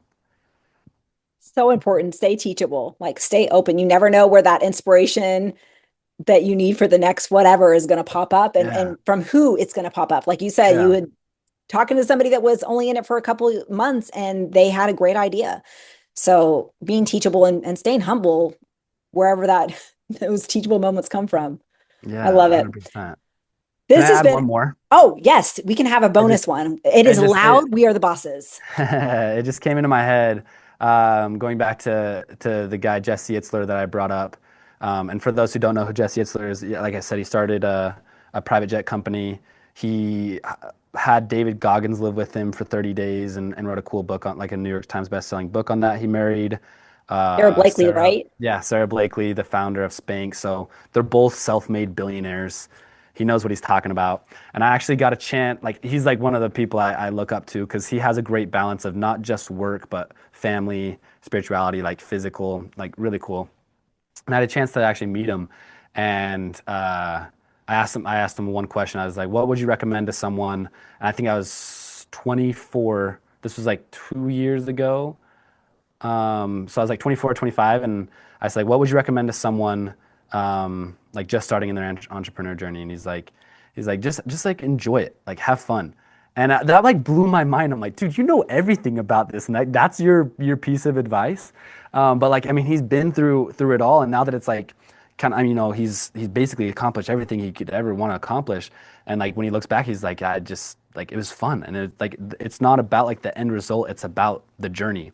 So I just thought that was kind of cool. It's just like, don't be too fixated on like, don't let the good days slip by you. We're in the good days right now. Enjoy the journey. It's fun. It's so important. Wise words. I'm glad you added that, because I think if you're not having fun, if you're not enjoying yourself, and I don't mean every second of every day, but in general, you should be excited about what you're working on. If you're not having fun, you're not doing it right. Yeah. I love it. Oh, this has been so freaking amazing, Kate. Thank you so much for your time and for imparting your knowledge and insights with us. It's been so good. Of course. Thanks so much for having me on. And I mean, you're a ball of wisdom, and it's been fun. It's been fun hearing, your 2 cents and talking to you about something that we're both so passionate about. Yeah, it's a good day, good chat. So all of Kade's links will be down in the description. Viral View, you can get a discount code with my link in there, and let's inspire people. Like, let's get busy with this program. Let's have some fun and make some money, because that's fun too. Let's go. I love it. Love okay. We will see you guys on the next video.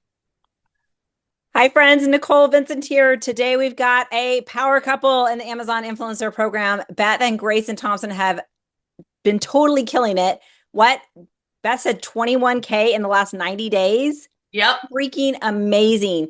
They've been in this program since about mid-2024, so a little under 2 years, and have just exploded and have really found a lot of success within the program. And I'm just so excited to hear you guys' stories. So welcome. Yeah, thanks for having us. We're excited. Yep. So you said you started out with Amazon FBA. So tell us about that. Is that how you kind of heard about the influencer program? Well, I mean, I guess in 2020, we kind of started like a TikTok. Like I think everyone did when the world shut down. So we started like a TikTok. So TikTok in 2020. Okay. Yeah, I would say 2020, we had 3 kids at home. Well, I guess 2 at that time. And we're shut down, And so, of course, everyone else in the world, we made a TikTok. We went a little viral with some videos. He would get on live videos, sing some songs. So country music was his thing back then. Nice. So it was fun. And back then, I think there was like, you got invited to the influencer program for like affiliate. I didn't know much about it. We got approved as an affiliate. I didn't do anything with it. I had no clue. Now I look back, I'm like, I wasted so much time. I could have been doing things. That was the heyday. That was the heyday to make money. Yeah. And that's when I know, like, there were so many people making lots of money on that. But anyway, that was God's story. That's when we started it. With the affiliate. We didn't do onsite then. But we did then move over to FBA, and I started dabbling. Tell us what FBA is for those that might be watching. Are like, FBA, what are you talking about? Yeah, so that's like where you're actually selling products on Amazon. So like you would go to Walmart or Ollie's or any other discount stores, buy product, then you would then ship it to Amazon to ship it to consumers. So interesting. Okay. Yeah. And then you also have like FBM where you're fulfilling it by merchant. So you would sell it to the customer instead of Amazon. But I will say it's very labor heavy. Like, yes, it is. Yep. That sounds very time when consuming. I got into it, I didn't realize like, okay, I'll go do all the shopping. I'll come home with, $1,000, dollars worth of product in my van. But then I would then have him help me put it all in boxes, ship it to Amazon. Then they would, ship it. Did she say $1,000? I think you meant like 1,000 pounds of stuff. It was a lot. Right? I'll never forget us finding shampoo and shampoo at Ollie's. We sold a lot of shampoo. We sold a ton of shampoo, and it would be in 2-packs, and she would buy hundreds of them at a time.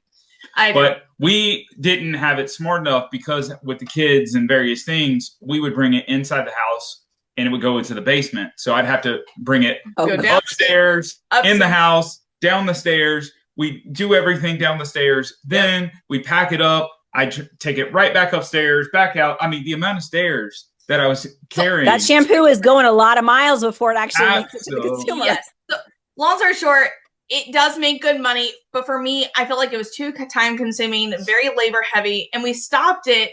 I think it was just the Lord's timing again. He ruptured his Achilles, and I lost my heavy lifter. So like I was like, I can't. You lost your muscles. I lost my muscles. So I was like, I'm not doing that. Like, and so that week, I was like, oh my gosh, I'm like looking at my Amazon account, like, what's this? And I saw like the influencer program with like the videos. I watched a couple of YouTube videos, and posted my 3 videos. Didn't even tell him. I was like, oh, I'll just try this out. Got approved, and gosh, we've been making videos since. I love it. I love it. Yeah. I think that when you kind of have that entrepreneurial mindset, you're always looking for those opportunities, right? Because I did something similar, but it was on eBay. Like I would go to garage sales and stuff and then sell stuff on eBay. You know, and I did that for years when my kids were little. Thank goodness my kids are not little anymore, because that is a hard time. So bless you guys, because little kids are hard. You guys have 3? We have 3, all under 10. Oh, bless your hearts. I feel like we're getting into a better spot, but it gets better. Rough. It gets better. And the thing about it is, I mean, we own other businesses and stuff like that too. So it's not, this is not the first go at it. This is not her first rodeo of trying some side hustle gig of sorts and whatnot. And to be honest with you, my thought is I've always been supportive. And like, if it costs a little bit of money, you got to spend a little bit to figure it out. And she always comes to me. It's like, hey, I always think it's funny. Like, I got to spend $100. I'm like, I don't care about $100, right? Now, I care about $100 if you lock in an 18-year contract, right? Which we've been there, done that, in one of those weird things. But it's like if it's $100, let's throw the flyer at it, but invest the time and energy and effort, and don't give up on something unless we can see that it needs to transition. So that's been the big part. And when she says she hid it from me, she legitimately hid it from me. There's other side gigs she's hid from me because it's it's like you're like a side gig addict, Beth. She really is.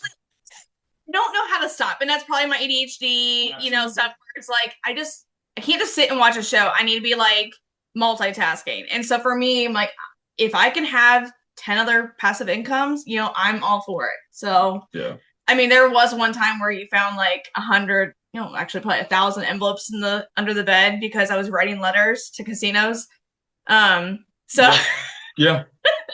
I was like, what is all this? Like, I don't know what I was doing. I'm like on her side of the bed for whatever reason. She had asked me to get something, and I go on her side of the bed and I see like something just sticking out. And I'm like, what is that? It's like, we don't have anything under our bed. We don't naturally have anything under our bed. I'm like, this is really weird, and it's not Christmas. It's not my birthday. There's nothing, no holidays coming up. There's no reason for hiding. Not a present. And I go to like pull it out and I'm thinking, what the heck? It's envelopes. It's stamped. It is like $1,000 worth of stamps. I want to try things out, and if one they succeed, it's not me hiding, because we do everything together. Like we are business partners, like for everything. But there's been a couple side gigs where I'm like, you know what? If it's only a $200 to start, or if there's not money that I need to start, like I'm gonna try it out, and I'll surprise him, like, hey, look what I've already made. And then he just goes in with me. So that's kind of what happened with the influencer program. My thought is, how can I tenfold it, right? And then she starts it. She can get the nuts and bolts figured out. And then and once you kind of get in that mentality, though, it is easier to take those skills and the knowledge that you have and apply it to different hustles, right? Because they're not going to be all the same, but there are like principles that go across all things. Like Grayson, like what you said about like putting the time in and seeing if this is actually going to work. I think so many people that are wanting to add income streams or Amazon influencer or whatever, like they don't put the time in needed to see if it's actually going to be worth it. Exactly. And they quit too early. I think the barrier to entry with influencing is too low. Not the approval, but more so of, I've done my 3 videos. What's next? Now what do I do? My statement is, do another 1,000 videos. Like you're not even close. And that kind of goes over people's heads. And they're just like, what do you mean I got to do 1,000 videos? I'm like, you haven't even scratched the surface. It's funny. Before recording with you, we were doing product research. We were just sitting here doing product research, and we were looking at an item that we bought. So when we first really started to take off I don't know how many ever months ago, we sat down and we're like, let's do some product research. And she'd gotten viral view, and we're starting to like the greasy wheel is moving, right? And I'm like looking at it, and there was a product, and we just pulled it up, and it had 900 video influencers on it. Wow. Right? And I was like, this is crazy. We have 2 videos on the carousel. Are you serious? Oh yeah. And I'm like, but that's proof in, the don't what be you're scared doing. of the numbers. Yeah. Don't be scared of the numbers, but again, understand what you are trying to put out there. I think Amazon is going to reward those that are following a process, that are working this as a business and not working it as a, hey, I just got a piece of paper, you should take a look, not one of those things. And that's why this is not just it's a side hustle, but it's more than that, right? It is work. Yeah. I mean, I think some like go in it for, like I said, like $500 a month, and some, want to make it $10,000 a month, kind of business. So, I think it's a really nice way for, moms to have like side income if they're wanting that, or, so someone doesn't have to have a second job. But then there's some of us that do product research, and we, collab on lots of brands. And I think it's just a big one where it's like, you could do whatever you want with this kind of business. Yeah, you definitely can. I agree. I think that's the beauty of it, is really like some people are so happy with that extra $200 to $500 a month, right? Some are like $1,000 to $2,000 would be phenomenal. Some of us, like you and me, were like, game on, let's do this. Like, give me that 5-figure a month, total. Like, we want it, right? Yeah. And we love it. And it's not for everybody that path, but there's so many little paths within there. So I wanted to talk.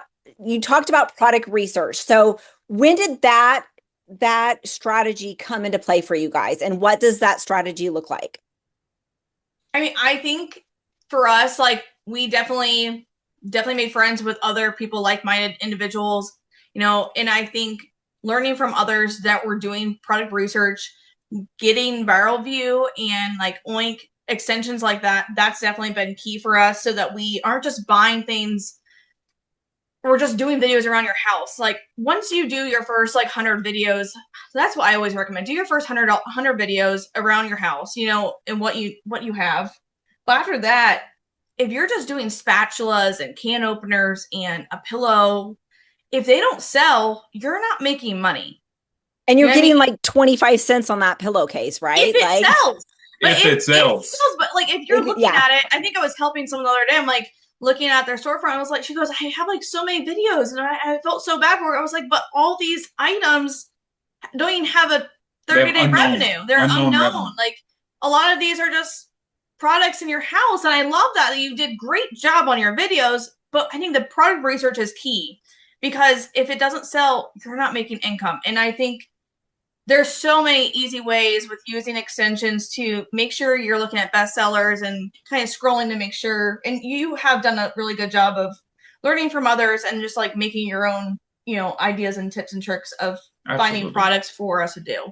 I do a lot of the back end, talking to brands and making sure we have product research from them that will give us free stuff that actually sell a lot. And then when a lot of them are big name brands that you have to just buy yourself, that's what he helps us do. So it takes a process, and I think you definitely can curate it over time to meet your need. I think a lot of people get caught into the trap of like recording spatulas, but they don't record with a purpose, right? It's like, hey, I have the spatula. Congratulations, there's a spatula. It's a spatula. We actually cook with it, or we'll demonstrate. Like, take those 100 videos and take those 100 videos and learn how to make videos, right? Yeah. And not everybody does this. We're really big at what we call one-take wonders. I do not like editing. I hate editing. It's like the last thing I want to possibly do. Everything we do in our life, it's very like, because I also want my best, and I think the consumer wants my best. They want my mistakes. They want my errors. They want that, because that is very real, raw, and relevant to whatever they're buying, whatever they're doing. So I've always stuck to that premise in all of our businesses, and this one in general.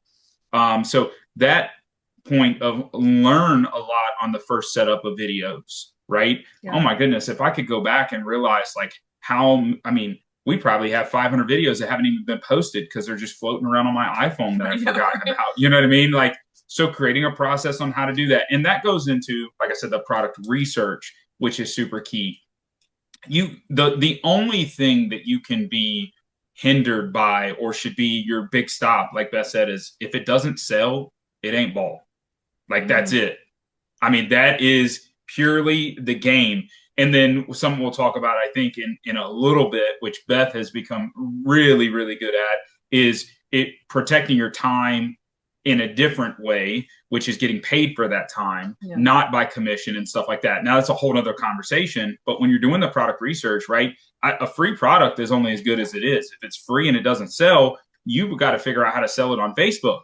Yep. You got to figure out how to get rid of it. You know what I mean? Like the amount of stuff that you're gonna have a cluttered house soon. Yeah, you're gonna have you're gonna do what Trevin and Kate do, which is donate a lot of stuff, or what most people do, or you're gonna have a trash can full of stuff. You know, so I think having the product research for and Christmas, our family got lots of cords, free stuff, lots of power banks. Yeah, you know? Yeah, lots of cool stuff. You know what I mean? They're getting everything. And I think like as you're going through the process and you're looking at it, you'll create whatever's going to work for you. Like we do a lot of stuff in tech, things that we need, we look for, and that's what we product research heavily for, because I can sit here and I can do, can I do something that has multiple videos? When we were just sitting here doing something, we were looking at a product. It's like, okay, can I cook with it? Can I compare it against another one? Can I show it in real life? Can I do this? Can I do that? So does it have creator connections? Does it have creator connections is a really big one. Yeah. Then we look at the competitors. You know, you got to peruse. What's the competition doing? Yeah. You know, you've got to see what it is. And then the other one that's quite interesting that a lot of people in my opinion, have a hard time getting their heads wrapped around is this item sells $20,000 a month. That means that 20,000 times people putting the add to cart and hitting the buy. That means the carousel is getting rotated at minimum 20,000 times a month. Possibly. Yeah. Right? No one really knows what it does, but you know it rotates. We all know it rotates. So it does rotate, yeah. Yeah, there's that perspective and theory behind it that you can't be afraid to. I mean, going back to the product that we looked at earlier that we did a video on, I mean, almost 900 views, and we have 2 of the videos on the carousel for it. And I can look at its product usage, product review, great thumbnails, great image, right, and setting, right? So there's a lot of proof into those things. I don't know. That's just a piece of the pie, I guess. Yeah. I love that, because I think a lot of people, when they start into product research, they're looking at their numbers, whatever, you know, they're using viral view, they're seeing how many influencer videos on there. And sometimes you see like 900 and you're like, oh, this was not a good idea. Correct. But if it's something that I would say you already are going to need and use. Yep. Like, I don't think I would buy, and this might just be me, like if I'm buying something just for the sake of buying, to me, it probably is not going to be worth it. But if it's like, that's something I can use and take that gamble because I'm going to use it anyway. Get in that rotation. Like that happened to me. I had an old video on a RoboVac that I had done over a year or so ago. I changed the title because it wasn't on a carousel, and all of a sudden, like I was selling them like freaking hotcakes. Yep, you never know. And so you never know. That rotation is crazy. So, and that's why I really think the one take wonders is like just knock your videos out, you know, and make sure we're in all of our videos. I know some people just do the product in it. But I feel like if you're in it and you have the right setup, it's really easy just to do a quick, you know, start, finish, and submit. Test, right? Testing. Yeah. All this stuff. Test thumbnails, don't do thumbnails. I'm a big believer of thumbnails, because Oink makes it really easy with that. Like, so Oink, we use the preset things, and you can put your own Canva designs in there. At one point we were just using our Canva, but you can actually import your own stuff. So I mean, we utilize Viral View and Oink, and I don't think I could put one down. I like them both. They both have their own. They both have their own. There is some overlap, right? But there's definitely they have their own unique features. And I think honestly in this game, and Data Coach Claire has actually run the research. The people that are making the most money are using at least one extension. Oh yeah. And it's I think it doubles or triples your money right away. The 40%, like on the 48-hour or the today sale thing, 40% increase in your sales, in your commissions. Oh yeah. Like that, like, why would you not You're do that? Like so much income, like right away. And I know people are like, oh, I don't want to spend the money. And I'm like, then don't do this for 2 months. Like delete it after 2 months. Business, but like, you have to spend money. You have to $30, like $30 a month for like Oink, or $70 for Viral View. I think you make your money back in one day. You really do. You really do. And I think there's a combination too. We do recommend it up front when we are talking to people. We do recommend it up front, depending on what we can see their like acceleration into the business to be. True, because not everybody comes to the table with the same skills and knowledge.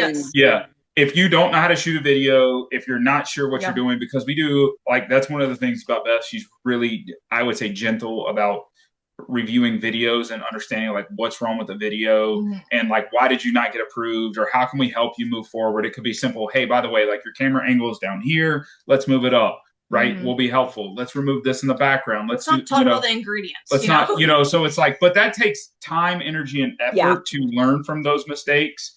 So if you have somebody that's in that category, buying a program is not going to help you, because you need soft skills. Right. And the other side where you need you need your other set of skills, that person, now you'll end up flipping. I guarantee it, because the person that's running at 1 billion miles an hour forgets how to do all that stuff. And then they're overwhelmed and whatnot. But it's just a piece of the puzzle at the end of the day. And you're right. You do make your money back. I mean, in 48 hours, I think being able to understand all that stuff and wrap it up together is extremely important. Extremely important. Oh yeah. I remember when I first signed up for Viral View, and I was talking to another person who was convincing me about it, and I was like, why haven't I been using this whole time? Like the amount of like time, like I think we would watch our shows at night before bed, and during that time I'm manually accepting campaigns, or I'm manually submitting like the links of my videos to campaigns. And I would go through like a Google sheet with all like 1,000 videos. Like it was insane. And I was like, and this guy was telling me, and I was like, are you serious? If this would save me like 15 hours a day by doing this. And I told Grayson, I was like, okay, I'm going to spend probably $70 on this. He goes, why would you not do that? Like you do it in our other businesses. You bought your time back. It's probably always good in a couple to have that one person that's a little more hesitant to spend. Yeah. No. But time is money, though. Like at the end of the day, and that's and it's funny because if you wouldn't have done that, we have 2 channels. We have 2 Amazon channels. Now we do, yeah. You know what I mean? And now we're both doing videos, back at it, both doing videos. I'm on our main channel, pumping everything out on that one for the most part. And I started a new one, and I think it just shows how fast you can grow. Yeah, so we're kind of like we're putting proof into concepts of like viral views. They're $0 to $100 days. Like she's putting proof to that. Like it's absolutely possible to make all this stuff happen. So I think there's a ton of value. And I'll bring back one thing. There's a huge talk about thumbnails, guys. Talk about thumbnails. If you're starting, do YouTube. Get on YouTube as soon as possible. And YouTube is not going to be successful without thumbnails. So there's the answer to that. So if you're using Oink to get your thumbnails, it takes 33 seconds to do that. And you already have it for YouTube. Boom. It's that easy. Right. And there is your reasoning why you have it. That's it. It's clear. It pays for itself. So that's my story. I'm sticking to it. But anyways. I love that. So it sounds like you guys have really figured out like, okay, Grayson's doing this, Beth's doing this. Like, is that how it is in all your other businesses? Or like, did the influencer take you a little time to kind of figure out like, okay, his skills are better here and her skills are better there? Right there. Sorry, she wanted to show a book. Okay. Oh, okay. Not ours, not our book. And we've never been gifted this. I think we bought like 4 copies of this. It's called Traction. Okay. And Traction is all about like kind of like your business and how to run it. And there's 2 type of people. And like, I feel like there's an implementer and there's more than 2, but yes. There's many more than 2. But for me, like he has like an idea and then I help implement it. Okay. So it's a really good book of like talking about how to run a successful business with different personality types and things like that. And for us, with being with each other 24/7, we have to learn each other's communication styles. You know, he might have all these ideas like at once in his head, 100, and I need to help, like, okay, these are the ones that we're going to prioritize.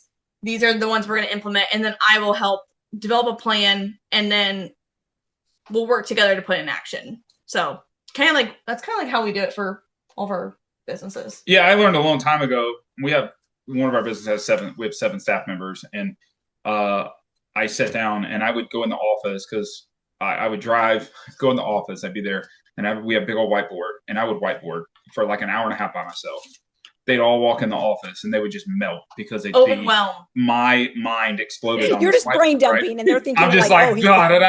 And that was like, he'll put like his 5-year plan, and they're like, today is Monday. Yeah, today's Monday. And I'm like, I know it's Monday. This is exciting. We should sit down and talk about it. And then like 30 minutes later, we're like, told me like, Beth, he's losing his mind. And I said, yep, I'll calm him down tonight. Don't worry about it. Like, yeah. So, you know, as we have, we don't do that anymore. Now you have team meetings. As we have like had business coaches and stuff for those other things, we realized like where we were at in 100% innovator, implementer.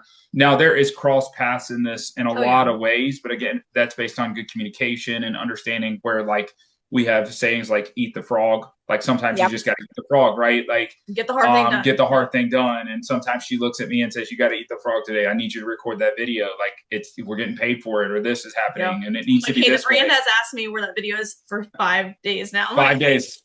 Well, we just got the product. I don't know what to tell you, so we have that open line of communication, but again, I can't stress more. We can't stress more. This is a business. Right. I don't care if you make $100, $200, $500 a month. It still is a business. You are getting paid to do this. You are claiming it on your taxes. Right. You should be doing all that stuff. So like if that's the case, run it like one. Yeah. And that is going to be changing, your whole outlook and process. So. Yeah. Well, I think when you treat it like a business and you have those appropriate boundaries, right? Because if it's like a hobby, that's going to have different boundaries and different like levels of investment and time and all the things, and treating it like a business, like even if it is a baby business, like every business starts at 0, like exactly. Yep. Right. And just because you're just a mom or just a dad or just a whatever, it doesn't mean that you can't be successful in this. Right. And I love that the influencer program does allow that, because so many people that have lost jobs that are, drowning in momhood, like, because their kids are little and they just need some sanity, that's something that is their own. This can be a big answer for that. I got my sister-in-law approved. I think it was like 2 weeks ago. And because I told her, I was like, okay, it's already been announced on because it was announced on Facebook, and I kind of told everyone what I was finally making, because I have been keeping it quiet because our income is only on site. So we don't do any off site. I don't do any affiliate links. I don't post on social media. And so all of it is just like the secret on site, things. And so I finally told her, like, I think it was at Christmas, like our family was asking, and I told her, I was like, hey, if you want $500 a month, or if you want $1,000 a month, like this is possible. And she goes, I'm just a mom, and I just have like a new one. Like I have a baby and like an older child. And I'm like, you can do this. Like you have toys in your house, you have items, you can reach out to brands. And so I think it's just, you can do this. Anyone can. Yeah. So. My only note to just a hobby, Amazon struggles with it being just a hobby. So that's my only cautionary tale to anybody. And I hate to be the Debbie Downer for it all, is that I think proofs in the concept of the data that it will not push hobbies. So there are ways to get around that. People talk about logging in, posting so many videos and stuff like that. And I think that's where some people can still be successful, because you still need to be active. You might not have to be active in the same way. So that's my only cautionary tale to somebody that's like, I won't only make $500 a month. You might get there, but you to stay there.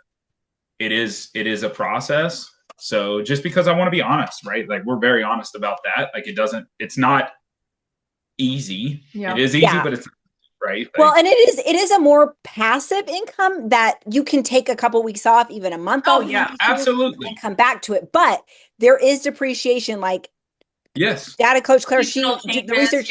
like 80% of what you're making, you're not going to be making money on that the next year. Oh yeah. And Bingo. so you've got to refill that bucket. Yeah. And so it's not a one and done. Like you totally have to Yeah. keep it going. Yeah. Yeah. Someone asked me like, so after you did like your 1,800 videos, like, are you still posting? I'm like, yeah, like I'm definitely I'm still posting. We're posting on a daily basis, monthly basis. Now, if we go to Disney for a week, I'm not posting during that week, other than maybe finding products there, you know. But like okay, when we're on vacation, I'm not posting our stuff. Yeah.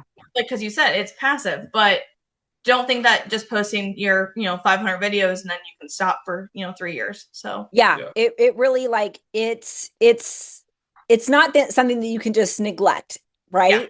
That's a great way to look at it. Yeah, I agree. Yeah, I agree. It will depreciate over time, and but it really can be a big blessing that you can put a ton of effort into it, build it up, and then take your foot off the gas for a little bit. But you have to keep putting gas in the tank at some point. If you find the right products that sell and they're reoccurring products that people are buying or things like that, oh definitely.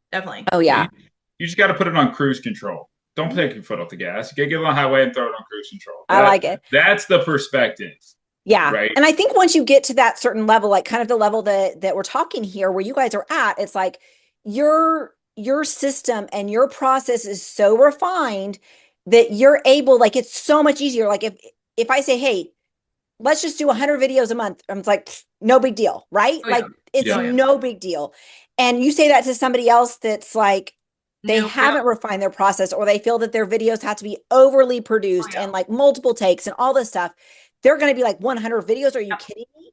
And like, I felt like I took it easy in January, and I looked up in how many videos. I was like, I did 100 videos, and it was like, it was like literally 2 days of filming.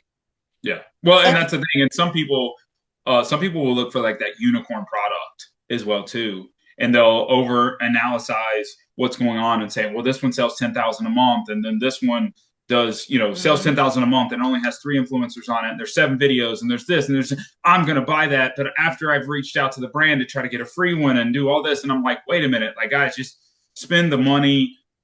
You got to work it to make it work. Like there is. Do ask first. And then if they don't give it to me in 5 days, I do buy. So. Yeah. But I think it's slightly different for us though, because being like with the media kit that Viral View gives you, and the fact that we can show, I mean, like how many brands now are consistently working with us because we can show that we've sold X amount of thousands of dollars of their product over the past 90 days. And we have this many and this many and this many. So proof's in the pudding when you get there, and asking for product does change, right? There was one brand I would have never thought would have sent us a product. Oh yeah. Never thought I would have sent us a product. And all of a sudden you're like, yeah, they're sending it to us. I'm like they sell hundreds of thousands of these a year.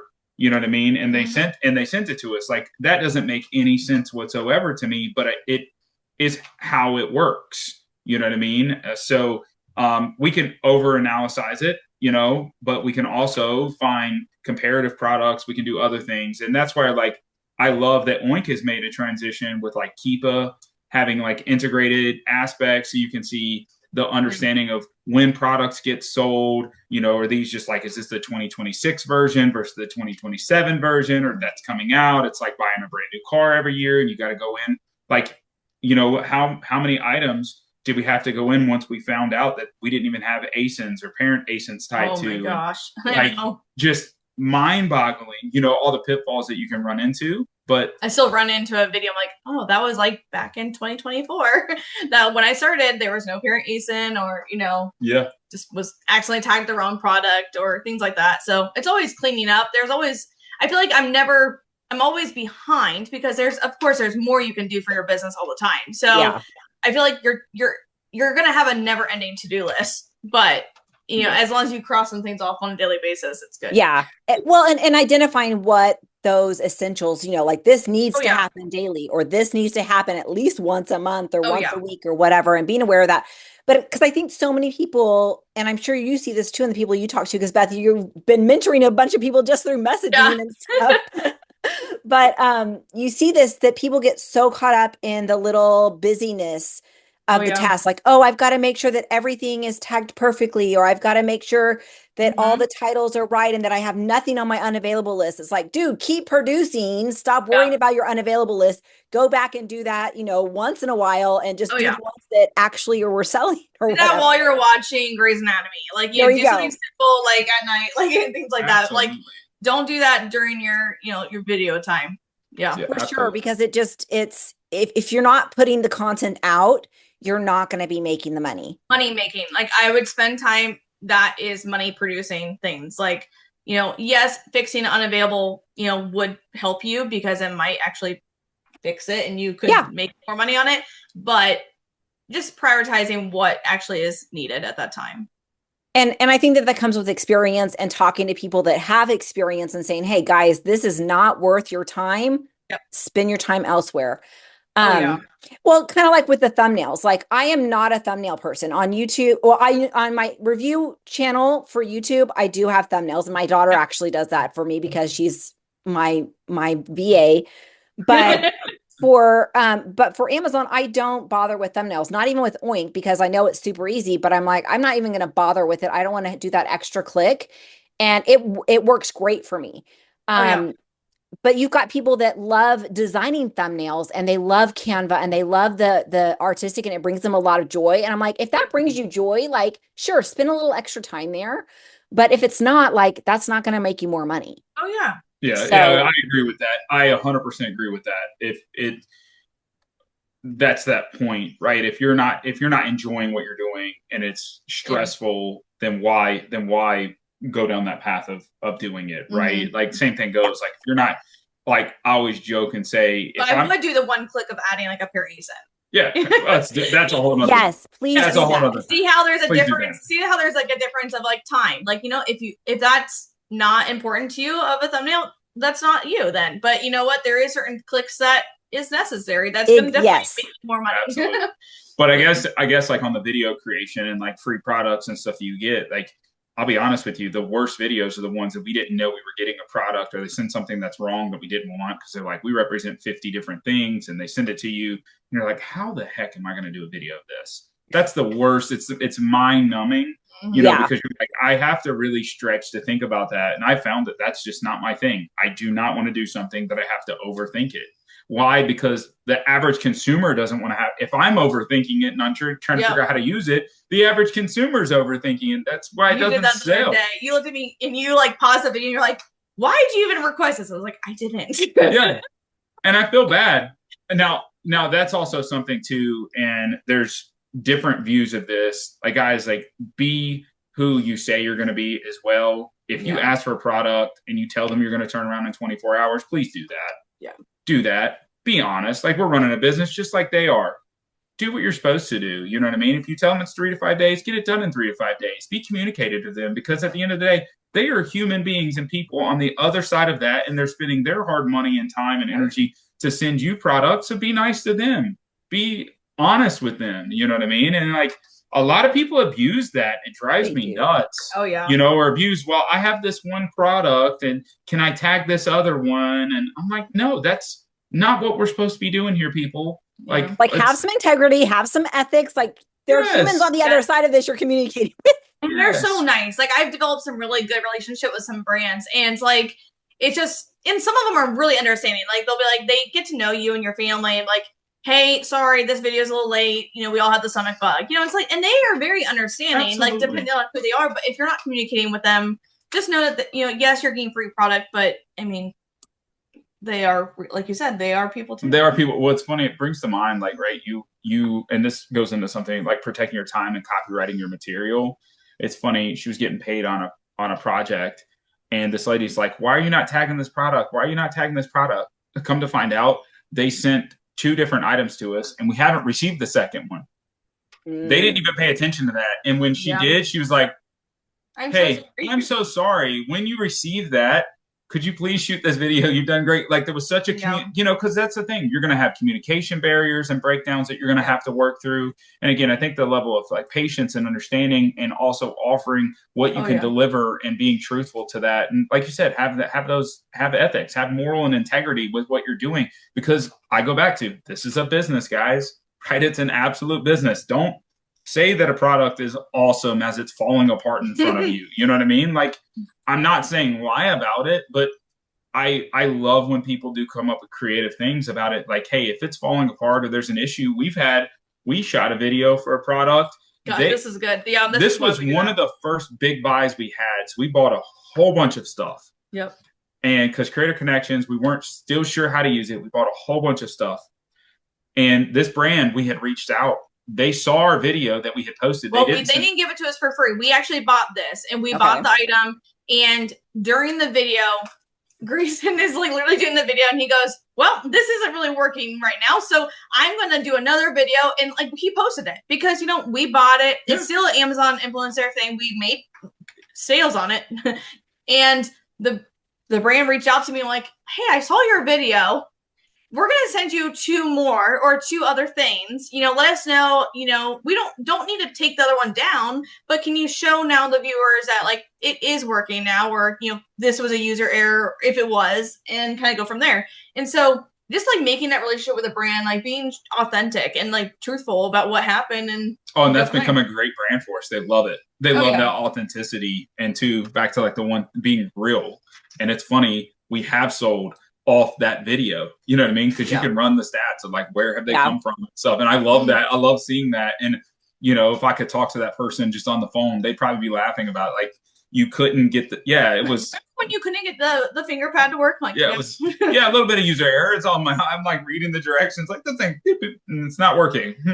You know, but I don't know. That's something else. So, yeah. Well, I just love this because I think so often we forget that we're interacting with these people that are just trying to live their life. They're trying to pay their bills. They're trying to feed their families. Absolutely. And just to remember that, and they're doing it in probably a different language than we are speaking, and they are coming to us in our language so that we can communicate, and having that patience with them is so huge, and building those relationships can be so beneficial in the long term, right? For those collaborations and stuff. So how are you guys looking to level up in 2026? Like, what's on your radar? What kind of goals or ideas do you have for 2026? Well, I mean, I know we recently have been moving all of our videos over to YouTube. So it's definitely been a big thing for us. Trying to grow our YouTube channel, for our review channel. I know we have another review for like, he runs a podcast. So like we have another, you know, YouTube channel for that. But I mean, I think just using other streams, like, you know, YouTube.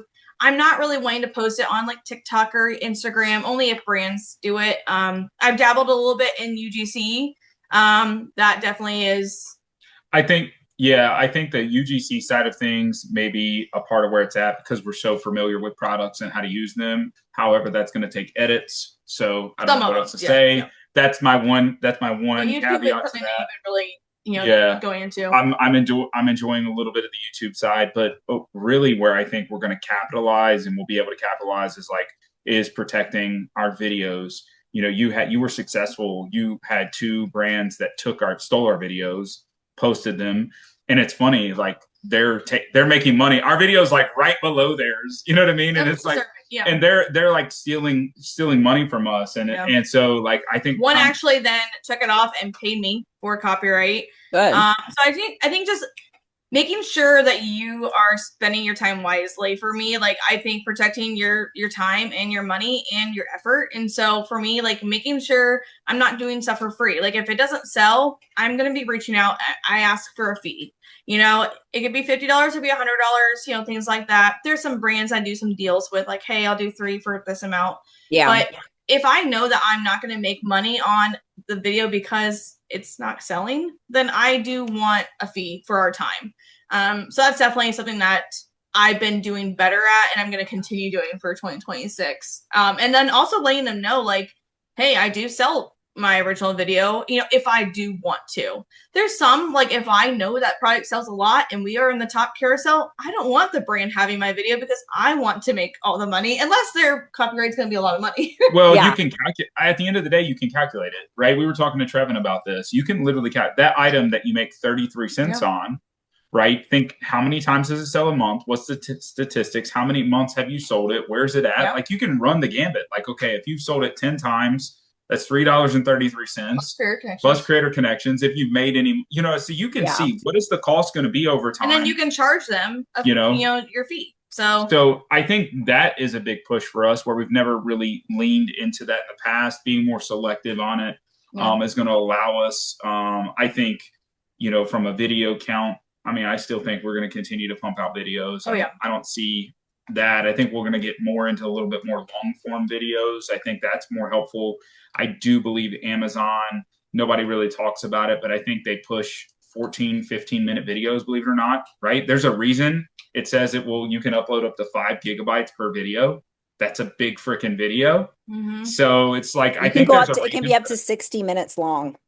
Yeah. So I think one of my goals is to get into that. Which then can be pushed over to YouTube. Which I think will be more fruitful for the YouTube side. And then something we've never done, and this is kind of in the back of my innovative head, everybody talks about going live on Amazon, doing one of the live streams. I think that would be kind of unique. You just want to do one? I just want to do it to try it out. Like, that's I want to like set up one night and like do this, but I have no idea what it's going to look like. So that's going to be a fun one, right? Like, yeah. I have heard from those that have done Amazon lives. They used to be like the bee's knees and a ton of commissions, but now they're it's like crickets and barely any sales. Yeah. So if you do one, I would wait for like brand collabs. I had a brand pay me $300, or they're going to pay me $300 to do a 30-minute live, and they're sending me 10 products. Yep. So, that's what I like. I want to find a sponsored one. Yeah. Yes. I mean, TikTok, we had, like, when we did TikTok back in the day, like, I had a couple, people like, hey, go live and show this, and I would do that. But I like that, where it's like a brand would say, like, hey, go live, here's your 10 items. I would do that. That's easy. Absolutely. Yeah. It's fun to dabble in the different avenues and different styles, because like I have a lot of people that, other influencers that love doing lives, and they get a ton of sponsorships because brands think, oh, this is amazing. Oh yeah. But as the influencer, it doesn't bring a lot of money unless the brand is sponsoring those lives. But, yeah, definitely. But it's always fun to stretch those creative muscles, right? Yeah. A little bit. That's funny. I love it. I think too, I just have to rein her in so we can stay like in a somewhat of one road going forward. That's where I'll leave it on. Like, I feel like I do need to rein her in a little bit. We're on the track. And she's like, oh, this new business, this new sidekick, this new other thing. I'm like, yeah. So I don't see any new side gigs this year. Good. That's all I needed. Thank you. We're good. We can do whatever you need to do now.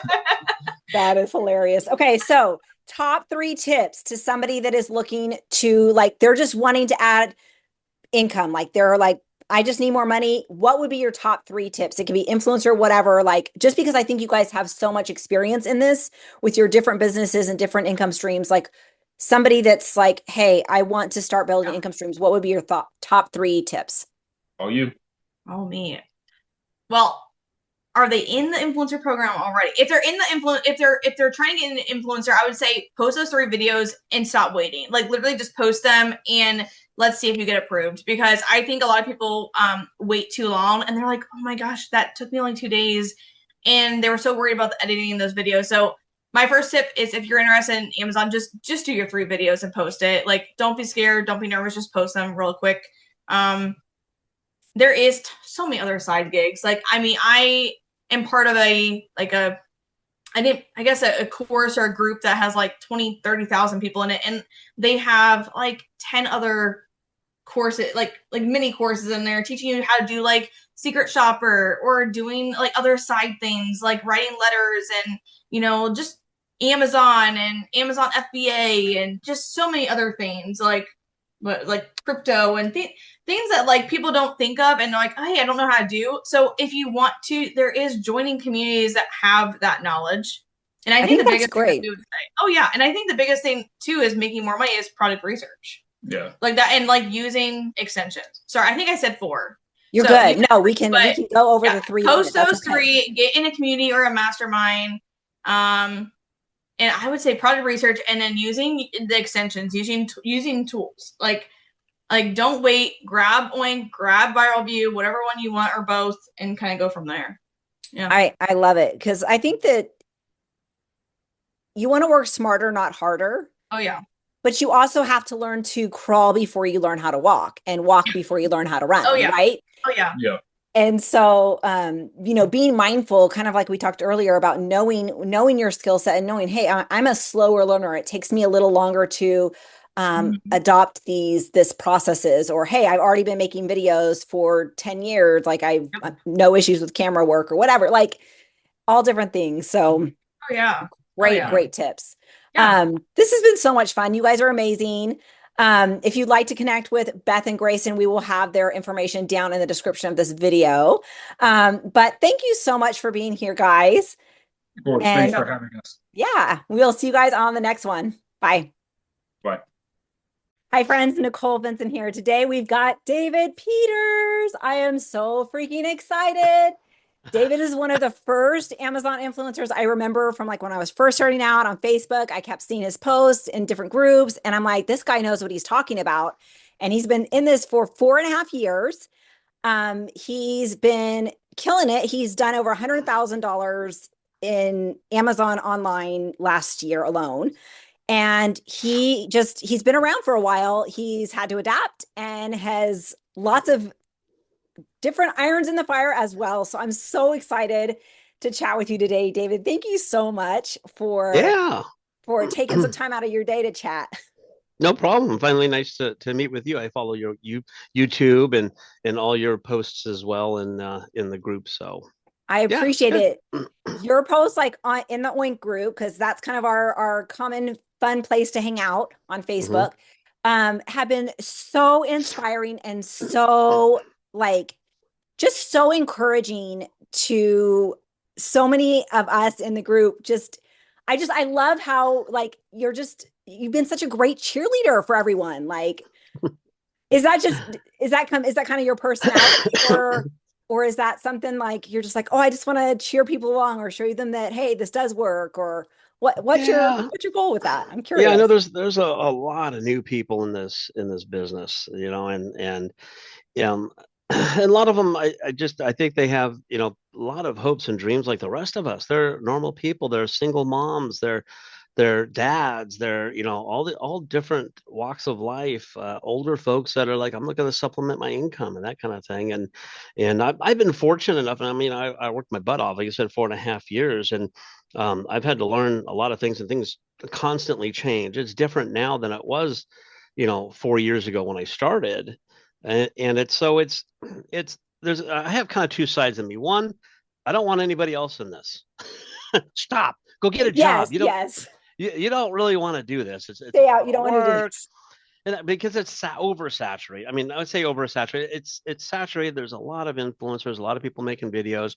Unfortunately, there's a lot of people making, I'd say, crappy videos and just throwing stuff up. And then there's ones that cheat and do AI stuff or steal other people's work and stuff. But anyway, so there are more and more people in it. It's harder for us or me to make money as I used to before.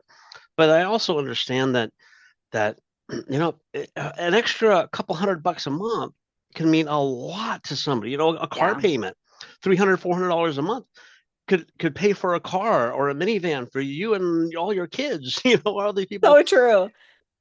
So, or $1,000 a month could be life-changing for a lot of people, even on the side, even part-time. A lot of them have jobs and things like that. So I do understand that. So I'm human, and I've been through that kind of thing before. Excuse me, I'm the tail end of a cold that I caught. So, so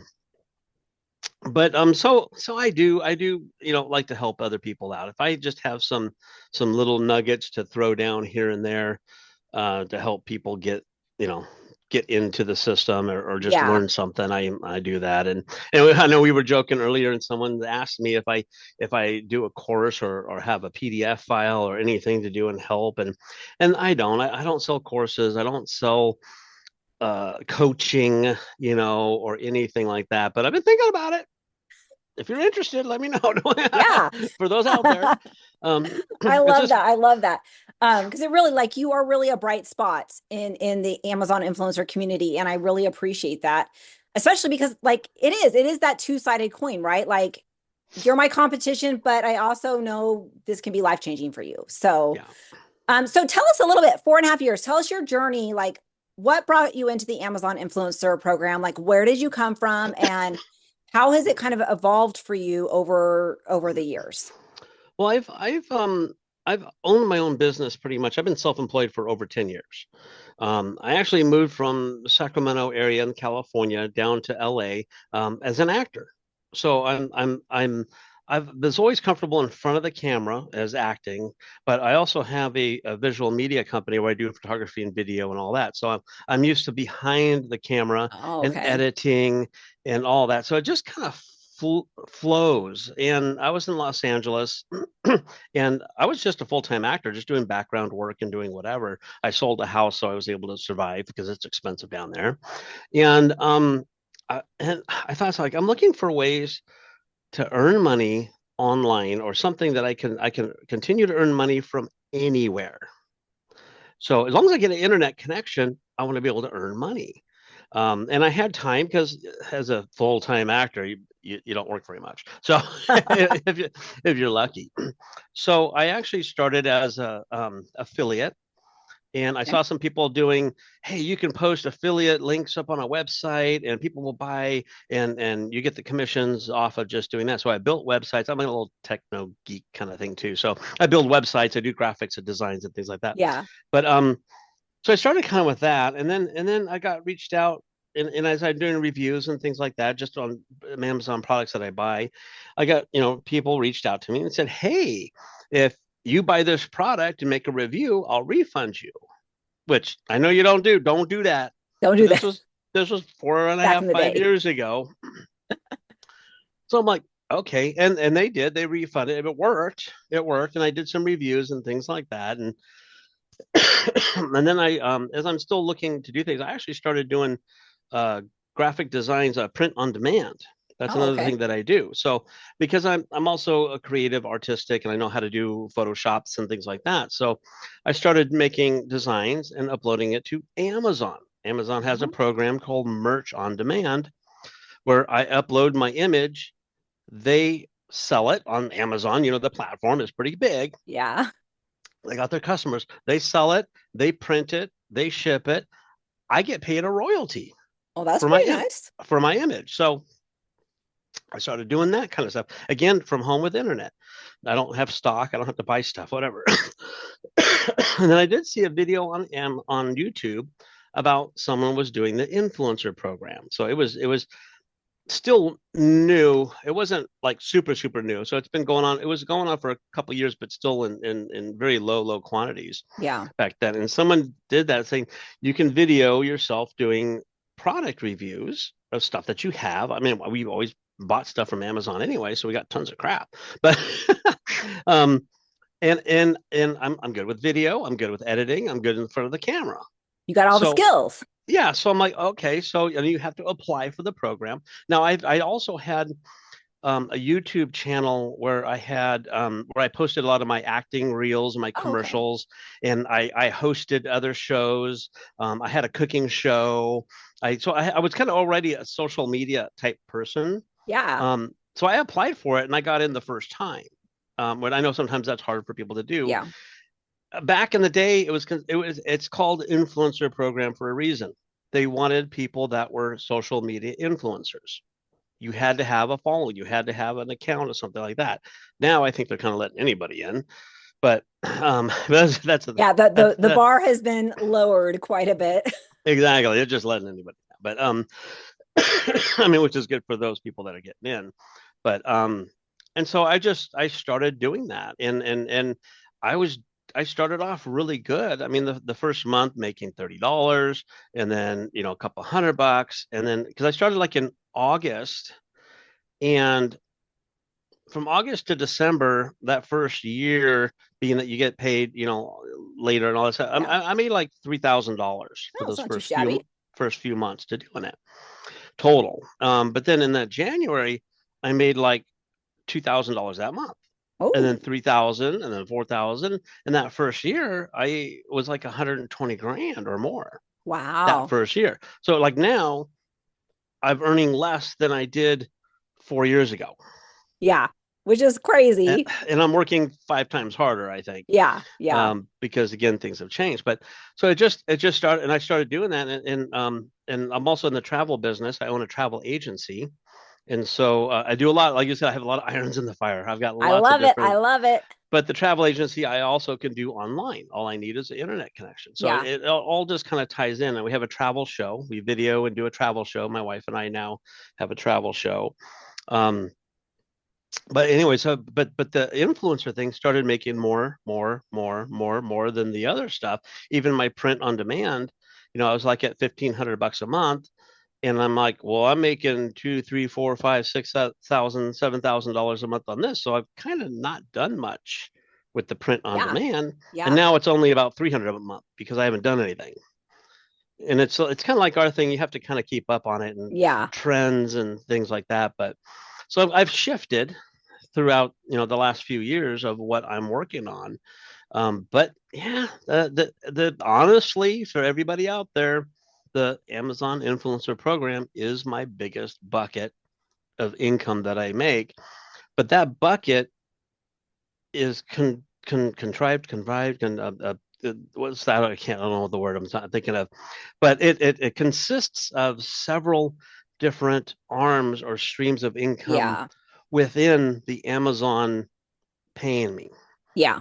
Now my bank account, I get what I just counted. Someone asked, I got paid for 2 Amazon things. I get 10. You're like 10. I get 10 deposits from Amazon because I get my merch.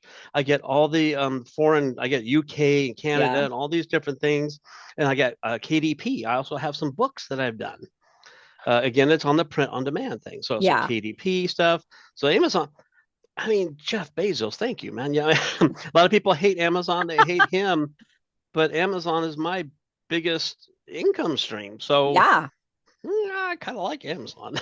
It is like there's some stuff there, right? But it provides, even though it's a consumer model, right?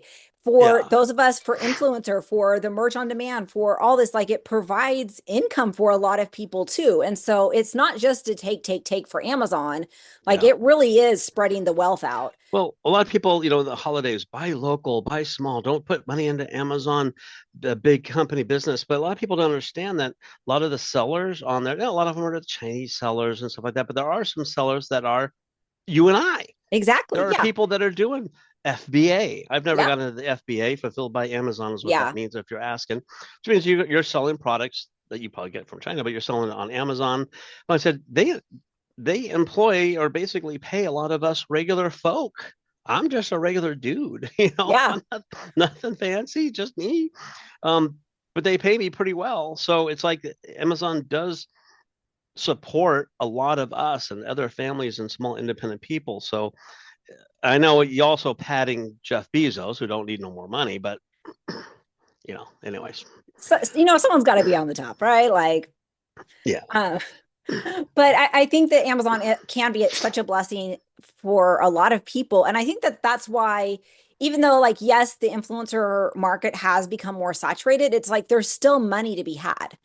And it might not have been as easy grabbing as before, but it's still there. And I don't think that everybody that starts in it sticks with it, because they might do 50 or 100 videos and then they're like, this isn't working for me, or I don't want to put in the effort. And then they peter out and just like, they're done. They're like, I'm over it. But there's people like you, like me, that are like, hey, I'm in this, like, let's make this work. And then we're able to get that income, and it is such a blessing. And we do have to, like I said, we have to diversify the pot. So just if you want me to go into that, I'll tell. Let's talk about diversifying those income streams, because I think that's so important, because you relying on one income stream in today's economy is just dangerous. It's dangerous. Exactly. And I have so many different things. I have a few other things that I do too, even outside of this. And I'm positioning myself in a way that if something falls or drops, or Amazon can say, we don't want to do this program anymore. Yeah. They could easily do that. We're tied by another company. You don't own that business. So they can say, we're not going to do the influencer program anymore. Sorry, bye-bye. Yep. What are you going to do? Well, I've got travel agency. I've got my print on demand. I could do, and not just through Amazon, I do on Etsy and other things too that I produce on. So it's not just Amazon. So I have other skills that I've developed over the years, again, all online, because eventually someday my wife and I are going to sell the house and get an RV and travel the country. That's our goal. That's the goal. Awesome. And you can get internet anywhere. So I can have a business while we're traveling the country in an RV. We're going to take our travel show on the road and we'll just video us doing travel and, have fun with it. I love it. So, but anyway, so within the Amazon bucket, and let's just talk just the products part, the influencer part, not the print on demand and none of that stuff. Yeah. Because that's also a different skill set too. That it is. But I think it's good to know that it's out there, because you are going to have creative types that are like, what can I do with these? I'm able to make this beautiful art. Like, how can I make this profitable? With AI now, it's actually so much easier. I do use, people are afraid of AI. I use AI to make me money. It's a great tool if you know how to use it. Exactly. So anyway, so you make a video of a product and you upload it to Amazon. So Amazon influencer, you got it on your storefront. Yep. Again, hopefully Amazon puts it on the product page. We have no control of that. Top carousel, bottom carousel, all that kind of stuff. Most of us know those kind of things there. I do take that video and I upload it to YouTube. And I know a lot of discussion in our groups on YouTube. Yep. And should you, people saying, that are new, I'm new, but should I put my videos on YouTube?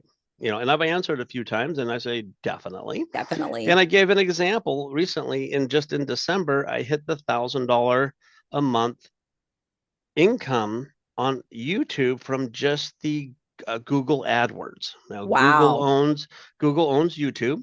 Yeah. And all the little commercials, if you watch YouTube, you see the little commercials, wait till it goes skip and you can skip it. Skip. All right, you're like hovering over that area, skip. Well, if you watch it longer, I get paid more. But even if you go through it, we get paid a percentage of ad revenue and so forth. So just on ad revenue for having my same videos, I only do one change to it. I'll tell you that in a second. But my same videos, I finally got to the $1,000 for December. Now, November was 940, so I was close. But my whole year last year, I made, it was like just under 9,000. It was like 87. It was almost 9,000. We'll just round it to $9,000 last year, just on YouTube ads. And all I did was I took my Amazon product video, and I uploaded to YouTube. And it takes some time because I have to put the description and your title and your thumbnail. It's a little bit different than it is doing it on Amazon. You have more stuff to do and you tag it and things like that. Now, to get that kind of income, you have to qualify to be monetized. And to do that, you need 1,000 subscribers and 4,000 hours of watch time. Now, it took me just over a year to do that. So it's not quick. The guru is telling you you're going to make 10,000 a month, your first month uploading 30-second videos. It ain't going to happen, people. It's don't if they tell you that, don't give them money, because they're making more money selling you that course than they are on Amazon. I'll guarantee you that. So true. But if you're making videos anyways, starting a YouTube is very, very simple. I think you have a video instruction. I do. I have a video showing you how to set it up. Super easy. I don't do anything fancy.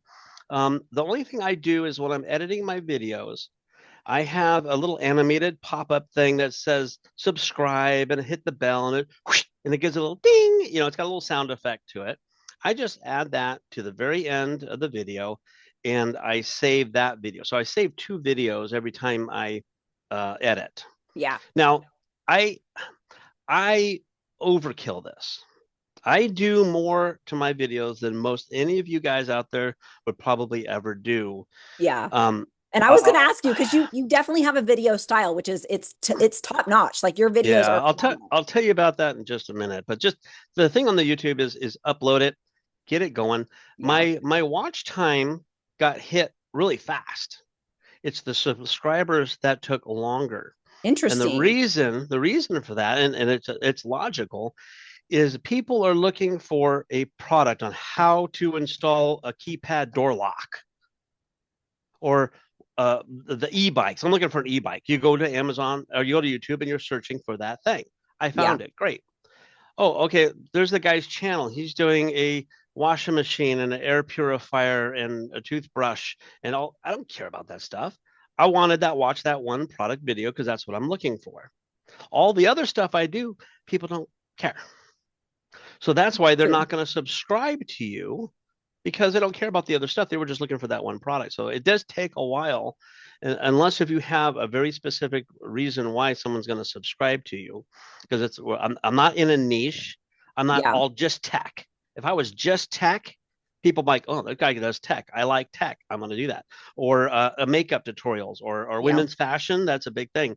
Or just dog products, dog fans. I upload everything. So it took longer, but I'm just giving realistic numbers for people to know. It might take you a while. Yeah. Now, I did change my it's called It's the Dave Show. That's my show it's the Dave Show. I've always had it for a long time because I did my cooking channel and all that stuff, and my acting and all that. So I did take that channel that had my acting and all that kind of stuff and change it into products. I basically started loading products, and I took all that other videos and just hid them. I left them. So I did have a few subscribers to start with or whatever. But it'll take a while, but it's worth it. So I've been monetized now for a couple of years. And extra $9,000 last year. That's amazing. I think that's what's important to know is like, this is a long game. Like, you're not going to get rich from Amazon influencer or from YouTube or from any income stream you're building. It's going to take time, and you've got to be dedicated to it and be consistent, because that's what's going to pay off in the long run. Because a lot of these things, really, you're not going to be super profitable for, typically, at least in my experience, it takes a minimum of about a year of hard work to like really get that momentum going on whatever you're working on, just kind of get over that speed bump of the regular income and all those things. And it's harder now than it was. I mean, 4 years ago, you'd make money on whatever you uploaded. That was easy. Yeah. It was so easy.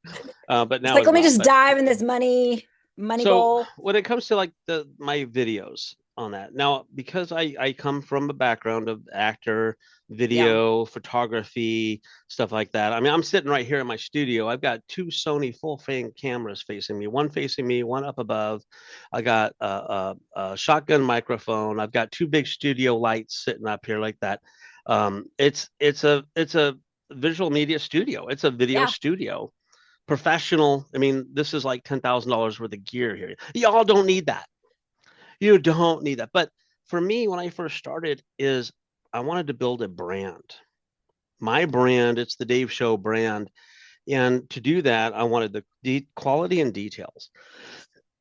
And that's what I tell everybody when they're doing this. And because I've built this brand and because I do quality and detailed product videos, I get sellers, vendors, brands reaching out to me like a dozen emails a day. Yeah. Wanting me to do videos of their product because they say, hey, you got great quality. Most of them find me on YouTube, some on Amazon. You got great quality, you're detailed. Can you do videos of my product too? And that's why I charge more than most. I charge $50 to $100, $125. A lot of them don't take me up on it, but I'm busy. Yeah. I am still so busy with a lot of products. Last month in December, my video production fees is what I call it, a video production fee. And they call it like, oh, we don't pay commissions. I'm like, it's not a commission. It's a video production fee. I'm charging you to make a video. Yeah. And I charge you for my time, basically, is all it is. It's just for my time. In December, I even have my numbers here. December, I made about almost $1,000, 900 and some change. That's awesome. Just on visual media fees or visual production fees. So, and that's why I can charge more, because I do all this kind of stuff. Now, again, it is overkill.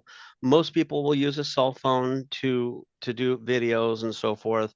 I do know lighting. I mean, I'm just on my computer webcam. Yeah. You know, which is not great, but the lighting makes a big difference, and audio makes a big difference. If you're using your cell phone, that's fine. Get a little plug-in microphone. because I see so many videos of people talking, and it sounds like they're talking from way back here because they don't have a microphone. Yeah. And I'm watching the video because I watch videos when I'm buying products because I want to know more about the products myself. But I see some of these videos, I'm just like, oh my God. I click. As soon as I hear him talking, click. And yeah. Off. And the audio is so low. Yeah, it's so low or bad or statically. And when it comes to, again, visual media stuff, because that's what I do, audio is actually more important than visual a lot of I would times. agree. You can have kind of a crappy quality video, and it's okay. People can watch it, but if your audio is bad, they're going to click off of it. So, I mean, the best overall thing is to get a little plug-in microphone. They make them, they're even under $50 is decent.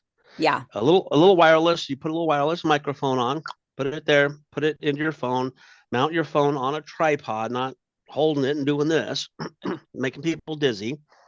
Lighting is important. And so, I mean, if you're using a front screen, these cameras are not as good as the back ones. You know, I've got 5 cameras back here. You got one tiny little one here, right? I'm a Samsung girl too. Well, you're not a girl, but a Samsung person. I mean, but you know, these phones these days are the quality is just tremendous. Yeah. But mounted on a tripod, get some lights, whether you're by a window or turn on get some studio lights. You can get ring lights. A lot of the fashion beauty ones use nice ring lights, things like that. They're not very expensive, but just those little combinations will increase your visual quality of it, and people would probably watch it more. And people are always asking, how do I get free product? You know, and that's the big thing. Everybody wants a free product. Well, you got a lot of stuff in your house first. I still say, do what you have in your house when you're first starting, mostly to get practice. Now, a lot of the stuff might not sell. You might not make a lot of money on it, but practice on some of these things that you already do have versus making a crappy video of a vendor's product because they might not like that. Oh yeah. Well, and so many people don't come to this space of Amazon influencer and content creation with video expertise and confidence in front of the camera, or even how to film or lighting. And so like you do need the practice of going through your home and you know, doing the review on the highlighter and the little things that really you're not going to make money on, but it does give you that experience because as you go through here, you fail forward. You want to keep learning as you go, but you're not going to learn if you don't try. And so those are some really, really great I tips. film my wife a lot of times. She does that. She loves to cook. She's from the South, so she cooks and she bakes, and she has her own little channel for cooking and baking and stuff like that.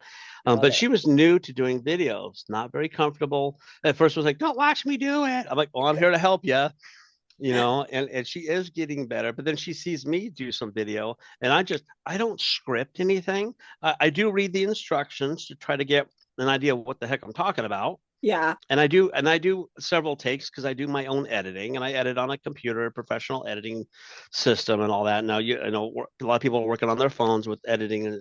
I don't edit on my phone. I don't like editing. I think people that edit on their phones are nuts, or they're like under 30, because my almost 50-year-old eyes cannot see that small, and my finger cannot get that zoomed in. I edit on DaVinci Resolve Studio, two 27-inch monitors. I'm old too. I'm blind, but again, that's overkill for this. Really, you don't need to do that much. My videos are 2, 3, 4, 10-minute long. Now I don't. When it comes to like these 5-second videos or 30-second videos, I don't know how well that's going to convert. Now I've seen people. I put up 200 videos this month. How the heck did you do that?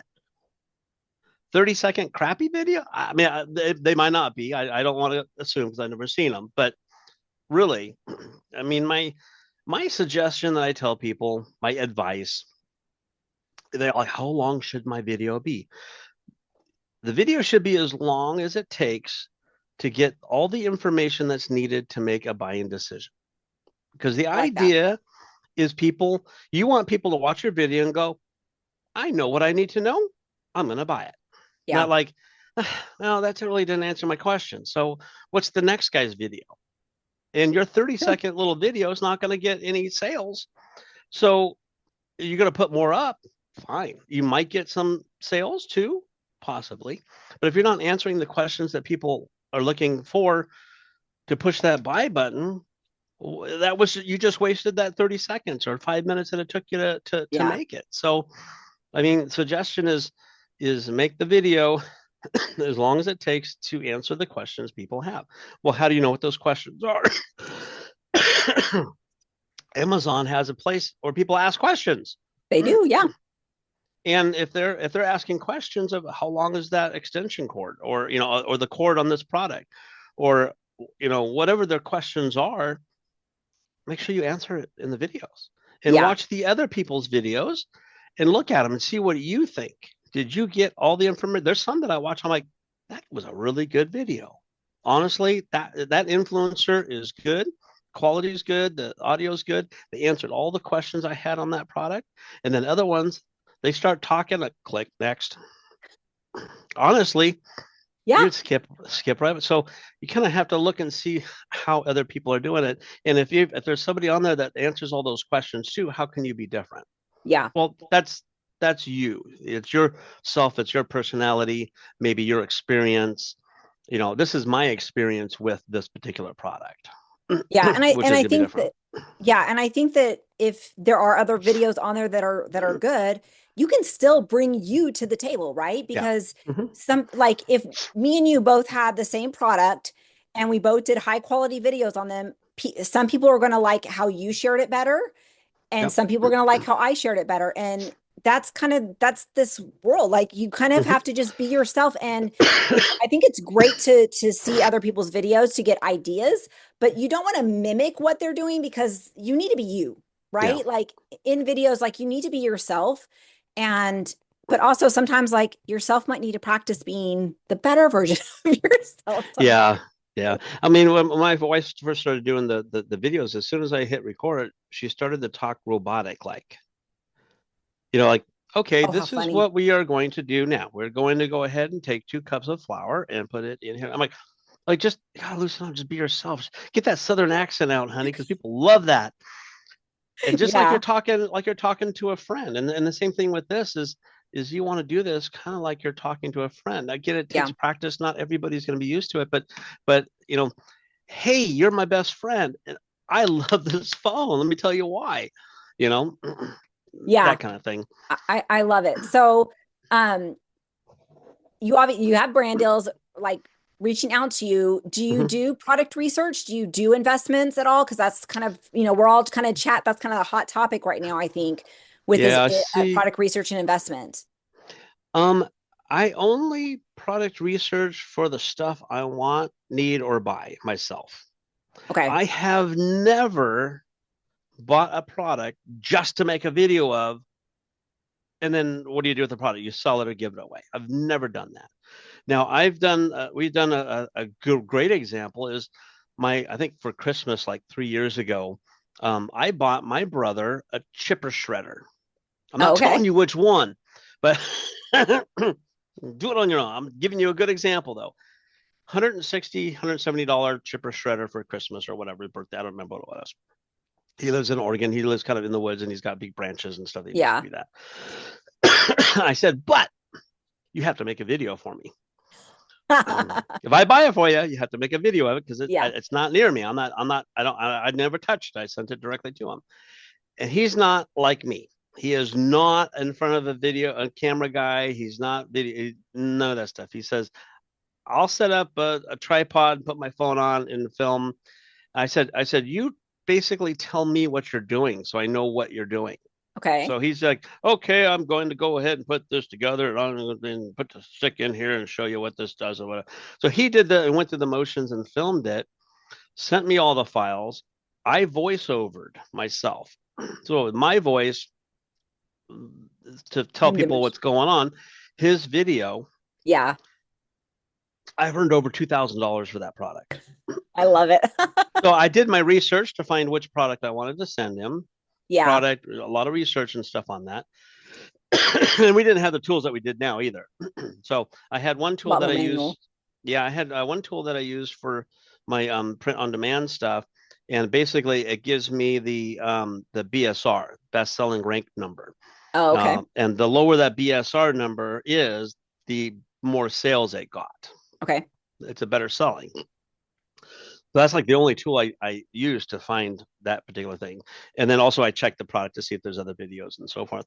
Yeah. But I made over $2,000 on that one product I sent to my brother and made him do a video on. I love it. I love it. Well, that it is smart, because if you're not one that is really wanting to invest, like you still have gifts, you still have things that you need to buy for around your house. And so purchase stuff that is going to be more beneficial, because guess what? There probably are, 10, 20, 100 wood chippers on there, but you can find one that's going to be good quality and has opportunities with, placement openings and stuff. And so, and that's selling well. So that's, so I've never, like I said, I've never just bought a product to simply make a video and get rid of the product.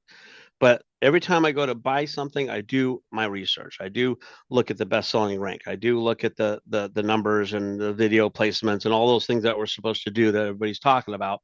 I do look at that before I purchase. So majority, if I go through my month and sort by top earners down, if I look at the top 20 top earners, probably 2 or 3 of those products are stuff I bought. Almost everything else is stuff that I got from vendors. Interesting. I'm almost the opposite. Yeah. That's super interesting. So that means either I'm not making as much on the vendor ones, or I'm picking pretty good vendor products. Yeah, who knows? Yeah, it's because I've had the sellers. opposite experience where I do well on my gifted, my collaboration deals. Like they usually do make me money, not all of them, of course, but usually the items that I purchased for myself sell better and make me more money. So and that's because you've researched to get it and so forth. And sometimes it's probably a brand name versus a Chinese knockoff version of it. Things like that. That's the big separation. Now I do, when vendors reach out to me for their product, I do look at them. And I base my what I tell them is, if they say, hey, can you do my product? And if they don't send a link, I say, I need to see the link to the Amazon listing to decide if I want to or can make the product and figure what my video production fee rate is. That's my answer. And someone will go, oh, we don't have any budget for a fee. Oh, no problem. I understand. Thanks anyways. But they send me the link and I'm looking at all these things. And that's where I determine if I'm going to charge them a fee. Now, I don't charge a video production fee for everything. Some things I don't do. If it's a super high volume or high dollar item, if it's a $500 item I can sell for $200 on Facebook Marketplace, I'll make my money there. Yeah. Or if it's on the CC program, I kind of have a different look and different strategy on that one. Yeah. I just had someone offer me a really nice $189 office chair, nice ergonomic office chair. So I've got a bunch of office chairs. I don't need one. I'd end up having to sell it or get rid of it. It was rated about 19,000 in BSR. Yeah. The price point's good, but it's not on the CC program. Yeah. I told them $100 for a basic, and I have a strategy too. I give 3 package options. That's a smart. Yeah, so a basic Amazon influencer video uploaded to Amazon, a detailed influencer product video, and I upload to 5 locations, 5 social media. So they get the big package. And I'm working with a business consultant now for my business. I ran through some numbers to figure out how I can make more money this year. And they said include a short vertical video, because I never do short videos. Another one for you folks out there. Yeah. 99% of my videos are horizontal. That's always the big question, horizontal or vertically. Yeah, well, because you're repurposing, right? But I am going to this year start adding a short vertical for all the products. Not all the products. On select products, I'm going to make a short vertical because of the, like you said, repurposing. So that flows into, what are you going to do with these videos? I upload to YouTube. I have repurpose.io take it and put it on Facebook, Pinterest, and TikTok for me. Nice. But Facebook, TikTok, and Pinterest are vertically oriented. So the program does make it a vertical, but I've got a horizontal bar of the video, then I put some text And on it's so itty top. bitty. Yeah, it's kind of small, but I do put some text across the top, the title, and also I have captions underneath it, closed caption or the Yeah. thing on it, and so it works, but not ideal. Yeah. So I am going to upload a vertical as well, just to help. I mean, if you're doing the product anyways, I'm trying to look on how do I make more money Yeah. without working too much harder. Yeah. So I think that is smart. It's like, okay, I have this content, like how else can I repurpose it? Yeah. And so like I use Opus AI where you can put any long form video in there and it'll automatically chop it up into shorts. And it's been great. Really? But there are tools out there. I tried it. I tried it for a little while, and every video I tried just came back with a bunch of crap. Oh man, that's a bummer. I didn't get really anything good out of it, so I didn't want to pay for it. I mean, I did the trial. Well, I haven't done it on review videos. I've just done it on like longer form videos and stuff, and just I'll have to watch them because it doesn't, like, sometimes it clips them really good, but sometimes you're like, that's a really stupid clip. Yeah. And you just delete it. But usually I get options. at least half are good. Yeah, I have to figure out how to do that better, but yeah, but you're right. Like having that vertical video on the different platforms that promote vertical videos is a smart move, and you do have the skill set to make that happen, right? It's just got to figure out how to work it into the workflow, right? Exactly. I just have to remember to do it. I'm curious, David, because I remember when I first, like, you came onto my radar in the different Facebook groups. I remember you were so frustrated with the program, and then now, like, it's been probably a year and a half since I remember seeing your name, and it just seems like it's changed. Like, what changed for you? What has changed for you over this past year that's working and re-energized you in this program? Probably just adapting. You definitely got to learn to adapt to change, because the things that we were doing a year or 2 years ago are not good today and not working today. And that's like I said, the gurus, right? The gurus that are selling the courses, 2-3 years ago, it was working, but if you don't change your information for what's happening today, and what we do today is going to be different. I mean, the CC program was new. Yeah, Creator Connections was a huge game changer, right? That helped me. I ran my numbers. I'll run some numbers real quick. I love numbers. Yeah, 2024, just with on-site, off-site, and what little CC at that point was going on. I got into it. I got a little bit of money. Those for last year, I made just over 77,000. Not too shabby, but 77,219, which is less than what I did the year before. But now 2025, between on-site, off-site, and CC, just that was 97,500.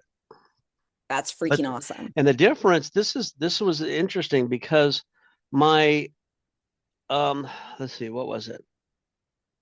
Oh, I did it consolidated. I did this a little bit. Well, my without the CC program, my on-site, off-site, and whatever I call it, the consolidated numbers when you run your thing, right? So just on-site, off-site, and whatever UK and bounties other or whatever and bounties like that. So that alone in 2024 was 71,000 and some change, just for that. Okay. In 2024, now 2025 it was only 50,000. So I made 21,000 less this year than I did last year, on-site, off-site, in all my countries. Okay. $20,000 less this year than last year. but the CC program was 40,000 more this year than last year. That's amazing. So less 20, more 40. That's why I'm at $20,000 more this year than last year. Yeah. So the on-site in the CC, if you look at my charts, on-site and CC was like this, and it goes, and I was like that. Yeah. So I'm making more money, and I think it was in November or December when my CC number finally outbeat the onsite number total. When you look at the totals, yeah, finally beat that. So the CC makes a huge difference. yes, And it does. And you can see on my chart when I got Oink. I know everybody's talking about Oink. Everybody can see it on their chart. Like you can look at anybody's chart and see when they got Oink. When they started. Thank you, Rob, Fizz. Thank you. Oink Meister, whatever you want to call you, dude. I'm gonna like I already told him, message him. I said, if I ever meet with you, I owe you a beer at least. Seriously, we all do. Because you can see the number, you can see the graph on Oink. I got into I started using his script when he did the script that's thing. Where I started too. I got to try this and enter it. That was a big pain in the butt. It worked, but when he did the app, I got the free part, and I was late to join the pro, honestly. Really? Because I have not paid for any app for Amazon other than I pay for IO, the repurpose. Okay. And Genius Link. Okay. Those are the two that I paid for. I don't do Viral Review, Fluencer, Fruit, all those things because they're very expensive. But I never paid for anything, and I finally went.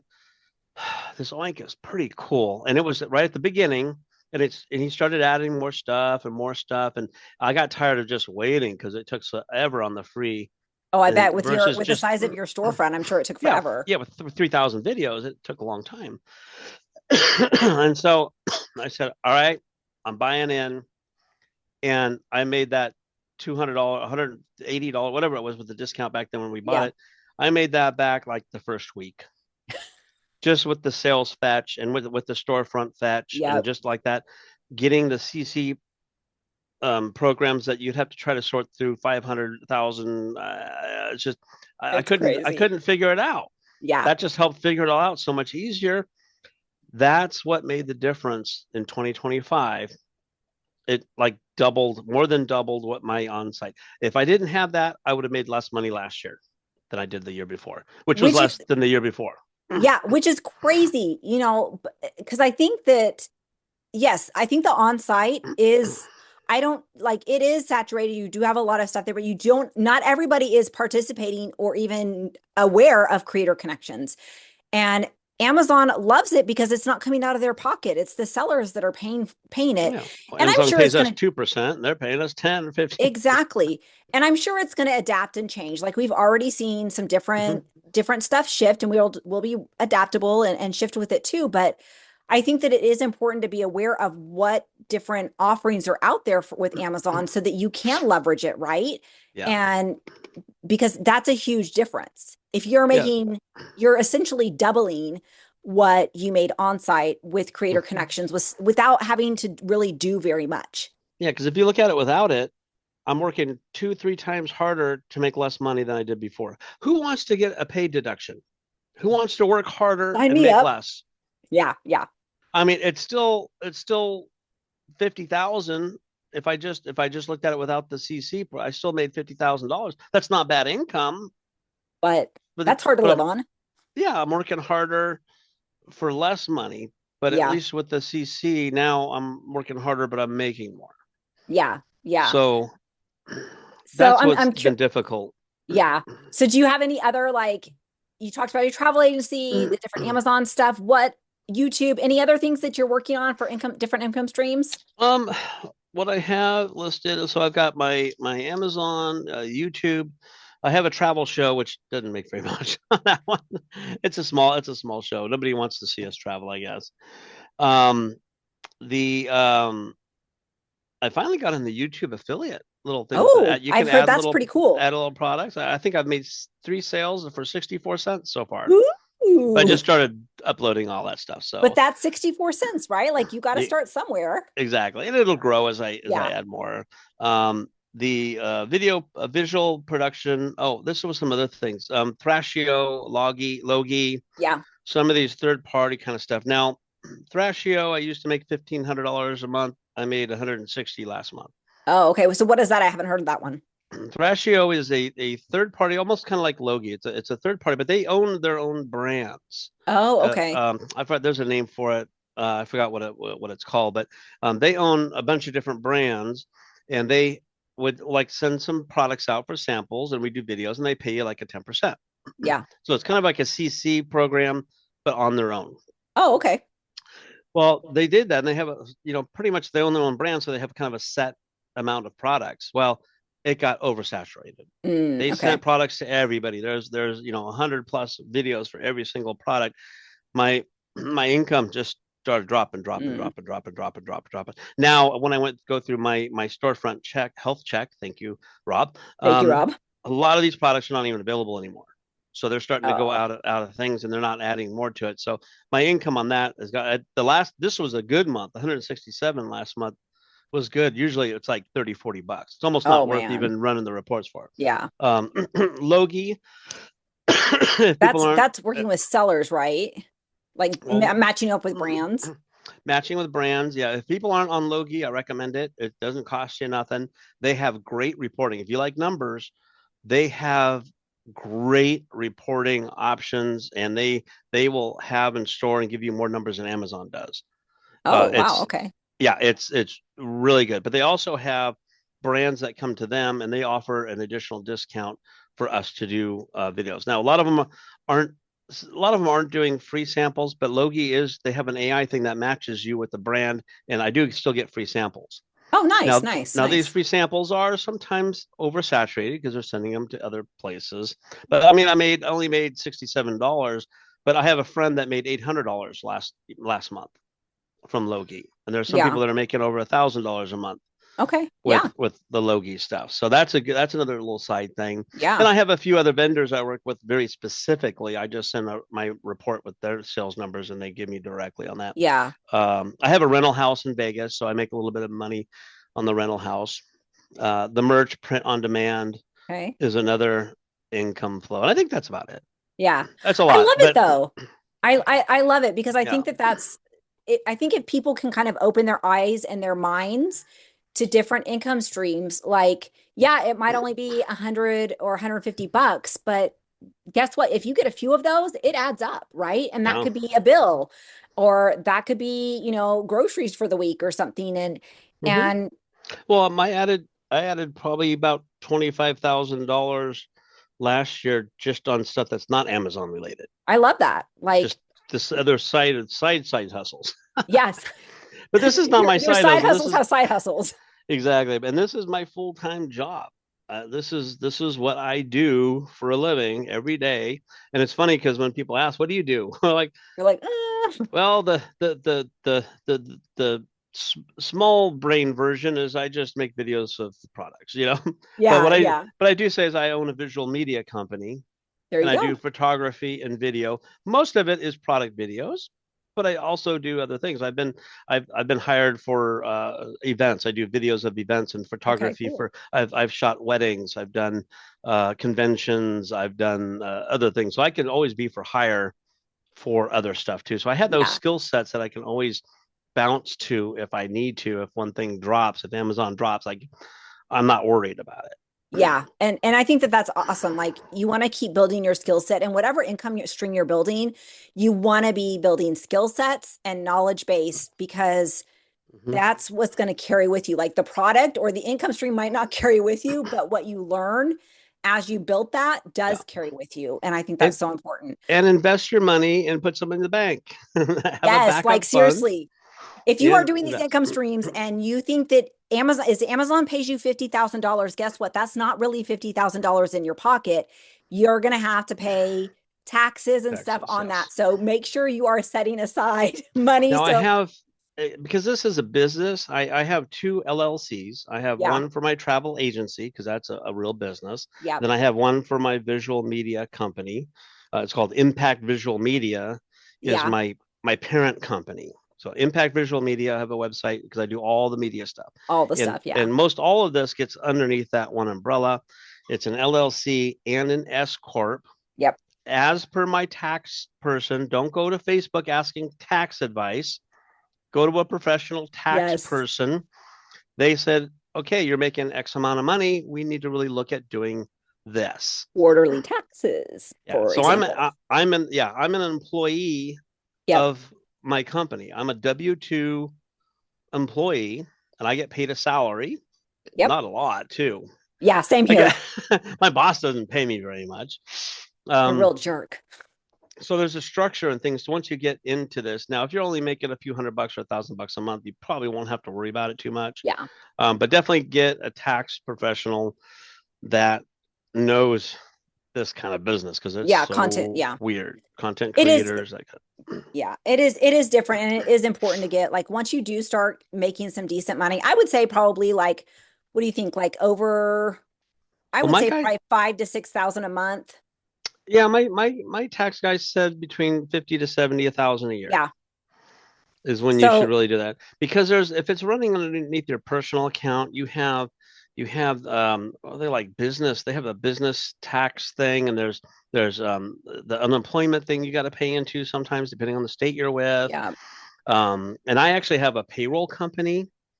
Also, with an S corp, you need a payroll company, and that payroll company pays me, and it pays my taxes, my employee taxes for me. So it's all set up. There's some fees involved to it, but yeah, there's all these different things you have to have, and then you have to pay the taxes. I'm in Washington State. There's an excise tax, and when I was in Nevada, I lived in Vegas for 4 years. They didn't have that, so I come here and they're like, "Oh, you need to owe us excise." What do you mean? There's no state income tax, but there's a state business excise tax, so I have to pay a percentage based. That's why you hire professionals. Like that's it is worth it.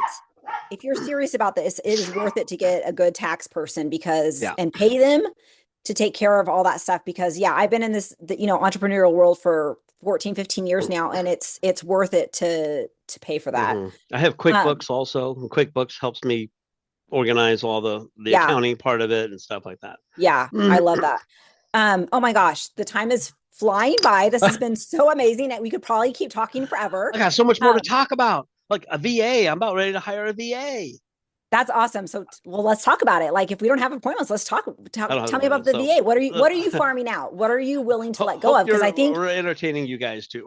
Education I think as an entrepreneur, we're so used to doing everything ourselves. It can be really hard to let control of something go over to somebody else. So, what are you letting go of? So I've wanted to do something this year. I mean, I want to increase my income, like probably most everybody out here. And so I basically hired a business consultant. I call him Alfred. He's my Batman's assistant, Alfred, right? The guy that does everything. It's Chat GPT. And I actually ponied up to pay the $20 a month. It's worth it. And you know what? Dude, I'm working him out. I'm Alfred. But I told him, I said, I want to increase my income. How do we do it without increasing your work? So I uploaded all my incomes, all my streams, all my stuff. Let's evaluate what needs to be done and all this kind of stuff. So that's where I was advised to do the one vertical video per some of the products, adds just a little more time, adds another little video, but can add more income with the different platforms. So same content, let's spread it out. So you're not working really harder. But he also looked at some of my other things and said, let's maybe not do so much on that. You're not making much money for your time. Let's put that to the side and concentrate on this stuff. Now, how do you free up more time? I am a control freak when it comes to my stuff. I get emails from people. We're video editors. We can edit your videos for you. I get people all the time sending me messages, from SEO experts, and all these kind of things like that. And so, I film, I edit my way, I do things, I upload with my own tags, all that kind of stuff. What can I have somebody else do to free up my time? So I'm in the process now of making it right as I go through my day and do my stuff. What are some of the things that maybe somebody else could do? So I'm like, well, uploading videos to Amazon. Okay, well, I can edit, I can put it into the Google Drive or whatever. They can have access to it.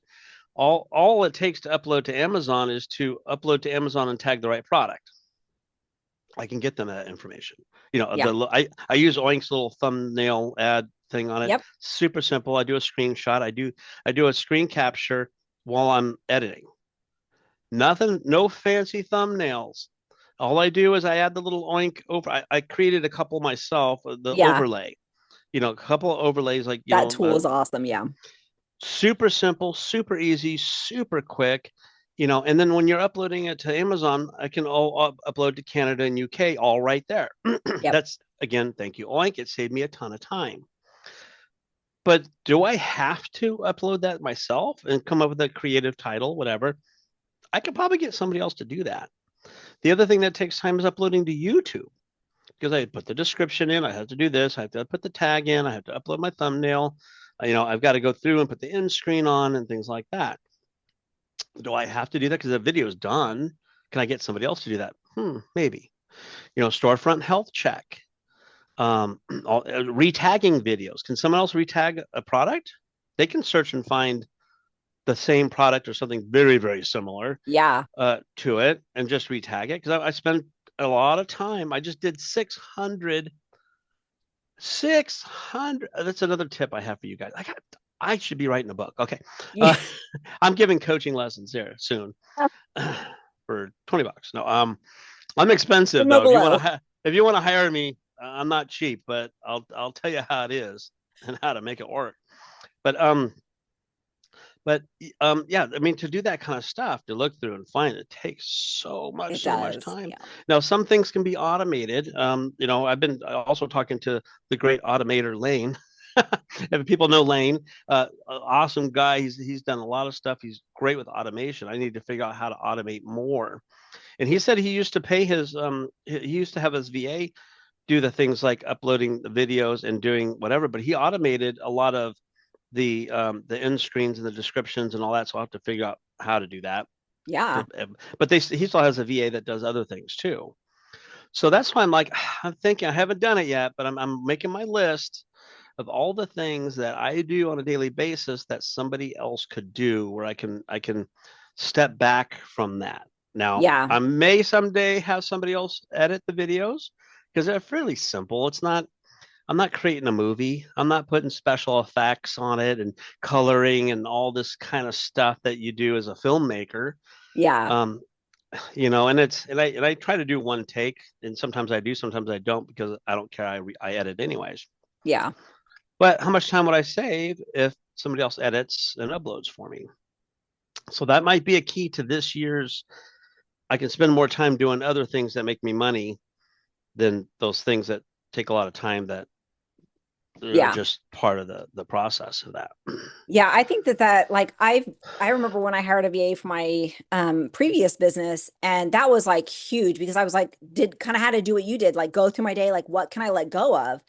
And now, so my adult daughter, she's 25. She's my VA for me, and she basically takes care of YouTube for me on my review channel. And so I just upload all the videos there, and then she schedules them out, and she does the description and the links and all that stuff. And so just finding what areas that you can let go of that don't really mean a lot to you but take time can be really huge, because I pay her $20 an hour. And like, oh, that's expensive. Well, because she's my daughter, I'm trying to help. She's she's young, married, in college. Like I'm gonna be a nice mom. So you don't have to pay your VA that much, but especially like there's even services like through the Philippines and stuff where you can get VAs for super cheap, and they're good too. Fast. And so like there are a lot of ways out there to really scale your business and scale your time, so that you can, once you get one program and one income stream going well, you can start adding new ones into the mix, right? Because you've got this down, the income is solid and consistent and it's moving, then and your workflow is efficient as well, right? And so that way you can add other balls in your juggling pattern. Well, that's what Alfred said. He says, let's dial in what we're already making you money. Let's dial in and increase that, and then we can automate it and take some things apart that you can start working on other flows. There's some steps to this kind of thing. Yeah. But I wanted to mention real quick about like me having to retag over 600 products. Let's talk about that for a second. My storefront shows about 3,000 products, but like it never went up. It never went up. I think I actually have about 4,000 videos that I've made. But you have that many untagged? But the Amazon storefront only shows ones that are tagged and in stock. they used to show everything, but now they've taken off all those things. Oh, interesting. So you I didn't only realize that. you only see what's available and what's in stock, because they don't want someone to come to a storefront and go, oh, that product's not available, that's not available, that's not available. Yeah, makes sense. So they took those out. So it's hard to really find those. So going through Oink, thanks, Rob. Oink, oink. You can find all those products that are untagged or unavailable and things like that. I had over 600 of them a couple months ago. Yeah. Now, most all of those are vendor sent products. Oh, interesting. Okay. So this is how I put it for those people that are new, that are looking like, how do I get free products? I want free products. I mean, if all you want is free products, great. You want to make money? Then we're talking making money here. Yeah. Yeah. Not just free crap that you probably don't even need. Exactly. Yes. When I first started, though, I love the free products. Oh, everybody does. On the same boat, because I wanted to just put I just wanted to put content. It's like the Amazon honeymoon, right? Yeah. I wanted content. I ended up with piles and piles of crap I had to give away. When I moved from Vegas to here, I sold a bunch. I donated $22,000 worth of product to the local thrift shop. Wow. Because I didn't want to move it. Yeah. So anyway, so my thing is the products you're getting from these sellers through China, the majority of them will either be out of stock or unavailable within a month or less, or 2 months. Yeah. So you get the product, you spend your time making content for it, uploading it, all that stuff to make money. Unless if it's a product you really, really want to use. Okay, I understand that. You're not going to make money on it after that period of time. So that's why I always tell people, charge for your time. Yes. At least $50. I charge at least $50 for my time to make a video, edit, and upload it. Yeah. If it never sells, you at least have make your $50. It's not what we're really looking for. We're looking for long-time growth, and we're looking for that $2,000 on that chipper machine, right? That's what we want. That ain't going to happen on a lot of stuff. This is the reality of it. 600 videos I had to either retag. Most of those are either not. So I couldn't find anything similar enough to it. Yeah. Because I don't want to do people. I'm not just tagging anything. I'm playing by the rules. Yeah. I'm in it for the long term. I'm building my brand. That's it. So a lot of them, I just have to hit the hide button. I'm like, I just call it a loss. Hit the hide button. It might come back in stock. We don't know. Yep. Boom, boom, boom, boom. Over 600. That's 600 videos I spent my time to do. And what shocks me is sometimes I'll see something that shows out of. I did that 2 days ago. I did that video last week, and now it shows out of stock. And at that point, I'm writing my agent or seller. Yeah. Hey, I just did this video. It's out of stock. What's up? Yeah. Is it discontinued? It just happened. And they said, well, we took it down because it was out of stock and production, and we're going to bring it back. Okay. I'm calm down. So the other thing is I will look at a product. If it's again, $100 or $200 or $300 or more, is if I could turn around and sell it. I do earn money also and selling on Amazon Marketplace. Nobody knows about how much I make on that one. I have a pile of cash somewhere, possibly in a safe. IRS don't know nothing. So I know, but you can, sell it off kind of stuff. Yeah. Yeah. But I have gotten products. I'm trying to think what I think my biggest product I ever got was a powered wheelchair kind of thing. It was like $2,400 chair, which also became unavailable. Because it was like 3 times the price of other ones just like it. Yeah. I just did like a $1,300 ginormous inflatable nightclub. I've gotten $1,000 chairs. I've got $1,000 jukebox. So I've gotten some really high dollar stuff in the past. So if I know I'm going to sell it, that's when I'll do like a free video. I'm not going to charge them if I know I can sell it and make some good money to it. But anyways, the bottom line to my message for everybody out there is free stuff is great. If it's something you really want and can use, okay. If you're looking to earn money, if you want to make money in this, that's not always the best thing to do. Though the majority of my income is coming from products that I've gotten from vendors. So, but I'm selective and I also charge fees. So yeah. You gotta definitely work want to yourself look at the that way. product before you negotiate that deal, right? Exactly. No, there's some things I'll have my wife do because I mean we don't have kids. We have 2 dogs. I take care of my mom. She's 87, so I've done some senior related Yeah. products. You know, but if it's a female product that doesn't make sense for me to do, then my wife will do it for me. Get involved in that and make a video. Yeah. I'm like, come on, honey, we're gonna make some money. You got to do this video. But I let her. I That's asked like her me and my first. husband. I'm like, come on, honey, like they're not going to believe me holding this power tool or whatever. So Exactly. But I do ask her if it's something she wants, if it's like a new hair curling styling brush or yeah. something like, oh, I could use that. What, you're not going to model a curling styling? I know, I got no hair. I'm like, you want me to do a hair brush? Great. I can brush my little beardy thing here. Get some curls in the beard. That's I funny. mean, I have done videos on female products though. Hey, I got you this for totally my can. wife. My wife totally loves this thing. That's just the way it is, you know. Yeah. Now, I don't do supplements. I don't do supplements. A lot of people do. They make I good do. money on it. You do? I Okay, do. you do.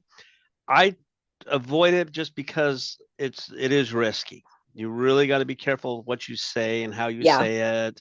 I mean, you probably do really well with it. I only take a multivitamin from Costco and a vitamin C. That's the only vitamins I take anyways. The hair growth stuff don't work with a crap. So, but Surprising. Yeah, I do a ton of supplements but I'm a supplement junkie and I know how to speak compliantly because of my previous business in the healthcare, alternative industry. And so like, I know how to speak about it compliantly where I'm not going to get myself in trouble. And Rob does that too. He actually did a video on how to talk about selling. It just scares me, to be honest with you. Yeah. And I've done some, but I think that's fair. Like you don't have to do every category. You don't, even if you're like, hey, everybody is like killing it in this category. If it's not for you, it's not for you. And that's 100% okay. Like there's so many different things out there that you can find stuff that you're comfortable with and that works out with your knowledge base, your comfortability. Is that even a word? And people ask about niching too. That's another thing, niching. And I don't have a niche. Now, if you have like an Instagram or a TikTok or a YouTube channel, like my travel channel, I'll only put stuff related to travel. If I have a little travel security pouch kind of thing, I may put that on because I'm like, hey, travelers, if you want a safe way to protect your ID while you're traveling, here's a little product and do a thing like that. But on Amazon storefront, nobody cares what you're doing. My YouTube channel for product reviews is not niche. It's everything. Yeah. Everything I do. But I do a lot of home and garden tools, things like that, and tech stuff too. So but it's pretty much everything. Yeah. I love it. Oh my gosh. This has been so amazing, David. Thank you so much. I know I can talk for days about this stuff. This is like the thing. So it is. It's so fun. And I think that's something that like the influencer and just entrepreneurial realm can be very lonely because you typically are the one wearing all the hats and you just don't typically have a lot of other help. And I operate great that way, but I think it's so important to find communities and connections like, on Facebook, on YouTube, things like that you can have people to commiserate with, to celebrate with, to brainstorm with, because we work from home. Exactly. I do have, when I did first start, I did reach out and became friends with another gentleman that was doing it a bit longer than me, and making really, really good money. It's not as good back now in the day, as it right? was back in the day. Earning $250,000 for that year was like huge. Well, we just became really good friends, and we check in with each other every day. Every day, it's in the morning. Okay, my consolidated numbers is this, and then by 4 or 5 o'clock, CC was this. Yeah. And sometimes I'm a little higher than him. Sometimes he's a bit higher than me, and we just go back and forth. And he still made more money than me, but he was been doing it a little longer too. But it's we call it accountability buddies. Yeah. You have someone you can talk to that are maybe on the same same level, possibly, maybe a little bit more than you. Oh, yeah. And just keep working it and bounce things back and forth. And yeah, I that's love that. important Like too. definitely follow, get a buddy that is a little bit further ahead and is doing a little bit better. Like I never want to be the smartest person in the room, but I want to find the smartest person in the room or the most successful person in the room. And I want to attach myself to them and learn so that I can excel and grow. And that's and we did it the hard way. Neither of us did any courses. We didn't take any courses. Yeah, I'm not we a course didn't pay girl for either. none of that kind of stuff. We learned it. Now, I always say kind of bad things about course sellers, but I think there is something good to that too. So I want to mention that real quick. Oh, please do. Please do. When it comes to those things, the idea is to get you from point A to B a little faster. So if somebody's already made the mistakes and made the errors and knows the correct way for them, it might be different for everybody. It might not work for you. But like I said, everybody's different. Yeah. In a lot of ways. But the shortcuts to get to some place is helpful, and that there is a value to that. So I can see why someone would take a course is to how do I get through? I don't want to have to figure this out myself and research this myself. Now, all the information out there is for free. There are people on YouTube that give, like your channel, you give a lot of really, really, really good information and shortcuts and stuff, and you give it away for free. Yeah, thank you. They're so nice. And you get the watch time, you get the subscribers, and you're going to make money on YouTube the other direction. Yeah. The other way. But it's valuable information. So all the information there is free. You don't have to buy a course. But sometimes it will get you a little bit quicker in the information. Yeah, so I agree. And I think because I'm not a huge fan of courses in general, because most of the ones that I've seen are typically people that their skill set lies in creating a course and marketing versus actually excelling in the program. And so if you are one that likes to have a little bit more structure and a little bit more hand-holding, so to speak, and like more of a step-by-step, like you don't want to go find somebody like me or someone else that is going to be giving tips and tricks, like research them, see their storefront, see what their numbers are, because there's programs out there that people are selling and making a killing on, but they suck at the Amazon influencer program. Like they might be really good at getting people into the program, but to actually have you be successful in the program, they don't have that knowledge. And some are like $300 for the course. I know. It's in business, that's a small price, but it doesn't need you don't need that. Well, because a lot of the people that are looking at this they're like, I really need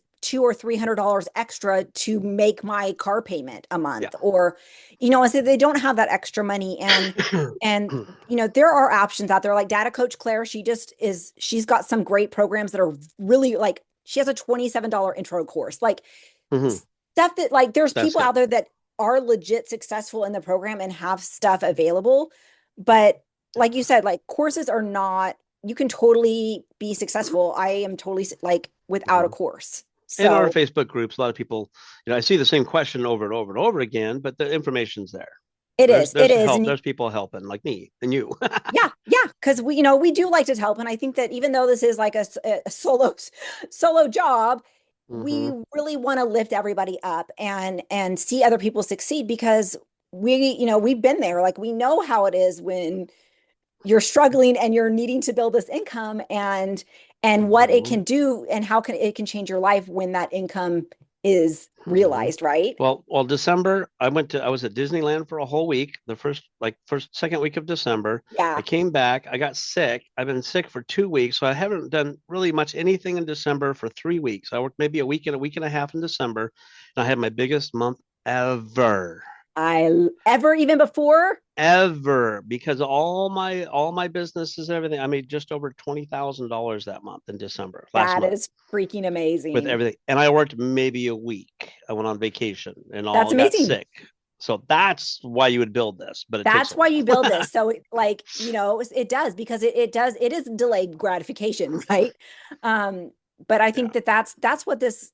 And also the time freedom. Hello, like you were able to go for a week and be sick. And guess what? You're not worried that your mortgage is going to get paid or your rent's going to get paid. I take care of my mom. Matter of fact, this morning before this meeting, I took her to a doctor appointment. and she's had a lot of doctor appointments. I can take her to different things and meetings, and I can work when I want to, and if I don't want to, I don't have to.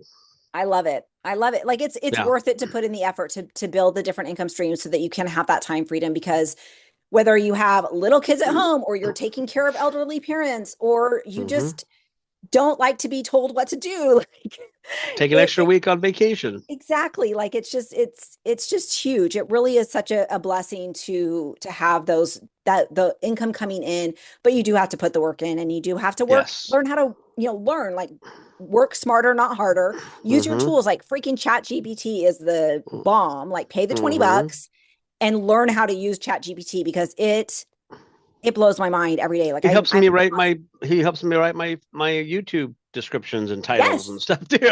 All that stuff. He even made me a thumbnail for my last video. And I'm like, my VA might be getting fired because Chat GPT is cheaper than she is, but she's, my daughter. So I won't be that mean of a mom, but I gotta see if my son wants to make some extra money too. It really is a great thing for if you can involve your kids, whether they're teenagers or adults, like, and you 1099 them. Exactly. Like we warned my daughter, I'm like, warning, I am claiming you, I'm going to be sending you a 1099. So you're going to have to pay taxes on this. So make sure you're setting aside at least 30% of what I'm giving you, because you're going to get a 1099 and I'm claiming this as that I'm paying you. And teaches them good money management and stuff. It too. does. That's a good training tool. It does. Like seriously, this program really offers, and not just Amazon influencer program. I think just entrepreneurship in general can offer so many great money lessons if you learn how to do it well. I hate to have to get a job again. Oh gosh, I would die. I would die. I've been self-employed for over 10 years. I'm like, what would I do if I had to get a job? I don't know. I was always in sales. I've always been in sales, so that's easy. I got my teeth cleaned this morning right before this call, and I had actually gone back to school about my kids. I had been a stay-at-home mom for 10 years, and I went back to school to become a dental hygienist because I was like, this is going to be a good career. Like they're making $70,000-$80,000 a year. I was like, that sounds like good money to me. I can do this. But my network marketing team took off. And so I had to make the decision, should I stay in school or should I follow this? And I decided to follow the network marketing and build that. And that surpassed it almost doubled what I would have been making as a hygienist. And that allowed me. I could not get a job paying what I'm getting paid doing this. Exactly. Yeah. With the time freedom and all the things I'm so grateful for it. Right. Like I'm so grateful. Because December with my multiple streams of income it was almost 20,000 as well. And nice. It's such a blessing to have that freedom and be able to do good things and be a good steward over my time and over my resources. And we're getting a good paycheck in February. That's why I look at it. I know, which is good because usually February sales might be a little. My wife is already, right? We're already planning our anniversary cruise to the Mediterranean. So we got married. We got married last year and did a 15-day Japan cruise tour. It was it was really nice. But I'll be checking out your travel channel. Check out my travel show because we do a lot of fun travel stuff. That'll be fun.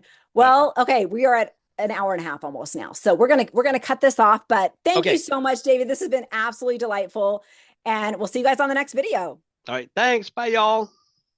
Hi, friends. Nicole Vincent here today. We've got Lori Richardson. Lori is a self-proclaimed introvert who has found tremendous success in the Amazon influencer program. She was stalled for quite a bit while in the influencer program and had a friend sit down with her and have a little heart-to-heart and give her some great tips to change her business in the Amazon influencer program, and has really catapulted. Lori, can I say how much you made last month? You can. She crossed that $5,000 mark, which is phenomenal. And that's huge. She's also a VA and has some amazing skills in that arena. So I'm really excited, Lori, to hear your story and learn from you. So welcome. Thank you for having me. Yes, it's been a journey. I actually became a VA in 2023. That business exploded, and I made like $25,000 in 45 days. That's amazing. Wait, I'm going to pause real quick. So some people might not know what a VA is. So can you tell us a little bit about what a VA is? It's a virtual assistant, and there are many types. And my specialty is tech because I have a 30-year tech background. So I help people build funnels, set up all of their automated systems, things like that. And in July of 2023, when some digital products were just booming, that's when I blew up. People are like, set this up for me, set this up for me. And so that's what I was doing. Well, that kind of level planed out, and I had a couple other clients. Well, last year I lost half of that, and and I always knew that I wanted multiple streams of income. Yes. So I first joined TikTok Shop, and I put forth my best effort. I don't want to say I didn't make any money. I wasn't a big earner for the amount of work that I was putting in. Yeah. I'm still a TikTok Shop affiliate. It's still a great program, but it didn't suit me. So I signed up for Amazon Influencer, got accepted in September of 2024, scared to death to make my first 3 videos. And one day I'm just like, I gotta make them. So I made them at the end of October. I never saw the yay screen, you're approved. I just kept making videos. Same here. So, I just kept going, but I wasn't consistent. And I thought I was doing great because I was making like $100 to $150 a month. And then I'm like, okay, I'm going to branch out. I'm going to start posting on all these social media platforms. And I was getting very burnout very quickly. It's so exhausting, all the offsite posting. It drains me. It is. And finally, one of my VA clients who has become a really good friend, I was telling her about everything, and she really had a heart to heart with me June 28th. And she said, I love that you know the date. I know the date. Like, stop doing all of this. You are getting nowhere and it's going to drain you. And she was exactly right. And she's like, go all in with Amazon Influencer, get this tool, which was Viral View tool. She says, I promise you, you will make money. And I'm like, okay. And I was looking at the cost. And I'm like, okay, I will commit for 2 months. Yeah. 2 months is it. If I do not make my money back, I will cancel it. So I also made the commitment to stop posting on social media, which was a huge relief for me because I am an introvert. I do not like posting on social media. I'll do it, but I don't like it. Yeah. And I said, I'm going to commit to 10 videos per day. Okay, there you go. And I set a goal for myself from July 1st through November 14th. I would have 1,500 videos up. Whoa. Okay. Right before Black Friday. I love it. And I was posting 10 videos a day. Wow. And at that time, I was also taking care of my elderly mother, who, so I was like at hospitals, ERs, doctor's office, cancer, and I was filming in the garage parking lot of the hospital. You were dedicated to that goal. Oh my gosh. I was dedicated. Yeah. I'm like, if I'm going all in, I'm going all in. I think that makes the difference, don't you think? Like when you're just like, this is it. I am like focused. I am all in. Let's do this. I think that really creates that momentum. And it sounds like you found that. It does. It really does. And there were days I wouldn't get home from the ER until midnight. I was up till 2 o'clock in the morning getting my 10 videos done. Wow. Wow. Yes. And that first month, I made over $700. So my friend sets a monetary goal each month for me. That goal for July was 500, and I made over 700. That's phenomenal. Right. And then in August, my goal was, I think, 1,000, and I made over 1,600. So like Nice. each month, And then I thought in September, I'm like, okay, something's going on. My daily sales were like dipping. And I'm like, what's going on? What am I doing wrong? And I'm in Facebook groups, and I believe one of your like you posted on one of my like, hey, something's wrong here. And I'm like, okay, it's not me. September's a slow month. Mm-hmm. Yeah. But I still ended up making over 2,100 that month. Yeah. And wow, so that's awesome. every month I have progressively increased, but it was consistency and my commitment to those 10 videos per day and still doing my VA work. So Wow. it's all of that, but it really is the consistency, the dedication, and the commitment for me. I think And that's key. December, I crossed 5,000. Every month I've moved up a few $100. Is it like you're going to get $1 million overnight or in a month? No, but it's consistent growth, and that's what you want. Yes. That's what has made all the difference for me. I still am a virtual assistant. I still have clients over here, but this over here is life-changing. And I see people, well, I only made, 50 cents. And I'm like, every penny that you earn, be grateful for, because it just adds up. It does. And I guess where I differ from some people is I hear so much about high ticket, which I totally 100% agree with, but I'm not afraid to do those lower items. Like I will do a review video, and I've done them on mouse traps. Yeah. And I sell them. Or like, those singles to go that you dump in water Yeah. and I sell them like hotcakes. Yeah. It's I amazing. I love it. I love it. So you're able to fit in. So I'm terrible at math, but 10 times 30 is 300. So you're adding about 300 videos. That your goal was between that July through November, mid-November was 300 videos a month. Are you still like, is that kind of your goal going forward, is to keep that pace? Because that's a pretty intense pace, especially with your caregiving and your other business. I ever since November 14th, I like slowed down over like the holiday. Yeah. And I've committed myself to at least 5 per day. Okay.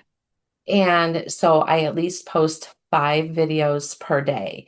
And the thing about it is when you first get in, and especially when you get into creator connections, you don't get a lot of samples. It's a buildup. That's what people don't understand. It's a buildup. It's building your reputation, building, partnerships with brands. I had a brand reach out to me the first part of August, and I never replied till September because during that time my mom had passed, but they were still willing to work with me, and I've built a wonderful relationship with them. So those samples, they're not going to happen overnight, and I think people struggle with that. And so like now I have samples coming in every day, so I have no problem getting 5 videos a day, but I also don't have a problem doing multiple videos on one product. Which is a very smart, it's a smart technique to utilize the products you already have, right? And Amazon encourages it. Like it's in the Creator University, like do more than one video. I had someone mention if there are, let's say, 800 influencer videos on a product, don't waste your time. Here's the thing though. I did like 5 separate videos on using that product different ways. There's 800 and some influencer videos, but I still made sales. So you're getting on the carousel somewhere, right? Right. And then I was in a group meeting and someone mentioned Amazon rotates those videos periodically. And I'm like, okay, then why wouldn't I do a video? Because eventually I may end up, if it's not the bottom, I may end up at the top. So I'm not afraid to do those things. Especially if it sounds like you have a pretty efficient workflow. So can you talk to us about your workflow for content creation? Like, what does that look like? I don't use the camera or the video on my phone. I use TikTok Studio. Oh, okay. I use the TikTok Studio. It just works for me. I then want because I can stop and pause and start again, and it's all in one instead of Oh, me. that's right. Because iPhones, you can't do that. Android, you can, which is phenomenal. Yeah. Well, actually, iPhone has it now, but it doesn't work with a remote. Oh, gotcha. Okay. So you got TikTok Studio that you're filming. That is awesome. And I download it, then I upload it into CapCut, and I remove all the ums, the ahs, and the dead silence. I download it and transfer it to my Mac because I can AirDrop, and then I upload and process. And I'm uploading to US, Canada, UK, and YouTube. Awesome. So you've got this workflow where you're getting not only your US Amazon storefront built up, you're also building up your Canada and your UK and your YouTube channel. I love this. I just added Canada and UK like last October, and I just did YouTube last month because it does make the process longer. So, and I did find if I'm doing 10 videos and doing to all those, it's going to take me a couple hours. Yeah. Yeah. Especially YouTube. It does take longer with the descriptions and everything.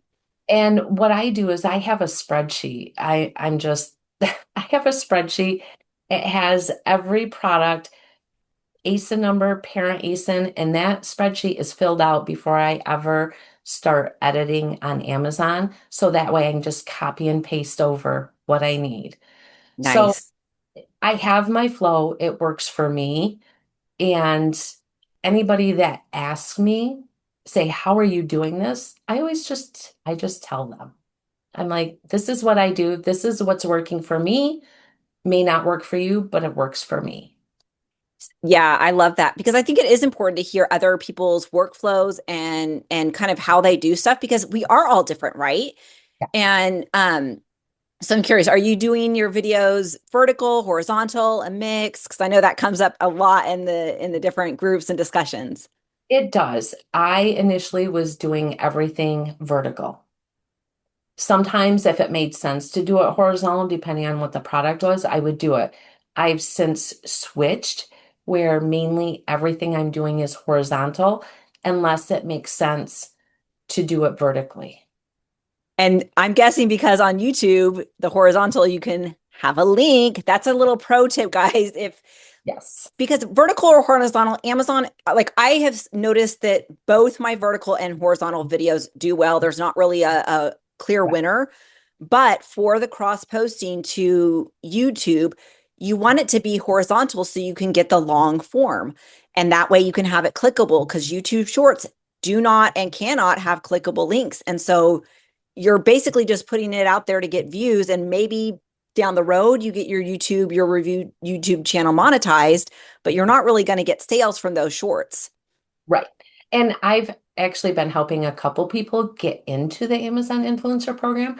And one thing I noticed is with one particular individual, they were told by someone that it has to be horizontal. You have to do horizontal. And he kept getting rejected. And I'm like, okay, I want you to sound upbeat. I want you to do this and make them vertical. And he was accepted. Oh, interesting. Yeah. So I like the different people that I help, I kind of say, okay, how did you get in? What worked for you? And I take notes of that and keep that. That way, if anybody ever asks me, how did you get in? I have some different perspectives from other people. I think that's awesome because I literally kind of accidentally got in. And so I can't really help people get in because I just kind of like, well, I had a storefront from years before, and then I found out about videos, and then I uploaded videos, and I didn't even know about the congratulations or that there were auditions. And so like, I can't help anybody. So I love that you're taking notes and being mindful of this because it really is, it's such a great program and there's so much money to be had for each of us, right? Oh, yeah. And what's interesting is I heard about the Amazon influencer in 2022, and I'm like, that's nothing I could do. That I don't have the skill set to do that. No one would buy anything from me. And boy, it's the best thing, especially if you're introverted. So I'm curious, since you are introverted, do you do a lot of faceless videos, or are you fine doing, videos with your face on it? Most of my videos are faceless, but I am doing more face. I think I've crossed that I don't care attitude where I don't care if I'm not the prettiest or I'm not aesthetically pleasing. I just crossed that. Yeah. And so, like if I'm doing a review on face cream or shampoo or something like that, I'm going to show my face or, I'm just going to do it. And I do have so many videos actually on my storefront that show my face. And I'm just like, yeah, that's me. That's you. I love that because I think that some people are a little bit more camera shy than others. And there's nothing wrong with that. Like you can totally do this program successfully with that camera shy thing. And I think if you keep going, if you do the kind of consistency like you have been practicing, like that's it kind of naturally, that inhibition kind of falls away a little bit. Like, look, you're doing an interview here, which is amazing. But the one thing I will say is when you first start out in the Amazon influencer, and you may have found this, like you find it difficult to talk about a product. Where now I could grab this water bottle and talk about it for a minute, hands down, no problem. Yeah. I can just, you develop that with the number of videos that you do. As you grow, you develop that ability to just be able to grab a product and talk about it. Yeah. So I'm curious because that it definitely, I think it is a skill that does develop. Did you start out with scripts or did you just kind of fumble around to kind of figure out how it, the language of it just worked best for you? I think trying my hand at TikTok Shop helped me a little bit. Oh, yeah. Because with TikTok Shop, it's a little bit different because you have to come in with a hook and with all. And so when I started, I was kind of doing that. And then over the months, I quickly realized I don't need to do that. I don't have to come up with a caption. I can just talk about like this water bottle I've had for 4 years. It's my only water. I can just talk about it. One thing I will do is, and I always tell this to people, when you're like cooking breakfast, making dinner, I can get 10 to 15 videos out of making dinner. And And I love that multitasking. I love being able to show the product actually in use because I think people can relate to that. But the other thing that I learned is don't be afraid to mention if there's something that could improve the product or if there's something you don't like about it, because that gives that genuine review. I 100% agree. Like, I have gotten a few things that were total crap, and I'm like, I cannot say anything positive about this. And so I will tell the agent or the seller, sorry, I can't do a video. But I think that does add credibility when you're like, I love this cup, but here's one thing I didn't love about it, because it adds that honest aspect. And if you do, like, you love everything about it, like, be passionate, like show that love, like you love your water bottle, you've had it for 4 years, it's so amazing, like let that come through. Don't be afraid to have some emotion in there. Well, and of all things, it's so funny, a review video I did on a vegetable peeler.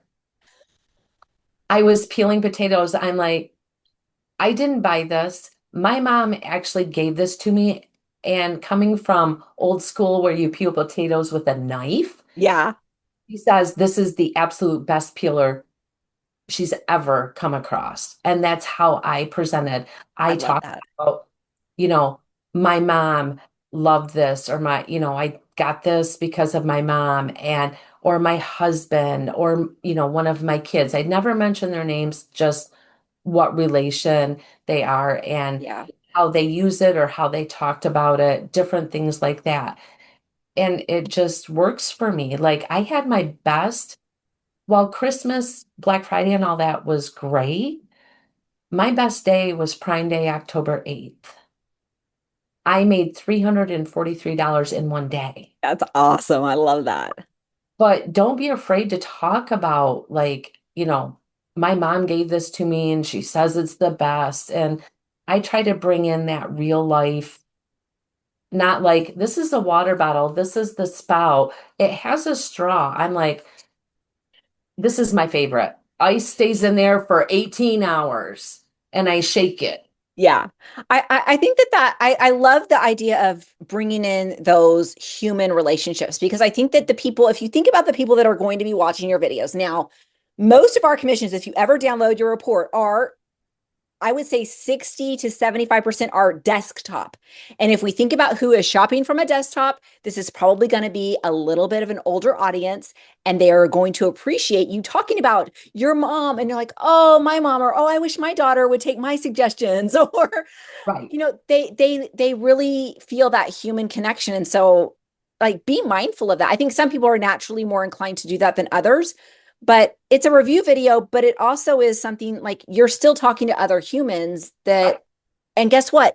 Humans make purchases based on emotions. And so if you can tickle that little emotion through sharing a connection and be authentic, like don't BS about it, but Well, but it and definitely is a good technique.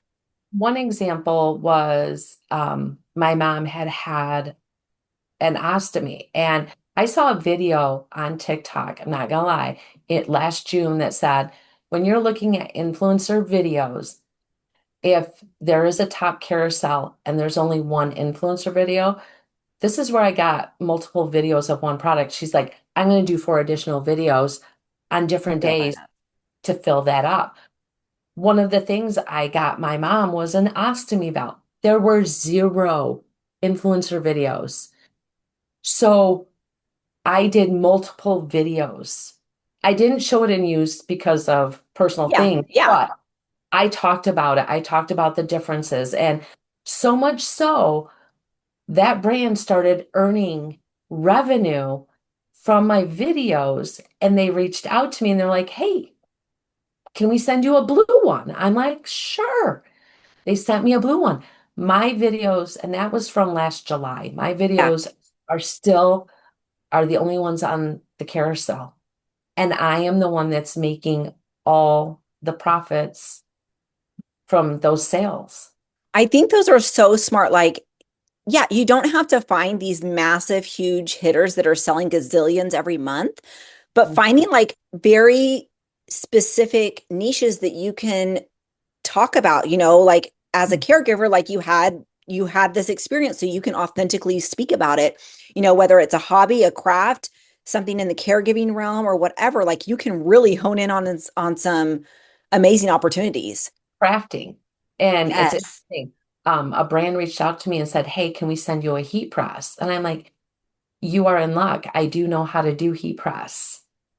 And so they sent it to me, but crafting and all the different techniques, because that's one thing I will say, because I have a sticker shop and stuff like that. So I've been in that realm, is learning, teaching. When you're doing videos on those products, teach something, because people love it. Yes. People love it. Well, and Amazon loves it when people are watching more of your videos. They're more likely to promote your videos, not just on that product, but on other products too. Yes. So teaching is amazing, because I will watch videos and I will learn something new. It's like, oh, I had no idea. I love that. Even when you're cooking, teach something. Hey, did you know you could do this with a vegetable peeler? I had no idea. There you go. I so smart. So tell us about, you said that once your friend sat you down and got you committed to go all in and to use the Viral View tool, like how did Viral View, using that tool, how did that change things for you? Like what does that look like for you? Dramatic. So that was June 28th. July 4th, I had implemented Viral View. I had done the scans, accepted campaigns, and I'm like, woohoo, I'm in 100 campaigns.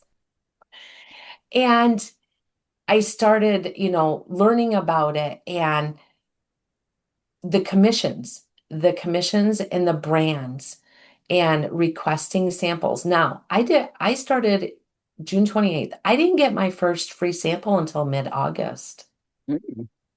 Wow.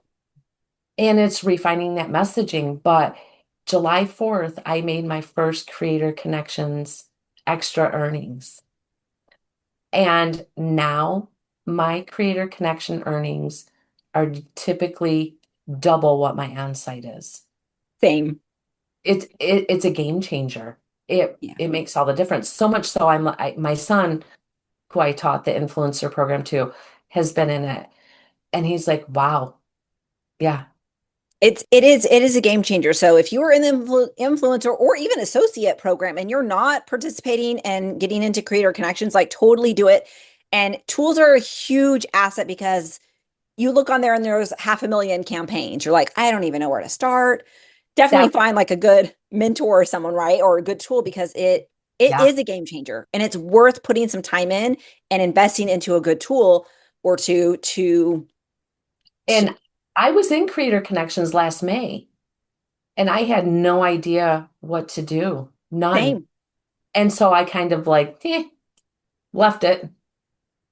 And then I'm like, I could just kick myself, because an example is I got my husband into the influencer program in November 3rd. He got into Creator Connections within 3 days. Nice. And he made almost $250 the last 2 weeks of November. Well, in December, he made over 1,600. Wow. I'm like, and I tell him, I'm like, you are progressing further from on your start than what I did from last October through June. I wish I would have known about all of this. That's why we help other people, right? So they can do it faster than us. Right. So you've got your husband in it, you've got your son in it. So this has become like a family affair. Like, I love this. So tell us kind of about that strategy a little bit. So both of my kids are adults. And when I kind of blew up as a VA, my son didn't believe in how you can make money online. And then I had to come to him, and I'm like, because he's in tech as well, I'm like, I need your help. I have too many clients. I need you to help me build funnels. And he earned $13,000 within 45 days of something that didn't work. Of something that didn't work. And that kind of shifted him. Oh, I bet. When I told him about the Amazon influencer, he started like November of 2024, and he didn't put much effort into it. And after I had the heart to heart, and in a couple weeks, I saw what I was doing. I came to my son and I'm like, hey, try this. I said, I will actually pay for Viral View for you if you try it. And he did. And he still didn't believe until he got his first direct deposit from Amazon.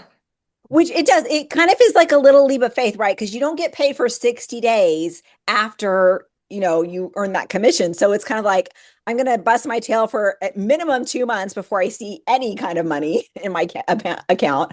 Well, and then he wasn't posting consistently because he's got a full-time job. And yeah. I understand that. You have to work within your schedule. And he's like, I'm not seeing the growth like you are. And I'm like, okay, I made these commitments. I said, it takes dedication. It takes commitment. So he came to me at the end of November, early December, and he's like, Mom, he's like, would it be possible for me if I went all in to be able to leave my full-time job by the end of 2026? And I'm like, son, I said, dedication, consistency, commitment. You have to put that in place. And what do you need to make per month to be able to do that consistently? And so he set his goals, which I really love that he's doing this and setting those goals. And at Christmas time, he's like, Mom, I already surpassed my December goal.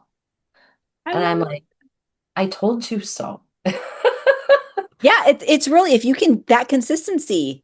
I'm like, it was kind of, I was a proud mom at that moment, but I was also like, here, I told you so. You're saying it with love, right? It was a happy I told you so, not like, oh, you totally screwed yourself over. I told you so. Different feeling. No, it was proudness, but like I told you. Yeah. That's awesome. And so you've got your husband doing it too. So how does that work? Do you guys share, like, do you share the products? Like, do you review the same things? Do you do different stuff? Do you kind of stay in your own lanes? Like, how does that look? So that for us it's interesting because my son will come over maybe once a month and I have samples everywhere. I have Oh samples. And I'm just like, and he'll say, okay, what's on Creator Connections? So I'll pull out a bunch of things and he'll review them and then go back to his own place. With my husband, we review all the same products.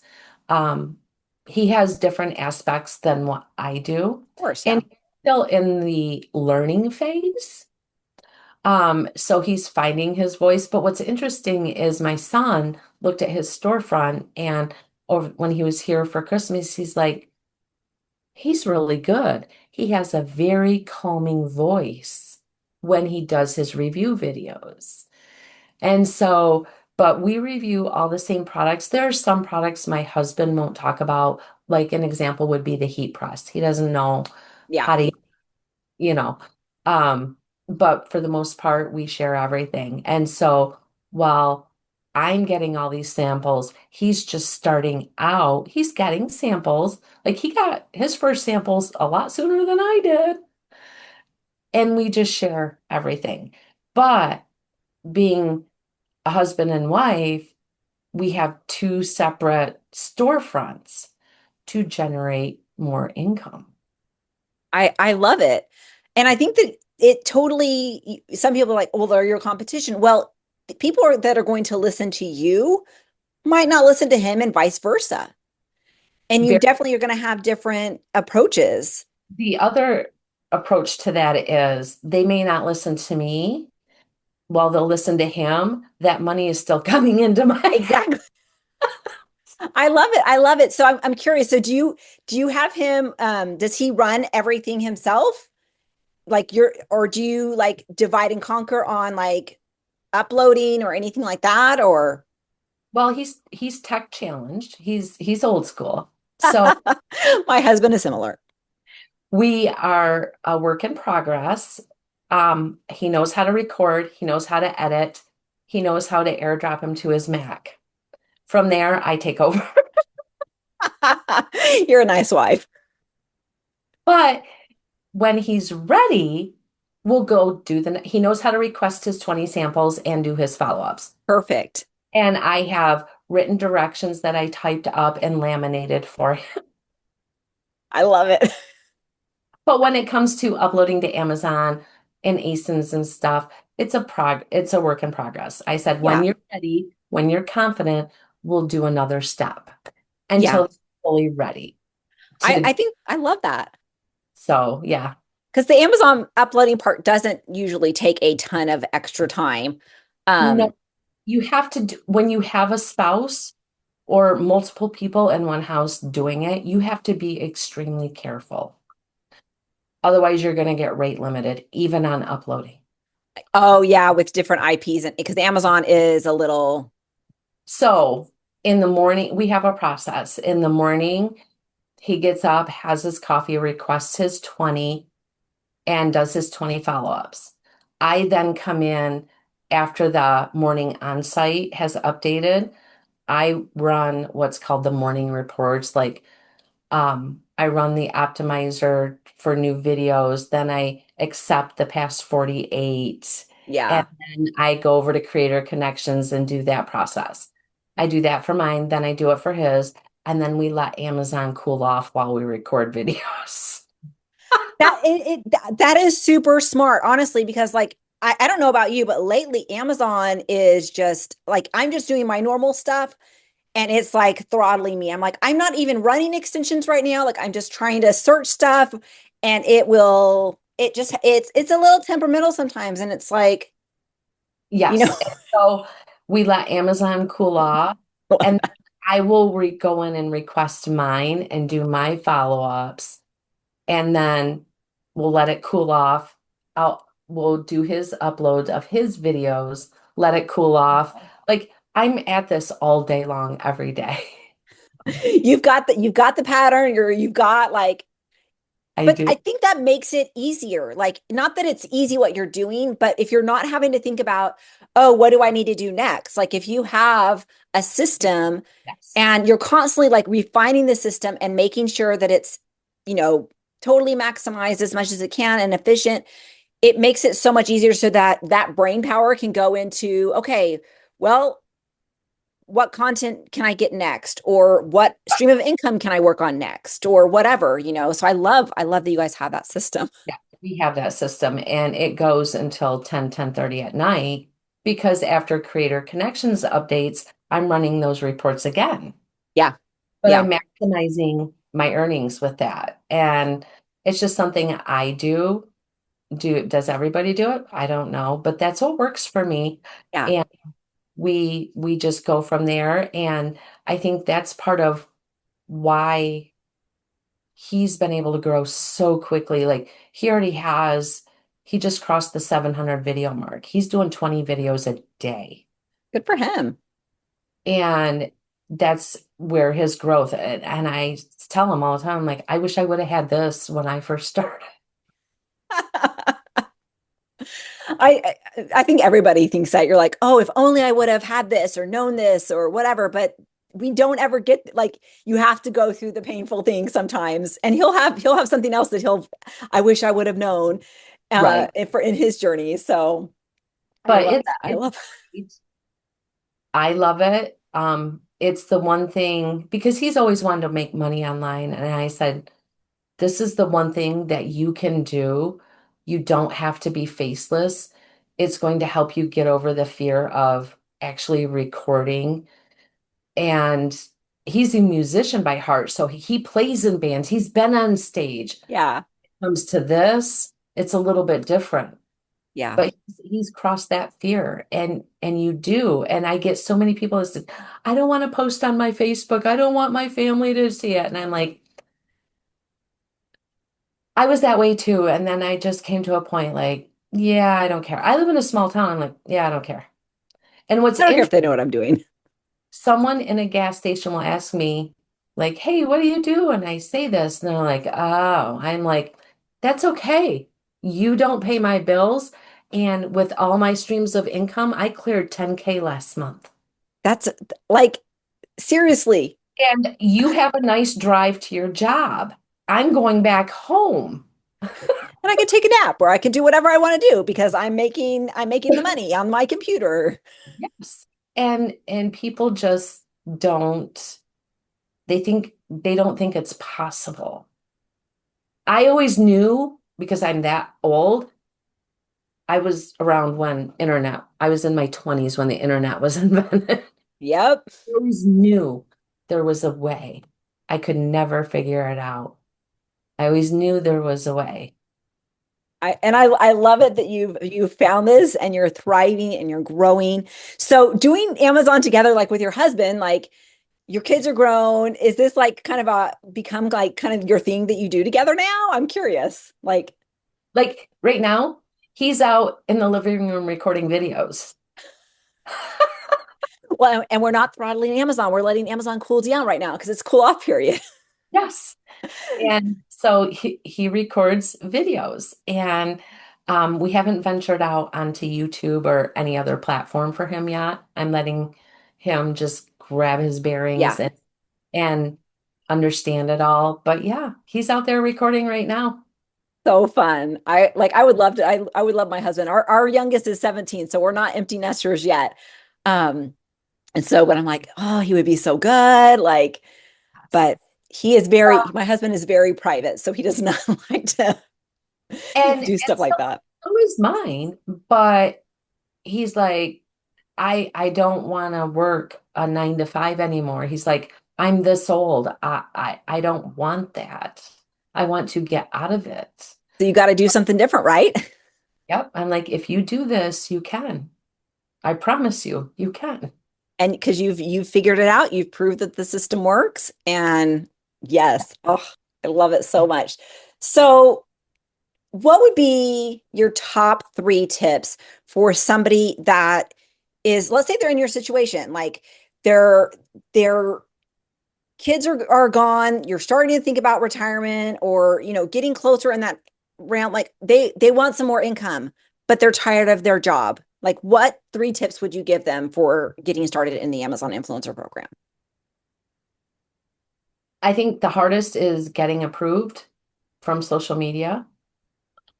I always tell everybody TikTok is the easiest to get approved. It is. And most people like that are, our age and older, they don't love TikTok. I don't love TikTok, but you can still get in. Get in it, do your first if you get rejected while you are still trying to get in, start recording review videos. That's what I did with my husband. I'm like, start recording review videos. Keep them on your phone because he was not good at it. When he got in, we had 80 videos to upload. Wow. Start doing it so you're starting to get comfortable with it. Talk about products initially that you know and you love. Don't try and go get a random product that you have not used. Talk to someone, do videos that you know the product. And stay consistent. And when you get in, I'm not kidding. And this is why I tell everybody, get as many videos up as possible based on your schedule. You're in a numbers game. It is. Get as many as you can up. Because last July or June, when I first started, when I really started taking it serious, I only had like 140 videos. I just crossed 1,700. Awesome. But that is the thing. Remain consistent while you're trying to get in. Do review videos. And consistency is key. I agree. And whether that consistency looks like a daily number or a monthly number, different people do, or a weekly number, like that's the consistency. You don't have to upload daily for it to work on Amazon, but some people, that daily goal is super helpful. For me, I would be like, I'm more of a bulk, so I would rather do like 100 in a month or 200 or 300 in a month versus a weekly goal. But that consistency, the production needs to keep happening. Don't stop. I was actually doing 10 per day, and I was actually scheduling them out until someone that I was on a Zoom with said, "Why are you doing that? You are leaving money on the table." And I'm like, so I can show my consistency. Amazon doesn't care about your consistency. So I stopped doing that. And that was hard for me because I am very structured. I couldn't tell. That was a shift for me. That was a hard shift. But I think that was valuable advice though, right? Yes. Because Amazon does not care about your consistency on how it's going to promote your videos or not promote your videos. But if you've got a video, like get that sucker up on Amazon and publish as soon as you can, because you're leaving money on the table if you're scheduling it out. Yeah. And so for me, consistency was posting every day. And I think because I had no one telling me that it doesn't work like social media. Yeah. And so that's what I thought consistency had to be. And that's the case. Yeah. It is not the case at all. Those are great tips. Yeah. Get your social media started. TikTok's the best. And when you're starting a TikTok, it doesn't have to be about Amazon reviews. It just needs to be about something that you love. Like it needs to find a niche, like, oh, I love my dogs. And so you make a dog channel, or I love my cats, or I love my crafts, or I love. Yeah. It's about engagement. Yeah. You engaging with others, others engaging with you. So for me, because I was doing TikTok shop, I was seeing it wasn't a huge engagement, trust me, but I was getting engagement where my husband had a TikTok account, never posted on it, had it for 2 years, never posted on it.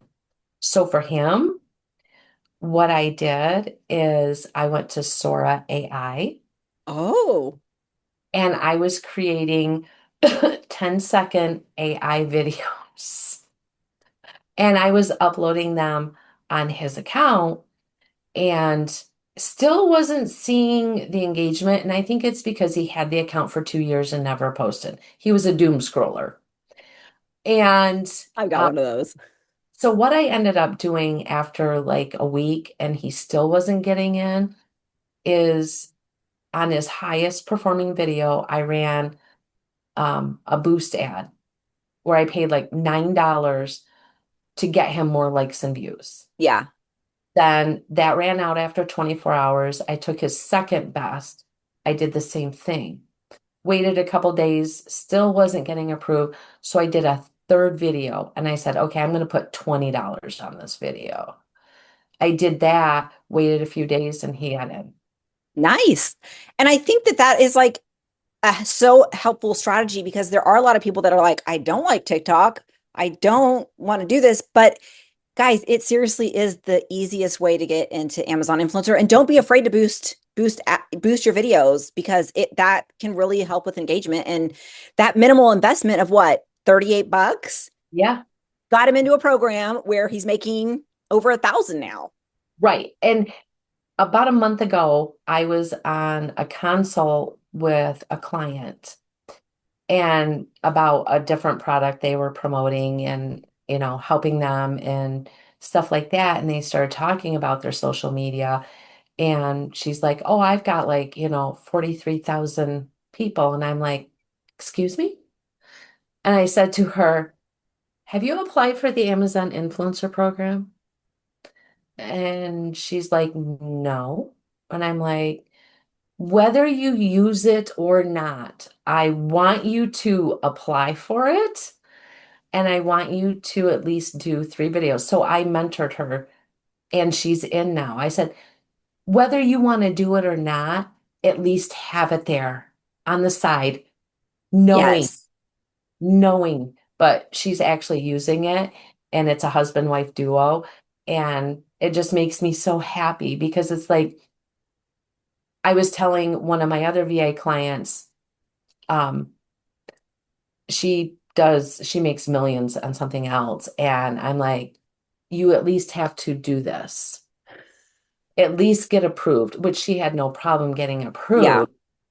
And so I'm like, hey, I did this much this month. And she's like, oh, I made like over $200 and it was on a coffee maker. And I'm like, wow. She's like, well, it was a $5,000 coffee maker. I'm like, what? But she's not actively uploading, but it's there. But it's there. Yeah. There. Whether you want to actively do it or not, just get yourself approved so you have it. I think that that's wise advice because I think that we never know what Amazon's going to do to change it. And so if you can get in, like if you have a social media presence, YouTube, Facebook business page, Instagram, TikTok, those are the ones that Amazon will approve through. If you have that, apply, do your 3 videos. And if you don't do anything, like you're in. And so you can always take it up. So smart. Yes. So smart. I've even seen people offering to purchase Amazon like accounts that have been approved into the program. So I didn't even know that was a thing. I don't know how legal it is or terms of service, but I've seen people like offering like, I can't get in. I haven't been able to get in because of social media or my videos, but they want to have an approved account. I'm like, I don't know. That's interesting. But I remember something like that going on with TikTok Shop. Yeah. I don't know how legit it is. So that is not like, I'm not giving that counsel to do this, but I'm just saying how coveted, like if you can get in, get in. And If you have an older TikTok account, start another one. But the thing with TikTok is you have to be consistent, posting every day. Yeah. Every day. And you don't have to show your face. You can be faceless. Yeah. You could do an AI video. Like there's Yeah. so many different options out there. It's not about followers. You could have 2 followers and get approved. Yeah. One of my husband's friends was here yesterday and learning about the influencer program. And he's like, I haven't posted on TikTok in a couple years, but I have over 4,000. Well, it turns out he had applied for the influencer program, got accepted. He just hasn't done his 3 videos. I'm like, oh, okay, have a seat. Buckle up. We're going, Lori is taking you to Amazon Influencer 101. Yes. And so he was doing his first 3 videos yesterday. Awesome. Awesome. So just waiting for, maybe he'll see his yay, congratulations screen. Yes. I never saw it. I know. I feel like I missed out on my getting that screenshot or something, but alas, here we are making the money. So I'm not complaining. Me either. Oh my gosh, Lori, this has been so insightful. I have learned so much and you are just so fun to chat with. Thank you. It's been wonderful. So we'll have Lori's link for Viral View, her discount code down in the description below. And we will just see you guys on the next video. Thanks, Lori. Thanks. Bye. Hello, friends. Nicole Vincent here today. We are having Danielle Branch join us. She is an Amazon influencer. She's been in the influencer program for a little over 2.5 years, right? Mm-hmm. And she has reached platinum. She's got all her bills paid with her Amazon income. This is her full-time job. And she just was so gracious to be here and to share her story with me. And I'm just really excited to hear your journey and to hear how you're making this work for you, because you kind of hinted, you're like, I kind of do it different than other people. And I think it is so important to hear how different people do this, because there's not one right way to do this and find success. So thank you again, Danielle, for being here. Thank you for having me. Yeah, I'm always trying to go and share what's in my head, even though sometimes it doesn't always come out right. And you may have to watch this 3 times just because I'll be here, there, and everywhere. That's okay. We can totally handle ADHD conversation. Perfect. Then we're best friends. Awesome. So, with our chakras or crystals, all the things, yes, right? Yes. So Danielle, what led you to the Amazon influencer business? How did you hear about the program? What got you interested? Things like that. So I've had a YouTube channel. I've had several YouTube channels, as most YouTubers have. And if I look away, it's just because that's what I'm processing. So I had a YouTube channel for quite a few years. I helped my daughter. I manage her YouTube channel. She's monetized. I've been monetized and off monetized for a while. So the group of friends, YouTube friends that I had, they were all talking about it. I'm going to name drop some names. Oh, we like some name drops. Yes. Dan Courier was one of them. And he was the first one to really talk about the Amazon influencer program. And we're talking 4-5 years ago when it first started. And I was like, oh, heck yeah, I'm going to try. Well, no, I didn't get approved. Okay, fine. So then I was bummed. I was like, well, clearly I haven't made it yet. I'm not special enough. But I saw all my friends become an Amazon influencer and just bankroll. And I'm like, man. Because it was crazy there at the beginning, right? Yeah, it was. It was, because literally everything they filmed was making money. And I know a lot of people who have been in it for a while have kind of said the same thing. Yeah. So my husband had tongue cancer. And tongue cancer. I know that's weird to hear, because you don't really hear about cancer of the tongue, but it happened. It happened, yeah. It happened. So I ended up being his full-time 24/7 caregiver. Everything halted. Nothing happened. But I was still watching YouTube videos, still watching my friends, and supporting, hitting the like button. Yeah. while we're here, hit the like button, subscribe to Nicole's channel if you haven't. Thanks for the shout out, friend. No problem. So I was watching them do their thing, and it was getting towards the end of my husband's journey, and I didn't know it at the time that it was, but he had always kind of supported my YouTube stuff, even though he really wanted me to have a job. That's who he is, rise up the corporate ladder. So he wanted me in management and all these things. So I couldn't do as much of the YouTube and be creative like I wanted to, because I'm a very weird creative person. So towards the end of his life, I had seen one of my friends talk about how they were, how people were getting accepted into the Amazon influencer program faster and easier. I think at the time it was through TikTok. And yep. And so I've already said I'm weird. I prefaced it with that. Disclaimer has been made. Disclaimer will happen throughout this entire video. I love it. So I like to grow hydroponic lettuce. Oh, cool. And I mean like lettuce, like romaine is fun. I like the purple. I'm weird, right? But it grows really fast. And so you can wake up the next morning and it's like 3 feet tall. It's insane. So I made some fun videos because, again, I was a YouTuber. I know how to edit. I love editing. And I made, I don't know, I must have made like 20 TikToks about hydroponic. And I kept applying. And sure enough, I was accepted.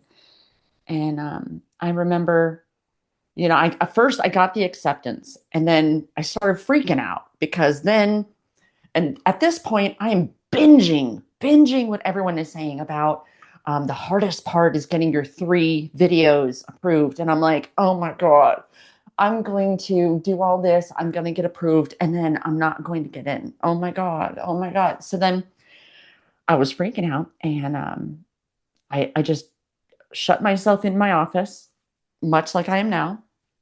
And I'm like, okay, I'm just going to do it. And I did. And I remember getting that fancy little pop-up with the congratulations, you did it. I screamed at the top of my lungs.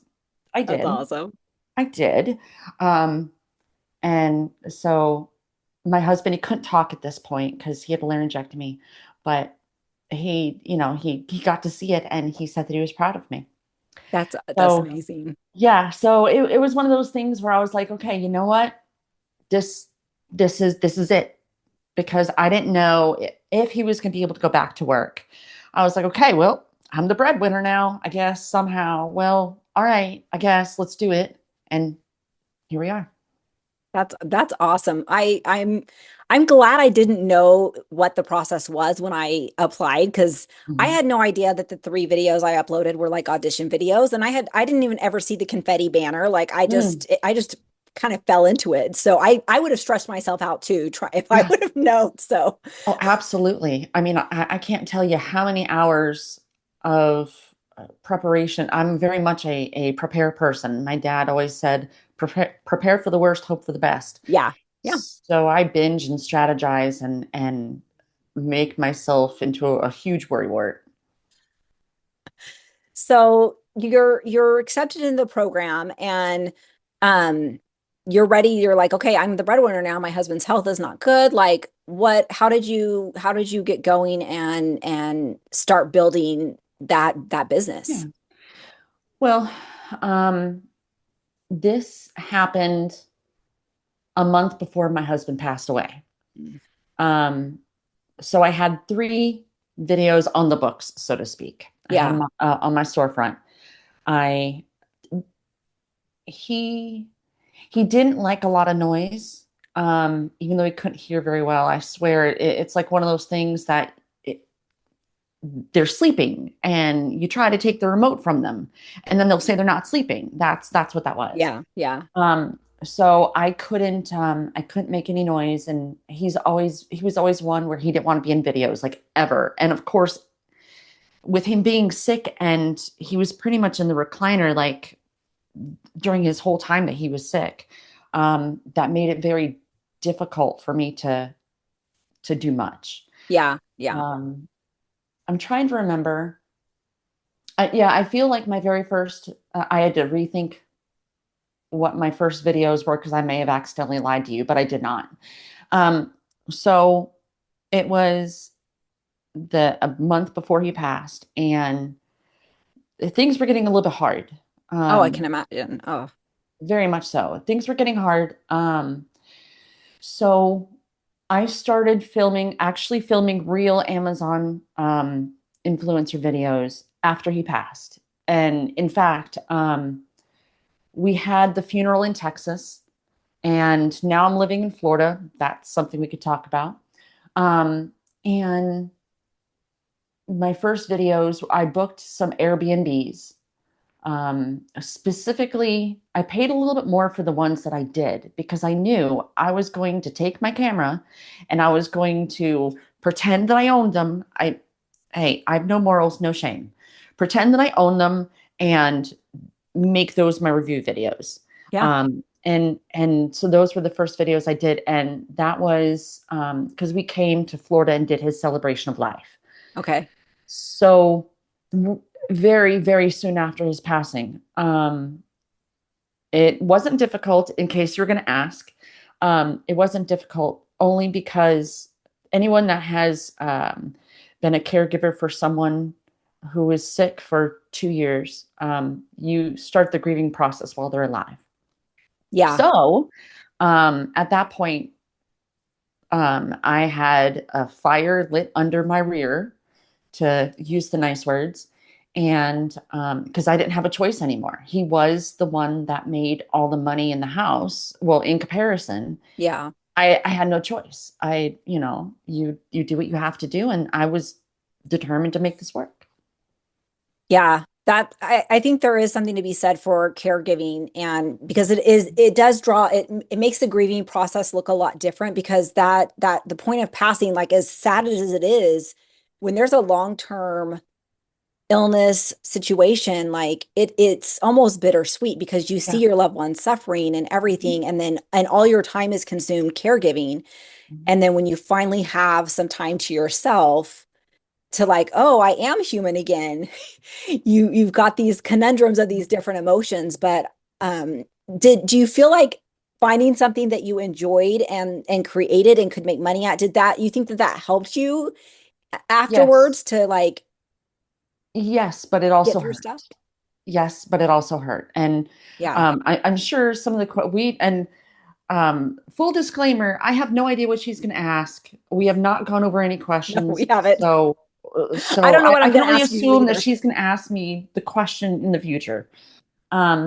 Yes, it did. It gave me something to do to occupy my brain and not think about. I almost cussed. Not think about now what. Oh yeah. So as a caregiver, and I would hate for this whole interview to be about that, but as a caregiver, that's your entire identity as a person, is this person's caregiver. I'm still learning who I am. Yeah. And that sounds really crazy now that I'm saying it out loud, but this was one of the very first things that I bought myself, was a bunch of Amazon shirts, Love it. because I lived in Amazon pajamas for about a year and a half. Yeah. So Yeah. I'm still very much learning who I am, things I like, and remembering who I was before he was sick. Yeah. So that did give me something, because, I remembered I like being on camera. Yeah. Yeah. And we're not going to stay in this place. Yeah. But it's a big part of the story. It is. It's a huge part. And I think that it's something that it is hard to talk about, but I think that it can bring healing when somebody else is going through a similar situation. Maybe they didn't lose a loved one, but maybe they're in a caregiving situation, or maybe they weren't in a caregiving situation, but lost a loved one. And there, even if it seems a little silly or whatever, like finding purpose and finding joy in something can really be healing on whatever it is. And in this case, we're talking about Amazon influencer, right? Right. Right. And so I love that. So as you're starting to create, like, did you have, well, I guess you did have YouTube experience. So you had the video editing, you had that. So how did that help you in your video creation and building up your library for your storefront? Well, let's see. I'm not camera shy. Me and the camera, we love each other. We have a very intimate, very probably not safe relationship for work. I love it. We do. We love each other. So speaking to the camera has never been a problem for me ever. Like, I'm not camera shy. What I found, there is a big difference. If you are a YouTuber and you're watching this and you're not sure if Amazon influencer is going to mesh well, it's not the same. I'm not going to lie to you and blow smoke up your rear. It is not the same. For the majority of my videos, I don't edit. I one take everything. And my longest video is like 4 minutes. Okay. Where I did that. So I think I went into it thinking it was very much like YouTube. I have to be engaging. I have to wham, bam, bam, the big hook. Yeah. The call to action. It is not like that. And in my adult working, I've been in sales for the majority of my life. So even bringing that into it, it's not the same. On one hand, you are selling, but you're not saying, like, here, let me sell you this pen. You are instead saying, so this pen is about 3 to 4 inches long. It feels really good inside your hand. It's maybe less than £1. I like to use it for this. So, I mean, it's not the same. And it's hard for me to put all that to use. But what I can say I did bring from my YouTube is good lighting. I don't have it now at the moment here where I am, but being able to light yourself, making sure you don't have your light source behind you, because that's going to make you extremely dark and you're not going to be able to see. So making sure that you have where your light source is coming from, making sure you're not too close, making sure that you are heard well. Hopefully I'm heard well today. You sound good. Awesome. Totally grab these. You can get these directly from Amazon. Yes. But yes, those mics can be great. Yeah. So, I mean, knowing lighting is second important. Sound is first. Everything else after that doesn't matter. That's what I've learned from YouTube that I've brought here. I think that's awesome. I think that just the confidence in front of a camera makes a big difference in your ability to produce stuff. Because then you're not like, oh, did my hair look right? Or did I say that exactly right? Like, you're able just to produce faster and produce more when you're already having that confidence. And for those that are watching that don't have the confidence, like, the way that you get that is just by doing more videos. Yes. Right. Yes. Right? Yes. So talk about me. You said before we started recording that you do this different than other people. So I'm curious to hear what that means. Like, what are you envisioning when you say I do this different than other people? Yeah. No. So, okay. I want to figure out how I want to say this nicely, because sometimes the way that I say things doesn't come across as nice, but I mean it with all the love in the world. I can relate to that, that comment. I'm the same way. I'm an Aries. I'm very, very, like, blunt. Sag here, girl. Yeah. Oh, there it is. That's my daughter. So, okay. We understand each other. We are best friends. Got that fire energy. Yeah. Okay. So, I've learned a lot from my dad, and my dad, another one of his, I don't know if I said the first one, but one of his famous sayings was trust, but verify. So, I take in a lot of information. I'm very much hungry for knowledge. I love to learn, but I'm not going to be a sheep and follow what you say just because you say it worked for you, because that may not work for me. Yeah. The same can be said also for YouTube or any other medium that you decide that you're going to go for. You can't, they say imitation is the best form of flattery, but I can't be Nicole. Exactly. Yeah. Like I can't we're be not meant Nicole. to be that way. I can follow her mannerisms. I can drink when she drinks, right? Cheers, friend. But I can't be her.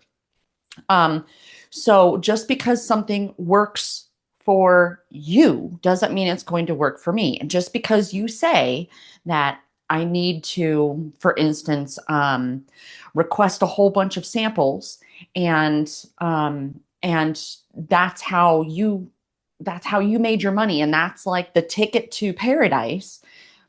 Okay, I hear what you're saying. I'm going to test that theory. Yeah. And so I am all about coming up with a hypothesis, which is, in this case, spray and pray. That's what my chat GPT says. Spray and pray. Me and Devin, that's a whole nother thing. Oh, that's hilarious. Yeah, that's my chat GPT. So spray and pray. If that's your claim to fame, that's how you're doing it. Cool. Let's test that. And so I tested it. I found what works, what doesn't work. How do I make this work for me? Just because you tell me that I should not go and make a video for a product that has a full carousel. Okay, I hear what you're saying. I'm going to try it. Yeah. And so that's the way that I kind of do things is I come up with a hypothesis, I test it, and then I take that and I mold it into something different. And so I do that. And I'm going to tell you guys exactly what I do, because I know everyone loves to hear that. All right. They're like, okay, get your pen and paper out. Yeah, no, seriously, get your pen and paper out, because I'm your about notes to blow pad y'all's on your mind. phone. I'm looking around my office because that's what I do. I don't have it, but all right. Microphones. Love these microphones. I don't have a link in the description, but I'm sure that Nicole will. So what I will do, and I learned this because when I got back from the Celebration of Life, they were running an incentive. This was a while ago. We haven't had one since. I'm hoping and praying we have it back. And Nicole already knows where I'm going with this, because I could see her go, Okay, so they had this thing called This or That. And basically the premise of it was we had like 4 categories, and they wanted you to compare 2 products. I don't have 2 microphones here, but we're just going to pretend this is a microphone, y'all. We're creative. We can pretend.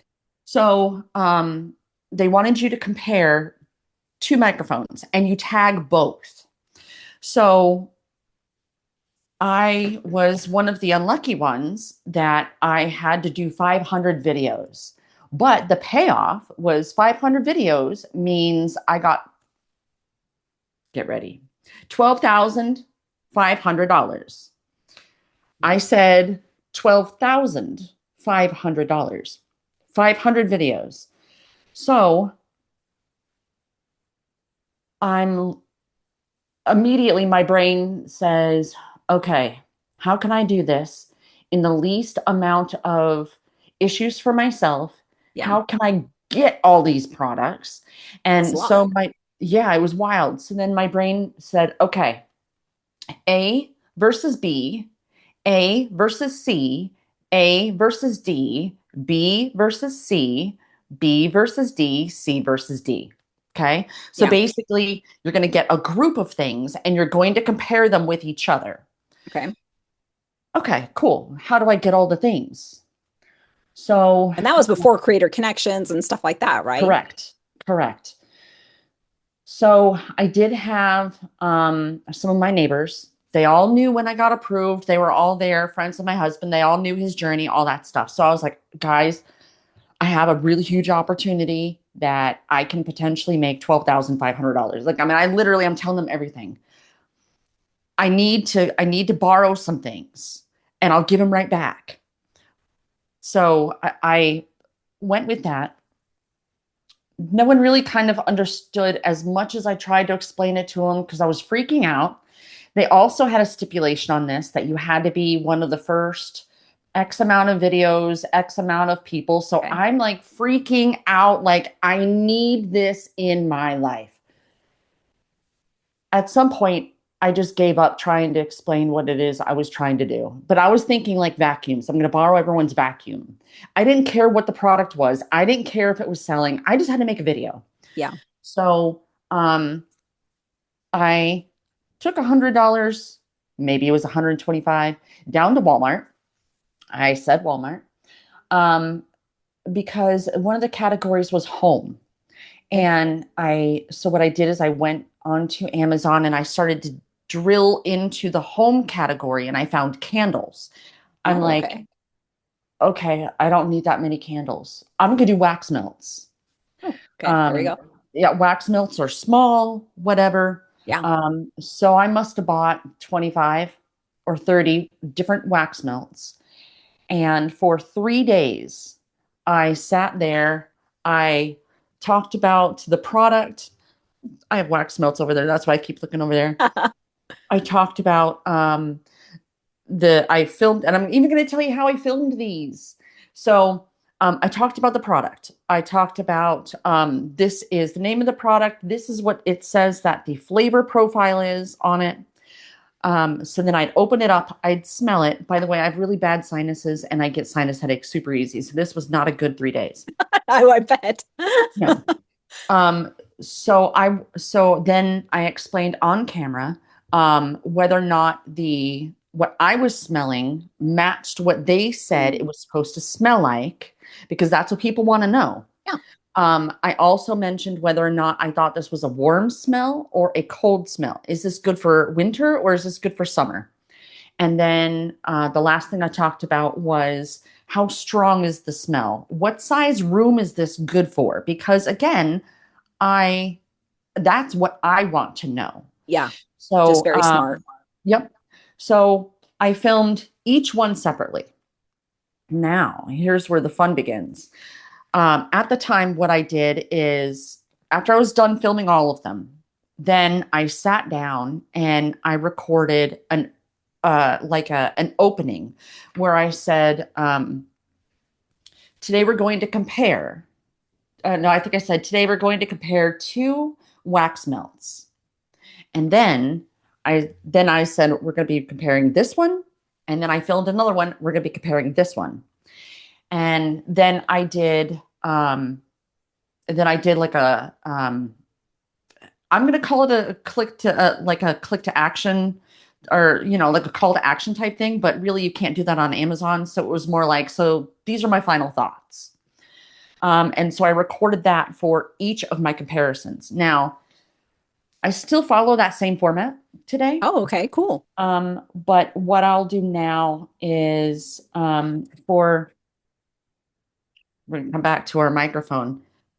So now what I'll do is I will do a solo video for the microphone. And then I will record. Today we're going to be running.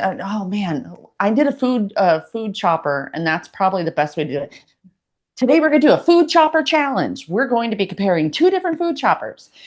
And we're going to use this great big onion, right? And then I put it down, and that's my first thing. That gets put on every single, I call them siege videos. Okay. That's at the beginning.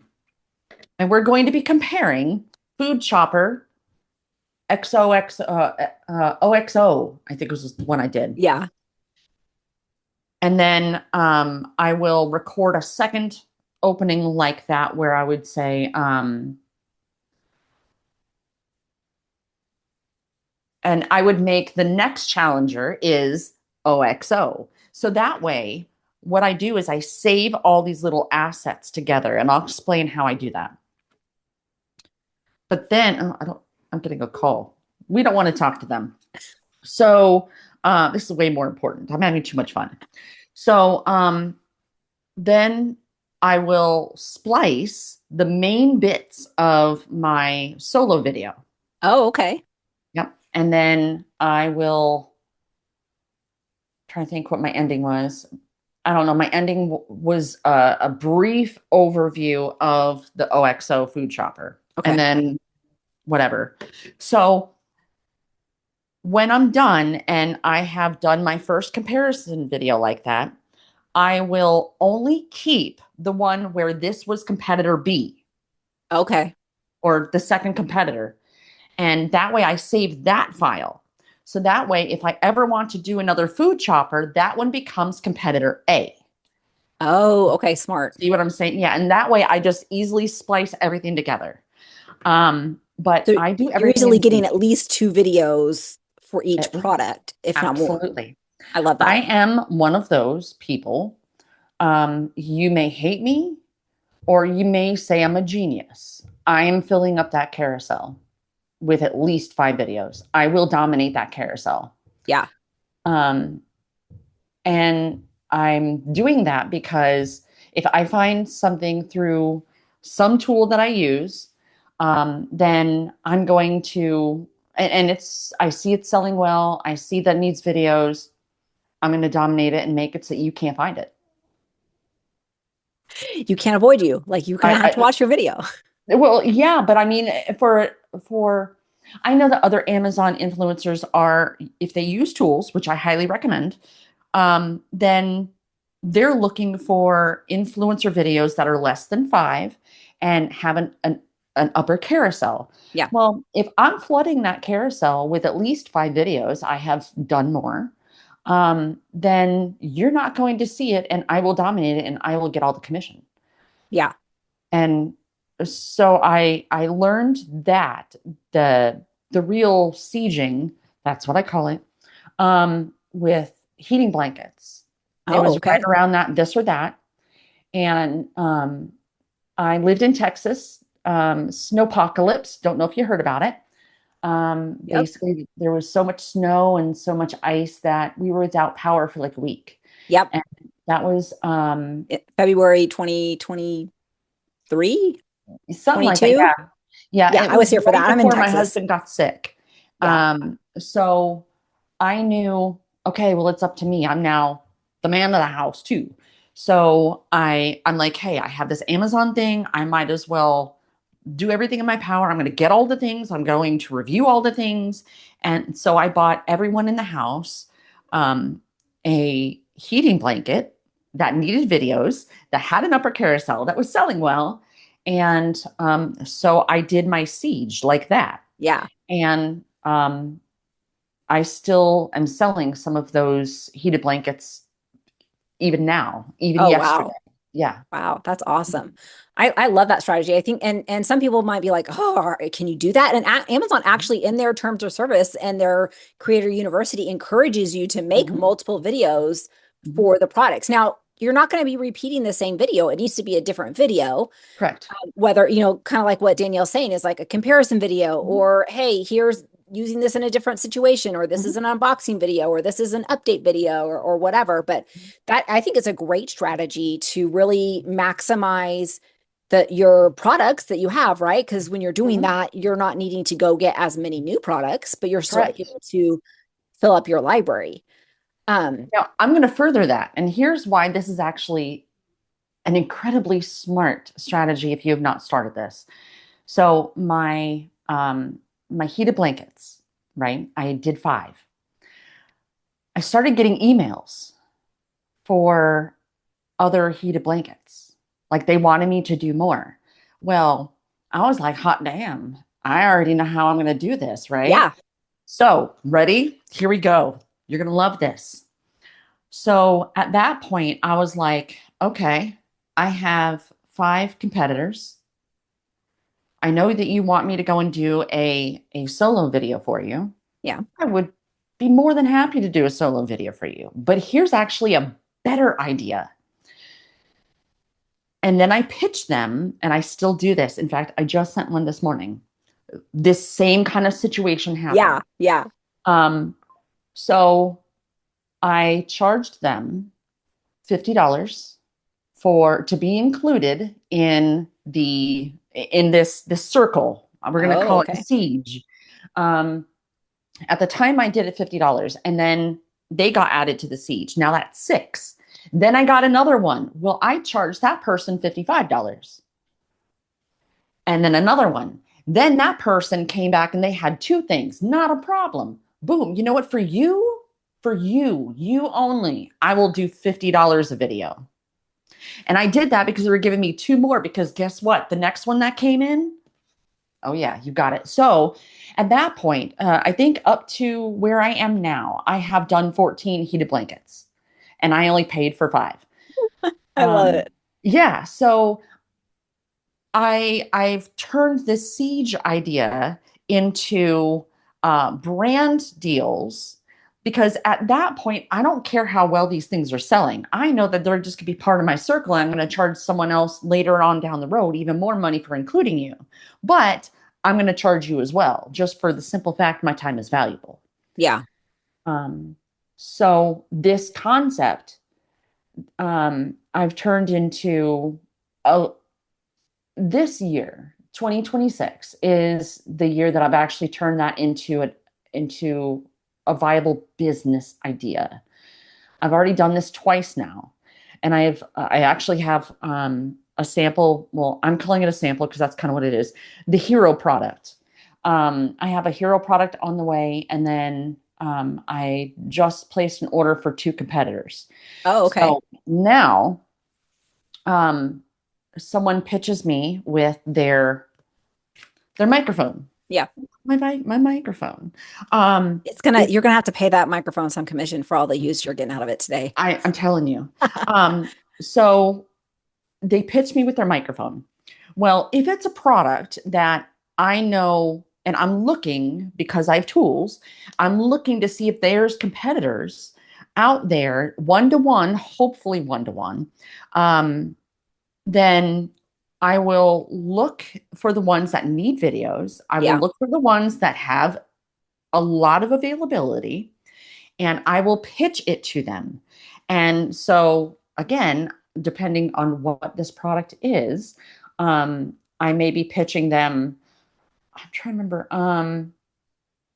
I think I'm pitching them $100 for $100 for one competitor. And they have to buy that competitor product for me. Oh, okay. There we go. Excuse me, right? So at that point, I don't care what their product is. They're paying me $100, but they're also buying me the competitor microphone I have chosen. Nice. So so I'm not, when I'm doing that, I could look for the one that has creator connections.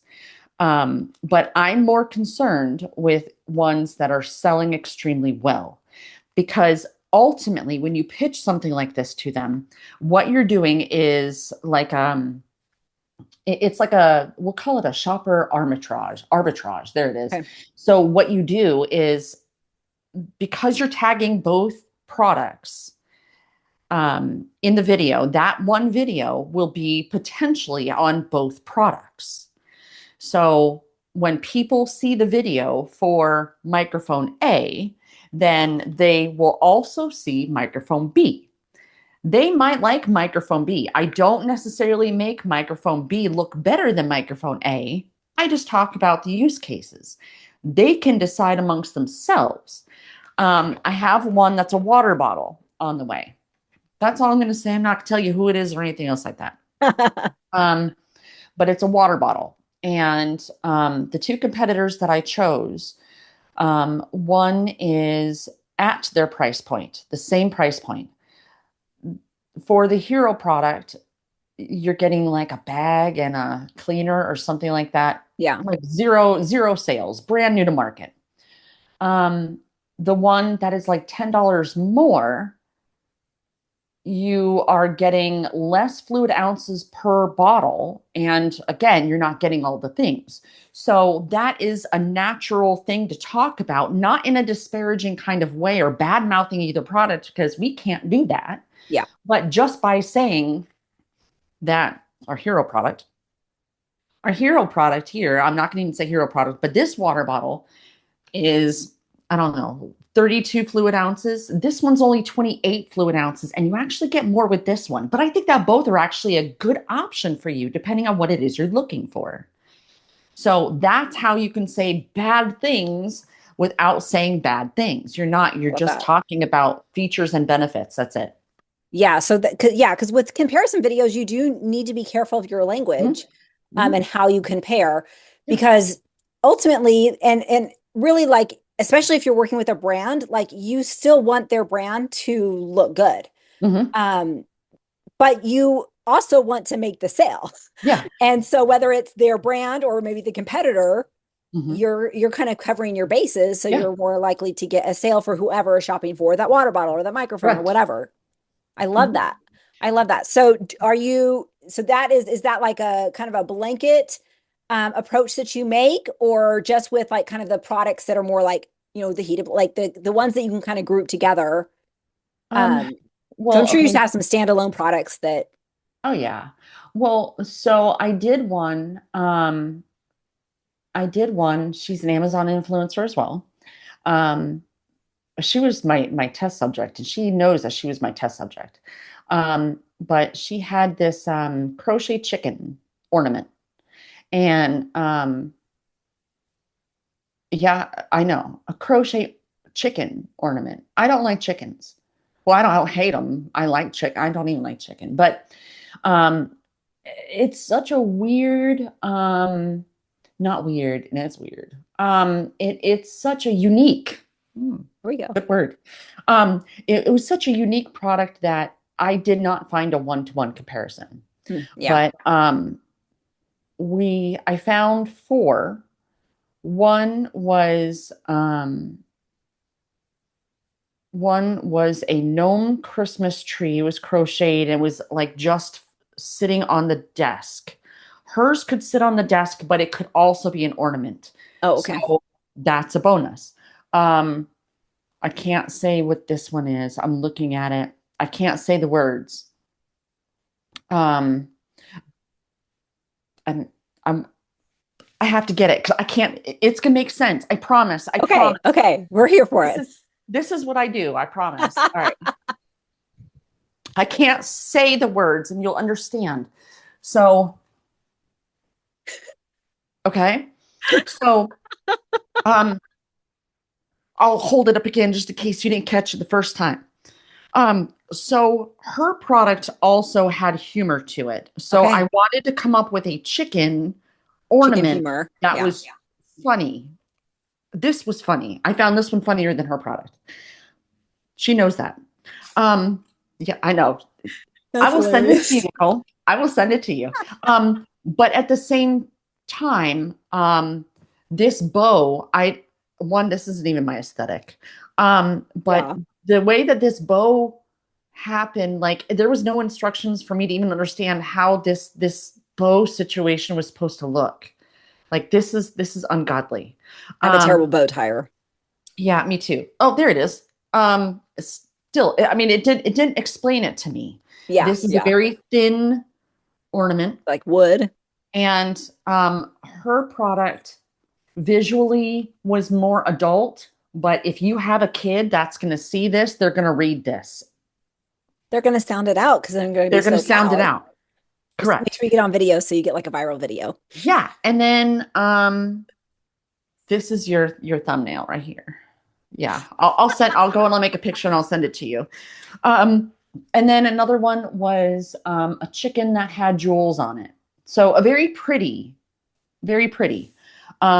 So what I did in was there another one? No, I think that was it. So then because there wasn't an exact one-to-one, I took all these little bits and tried to make correlations to them. Yeah. And so this is only an ornament. Hilarious. Yeah. Absolutely hilarious, but it's only an ornament and probably not one you want to have around kids because they'll sound it out. Hers, on the other hand, was something that you can have on a desk. It definitely a very good white elephant product. Yeah. So making those comparisons is kind of, again, if you don't have a one-to-one, I still suggested that to her. And she was everyone that I pitched this concept to, I let them know in advance, these are the products that I choose and here's why. Yeah. I do give figures. I have an estimated 30-day revenue for this product of, I don't remember how much this was. We're just gonna say 35,000. Yeah. This one is 28,000. This one is this. That's the figures they want to know. They want to know how much is that making? How many how many sales did they get last month? Because they're currently getting 0. So if this one is selling like 400 a month, to you and I, that may not be like the numbers that we're going for, but to them, that's a lot because that's more than what they're getting. That's true. And that's a great angle to pitch to the sellers for sure. Yeah. So basically how I'm trying to go in and create win-win situations for me and the seller. Yeah. Brand, whatever. And so my chicken, I don't have the chicken. I think it's a she, I don't really know. It's out there. I won't go get it, but that one, we didn't have a lot of time. We only had like 2 weeks before Christmas. So I don't feel like that was a very good representation of what can be done, but I've done some others that it has significantly decreased their BSR, their bestseller rank. Because what I've noticed is that the algorithm, I'm a nerd. I'm a huge nerd. The algorithm sees this group of products and says, oh, they are very similar. We should group them together. So that way it's kind of like a law of averages or whatever. Yeah. So that way it kind of brings this one up to kind of match these up here. And so that's one strategy that I'm using in 2026. I love that. I think that's really creative. And especially once you get your language down, because I think that's kind of like, you definitely need to refine your language on that, right? Mm-hmm. Once you get that down, I think that can be such a great way to create just like so much content. Mm-hmm. So I love the comparison strategy. Mm-hmm. What other, like you did mention tools. Do you want to talk about some tools that you're using? Because I think that there's some tools on the marketplace that are fabulous, some ones that maybe aren't so fabulous. And I always love to hear what other people are using and having success with. Yeah. So the 2 main ones that I'm using are Oink and Viral View. I love those. I have had Fluencer Fruit. I have had IPX. I'm not proud of that one. I think we all have. It's okay. I bought Lifetime. Oh, I know. That hurts a little bit. It did. I did have Sortio X before Viral View absorbed it. Okay. I thought that I saw there's another one out there that I have not really been in the Facebook group for like 2 weeks. Yeah, there's a few different ones out there, but I haven't Viral View. Oink and Fluencer Fruit are kind of the biggest ones that most people have heard of in the space. So, Rob from Oink, love that man. He doesn't know me, but I love him anyway. Oh, we all love him. Like he's amazing. So I was following his YouTube channel before he made an extension. He was doing. And if he watches this, he probably will. I'm fangirling. That's fine. So he was doing, him and his chat GPT made like this script that you would go into the console, and it basically did what Oink does now. Yeah, that creator connections cross-check. Like I remember I found that and I was like, oh, it saved me so much time. I have no idea what I'm doing, but copy paste. Yeah, exactly. So, I did that because I had IPX that worked for a little while. I had Sortio X that does the same thing that Viral View does now. Sortio X was being absorbed by Viral View, and I was like, well, gosh, that is so expensive. Fluencer Fruit, that's really popular. I think I'm going to check that one out because I like the little bananas, and that's just cute. And I knew that Sortio X gave kind of like a score, and I wanted a score. I wanted a banana score. I want something that's going to help me not think. So I got Fluencer Fruit. Again, trust but verify. So I gave it, I think, 2 months. And I found something that Fluencer Fruit, if it's still there, I thought was very cool. They had a way that you can search creator connections. I know everything does now, but hear me out. So this will spit it out into like into a huge like list. And the filters on it, I could filter it out for, this was wild, for things that were not active yet. Like months out, not active. Oh, wow. I know. I don't know how I did that. No clue. Maybe you're like a secret hacker that you don't even know. Like it's so. Oh secret no, I'm you not don't a even secret. know. I'm not a secret. Nope, I'm not a secret. I did hacking. I don't now. I just hack carousels now. I swear. So, but I was like, okay, this is cool, because that way, what am I going to do? I'm going to flood the carousel. I'm going to get in early so that when February hits, I flooded the carousel. No one else is going to find this. And if they do, then they just happenstanced upon it. And I know that, and this was, I don't know, maybe 5 months ago. Oh, okay. Yeah. So they already have their Creator Connections campaign loaded. I'm just waiting for it to turn on. So that was really cool. There was something that was happening where I kept getting logged out of my Fluencer Fruit. And I was like, it was a timeout that Amazon was doing. Yeah. And Yeah, I was I like, remember doing that. man, you know It was what? really frustrating for a while. This sucks. Yeah. Well, in my head, I'm thinking, man, this sucks. This has to be a tool problem.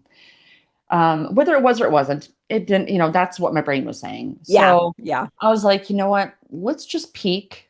Because I went over everything with my chat GPT, Devin. He's my business partner. I love him too. And so he's the one that helped me decide between Viral View and Fluencer Fruit at first. And I was like, I want to take a peek at this. So I started looking at Viral View. And what piqued my interest there was it had a tool, because I did everything on my iPad. Okay. Because I am a lazy girl. Yeah. I'm a lazy girl. I'm trying not to cuss, y'all. You don't understand. You're doing so good. You're doing so good.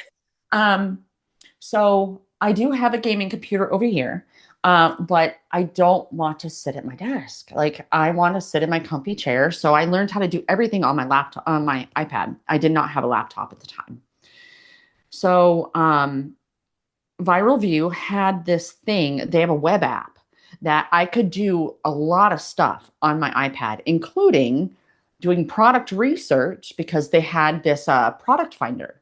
Yeah. I'm like, this is the answer to my prayers.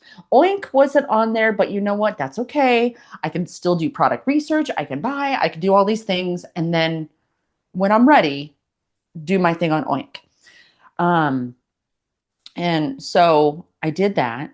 And so I decided, okay, you know what? I'm not going to do Fluencer Fruit anymore. I'm going to do Viral View.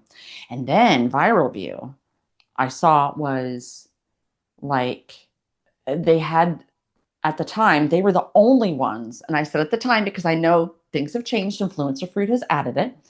At the time, they were the only ones that were actually showing the full carousel, how many influencers there were. And I had just done an experiment, because, everyone says that you should not make videos on a full carousel. I'm like, bet I'm going to try it. I'm going to find out. That was my food chopper challenge. There you go. I specifically bought 4 things to cut onions, because I don't like onions and I hate chopping them. So I wanted something that was cheap enough that I could buy 4 of, and I needed one anyway.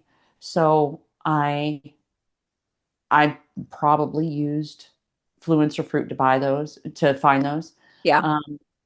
And then once I had everything up, yes, I did. By the way, the results of that, yes, you will make sales. No, you probably will not make your money back right away, if at all. Heads up. Good to know. Try it for yourself. Because the 4, and I mean, I literally chose the first 4 that had a carousel. That's literally what I did on the bestseller page. Oh, okay. Yeah. Yeah. So then I get viral view and I decide to look and see, well, what's the stats on these? Oh, one of them had like 100 influencer videos. I mean, some I've Like, never that's a long sold time any. for my turn. Yeah.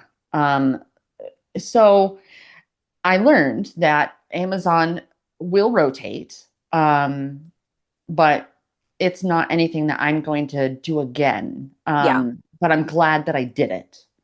I think those experiments are worth it, right? And thankfully it was on something that was a lower priced item versus, hey, I didn't just drop $1,000 on this for the experiment. Like, if you're going to experiment, like, do low stakes experiments, for the most part. But I think you could have, it could have gone the other way. Like, it could have been like, hey, I saw that this was full, but it was something I needed. I'm going to make a video anyway.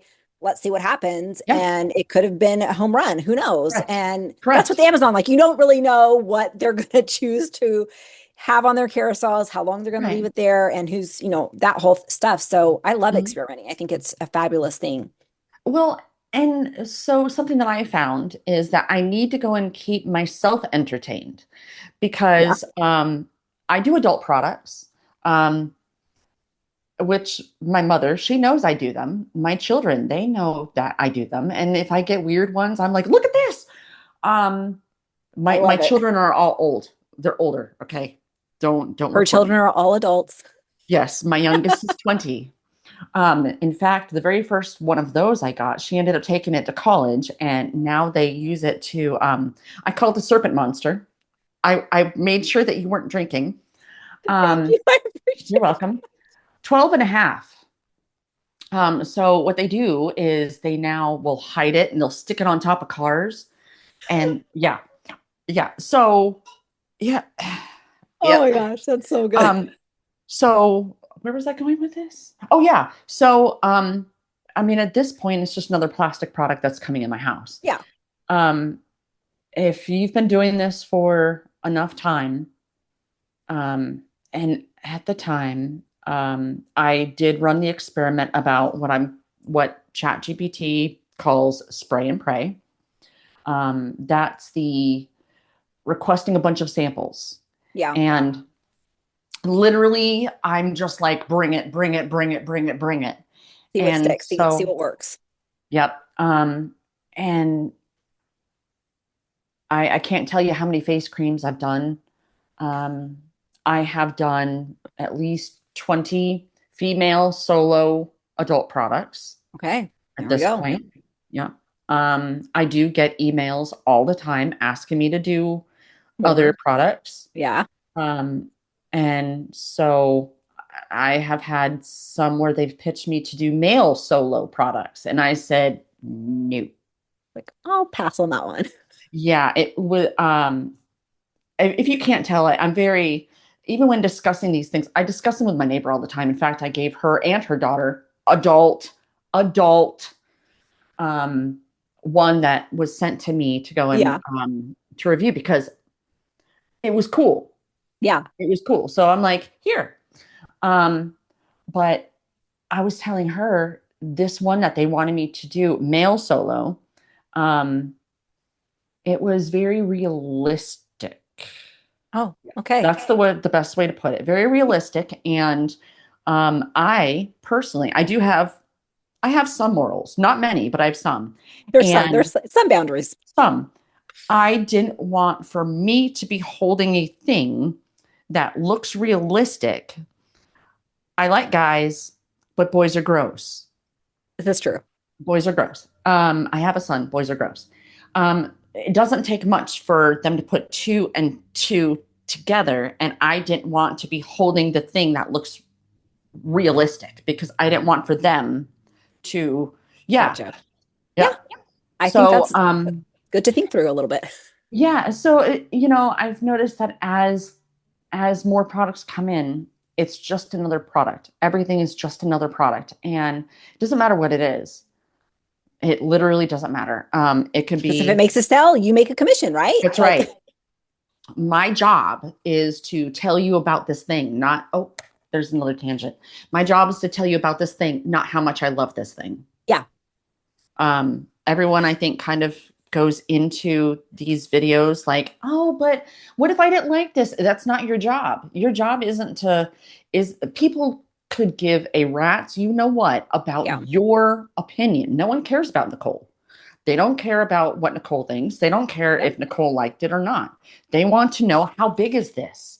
They want to know, how thin is this? Is it going to break? Was this easy to tie? Not, did Nicole like this? Yeah. Did it make me laugh or whatever? Like, yeah, correct. For sure. For sure. Correct. Because who are you?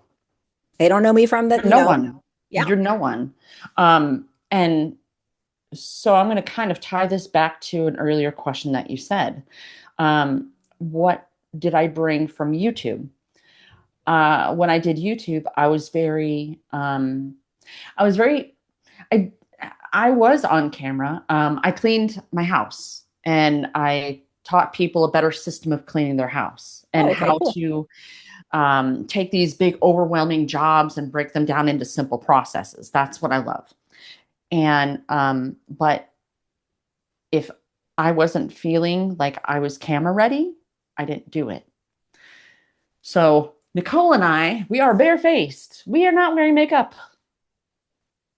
I generally do not wear makeup. I have everything wrong with me in the world. My eyes get bothered with mascara. So, I can't put on eyeshadow unless you got mascara on. This is true. This is true. Yeah, for guys that don't know, it's law. We learned this very young. So, and then you can't, if you're not wearing the mascara and you're not doing the eyeshadow, then why are you wearing blush? Why are you wearing blush if you don't have foundation on? And then it turns into this great big thing where you're spending like an hour and a half to go and film a 2-minute product. Yeah, not worth it. No thanks. No thanks. I don't even edit. I sit here, I talk for 2 minutes, and then that's it. Yeah. So that's something that if you're coming into this and you think you have to look a certain way, you don't. I'm 46. I had to think about it. I'm 46. I'll be 47 in March. There are some brands. Well, I'm sorry, Nicole. I'm just like, blah. Oh, you're good. You're good. You're good. I have been turned down because I'm not what the brand wanted to see. I will call out that brand because I don't like that brand. They were not nice.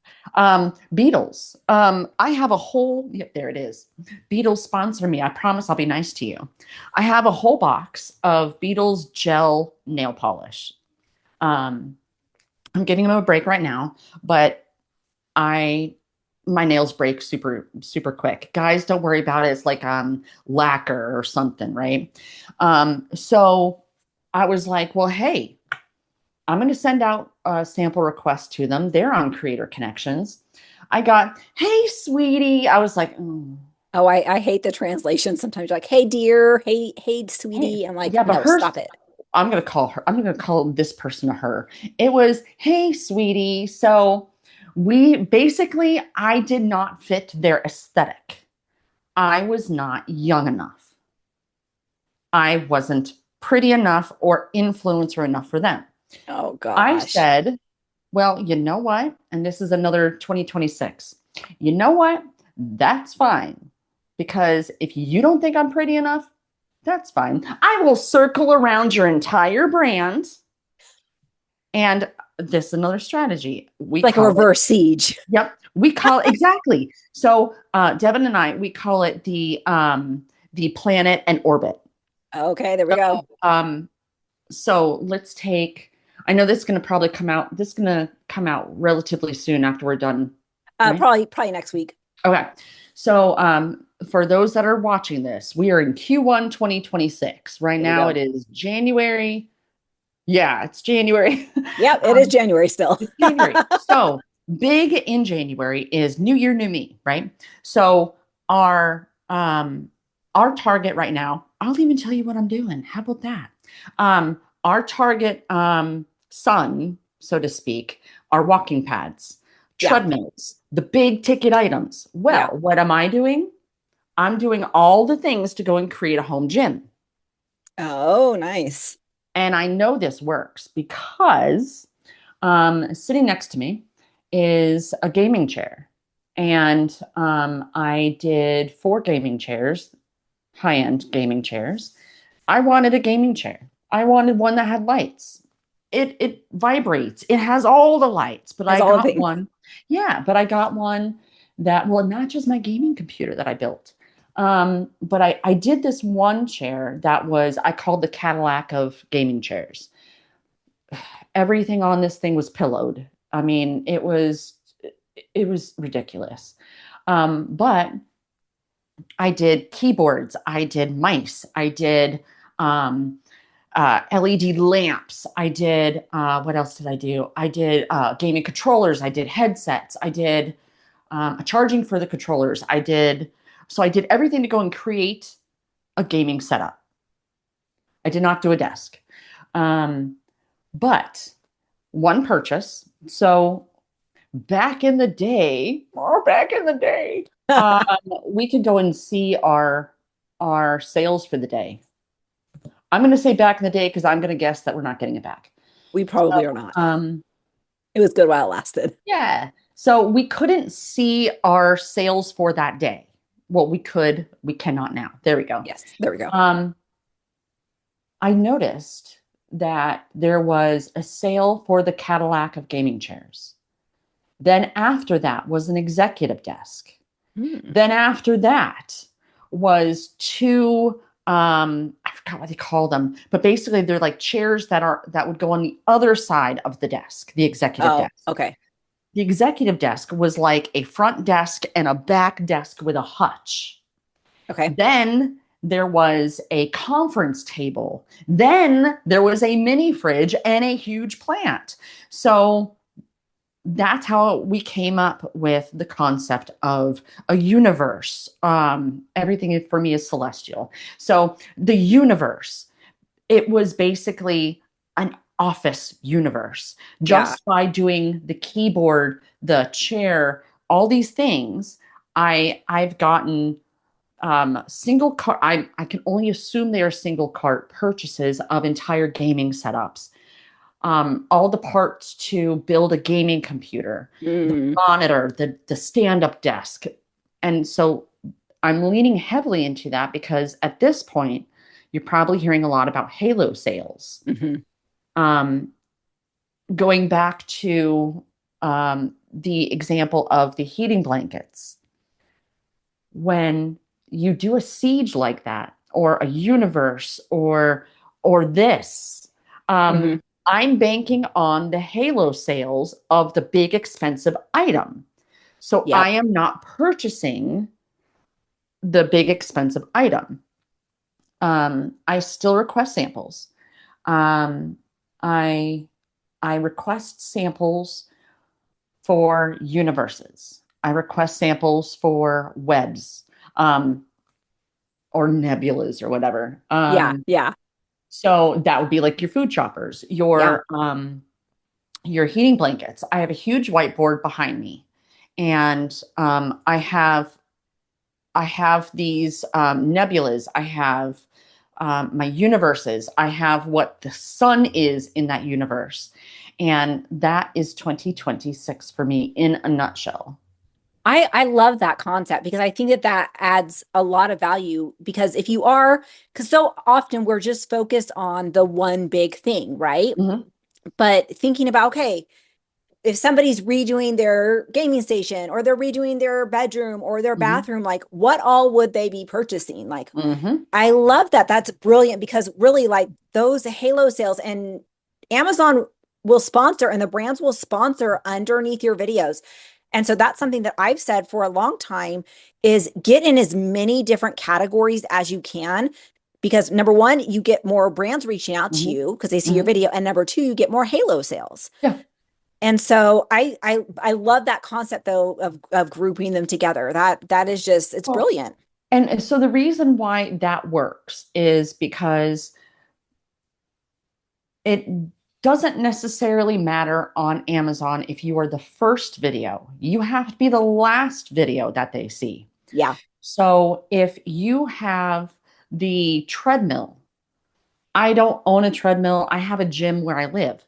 So I don't need to buy a treadmill. But I have hand weights. I have ankle weights. I don't have a walking vest. I will have to purchase some walking vests. But I will be the last one because, and don't be afraid of getting products that, why would people want a video about a weird chicken? Some of my most my most valuable to my business has been Depends and period wear. There you go. I don't know what it's called. What, the period panties? Or like, yeah, that too, but like pads. Oh, there pads you go. And tampons. Okay. Because people are like, what the hell? There's a video for this? I'm like, who would need to watch a video about a pad or a tampon? But when you said that, I was like, I would totally watch who's doing a video on this. And okay, and so I did that. They've now I still get Depends and Poise and all that. Yeah. But the way that and you're probably like, how the hell did you do a video for that? Well, here's how I did a video for that. This is another tip that I have. So the product claimed that it would hold 2 cups. Well, let's test that theory. There you go. So I got a measuring cup with 2 cups of water that I colored with blue. Use blue, don't use red. Use blue. Pro tip right there. Pro tip, use blue. But I did that because I remembered back in the day, I don't know if they still do this because I don't see commercials anymore, but diaper commercials would do the same thing. Yeah. And they would use blue. So that's why I used blue. And I checked it. And I mean, it was a long, no cutting video, me just pouring, and it sure enough held 2 cups. Okay. There's some Ziploc bags. They're not made by Ziploc. I think it's Amazon. They're microwavable. I was like, oh, that's cool. You gotta test that sucker out. Let's melt them. Stanley cups, when there was a fire. There was a fire and the Stanley cup still had ice in it, or who knows what it was. I would have burned that thing. I would have melted it, blow torched it, because if you're going to make a claim like that, and I've had some brands tell me this is their selling point, I'll come back to them and say, okay, I'm going to run this over with my car. Is that what yeah. If you say it's unbreakable, I'm going to run it over with my car. If you say that it's going to hold 2 cups, I'm going to put 2 cups of liquid in it on camera, and that is going up on my storefront. You're like the great experimenter. Like you're just a scientist. Yeah. You're just going to test it all. Well, yeah. I did a, what is it? It's a food sealer. So this was so dumb. I don't know why I did this, but I sealed fruit punch. Because it said it had a little thing for liquid. I sealed fruit punch. How did that work out? And it worked out very well. They sold out and they did not restock. That's a bummer. I know, because I did really well. But so there's only so many microphones that you can do, having it on your shirt and then going into another room. Oh no, I forgot this. Oh, it's okay. I'll be right back. Hold on. Oh, I'm back. Okay, I got this. There's only so many videos like that before I get bored. Yeah. Yeah. And as you do these, you're going to start getting some of the same products, same types of products. Yeah. It's really hard to be surprised, and you have to be entertained. If you are not entertained, you cannot be entertaining. I don't jump around like a monkey and juggle or anything, but at the same time, I have to look like I'm somewhat interested in finding out about this microphone. Yeah, because like that's kind of the point of the review videos is to add value, to answer questions, and to help the buyer make a decision. And if you are just like blah blah blah, like you don't have to be, like you said, jumping up, doing a dance or whatever. Correct. But doing a unique test on it or something like that can really add a lot of value and help you make some sales. So yeah, and you know, I'm going to go back to the adult products because, you know, my mom, I'm just remembering like my mom's like, how can you do that? Well, it's not difficult if you go into it as it's another plastic product coming into your home. Yeah, because you're not actually sampling the adult products. Correct. There. Like I don't use the majority of them. You are just saying this is what this is. Correct. So adult product. And I you know, I know your head, you might be like, oh, I could never. You can. So this is 8.5 inches. It is a full silicone build and silicone build. And at the bottom is actually a really strong suction cup. In fact, let me go and show you how strong it is. And yes, I actually bought one of those. It's like a flat thing. It didn't have any sails. It didn't even have an upper carousel. I just wanted to be able to show these things. You stick it on there, and that way I can flip it upside down, flip it on the side, and you can see that there's a strong silicone.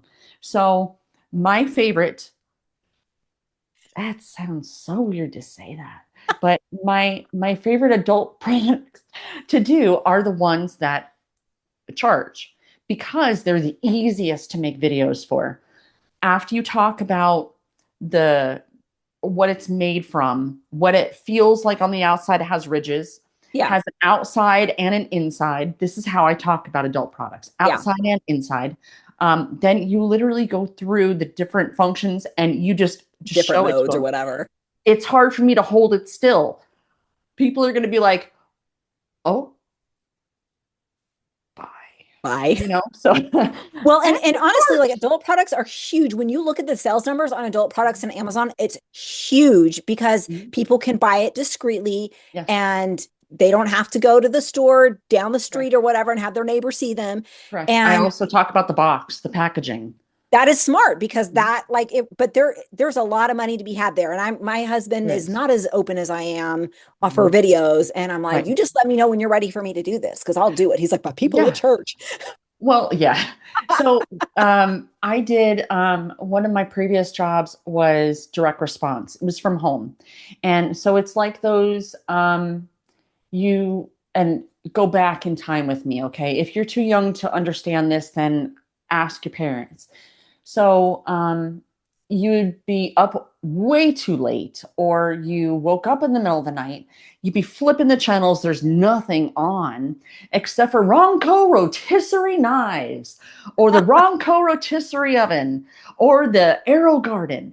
So they would have these infomercials that would run like 30 minutes. We make like 2 to 3 minute infomercials. Yeah. But then you would have to call to order. Yep. Before websites. And then when there was websites, they still had questions. Well, it was my job to answer your questions, read a script, and then if you had any objections to what it was, you're buying, I was supposed to go in and do that. But I ended up doing adult products then as well. And the things, I don't quite handle those the same way because the things they had me say, but my husband used to go and just laugh and just sit there and just listen to me because I'm sitting there struggling to say the words that like the on the script that they told you to say. Correct. So there was I remember very clearly there was a male product that a supplement. Yes. I'm figuring how I can nicely say this. It was a supplement for men. Yeah. Because we don't need to get my thing flagged for. No. You're doing so good. And I, being a female, had to read this script and then once I read my piece of the script, then I can go off script. So everything that I sold, I lied. My husband used it. I used it. My mom used it. Everyone used it. I Everyone lied. used No it. morals. No, yeah, Look, nothing. I just need the sale.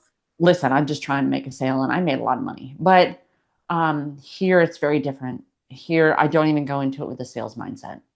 So Yeah. it's just another plastic product. You'll be fine. Yeah. Try it. It was the product that made me the most in December was an adult product. Interesting. There really is money. Like there is money to be had there. If you can get out of your head, you can do it. Yeah. And you do have to be careful about like certain language and stuff that you do and how you display it stuff.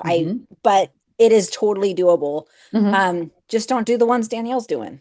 Because she's going to keep you out of the carousel anyway. You can try if you want to. You're like, I don't care. Game on, competition. Right. Hey, let's do this. Your Aries is showing.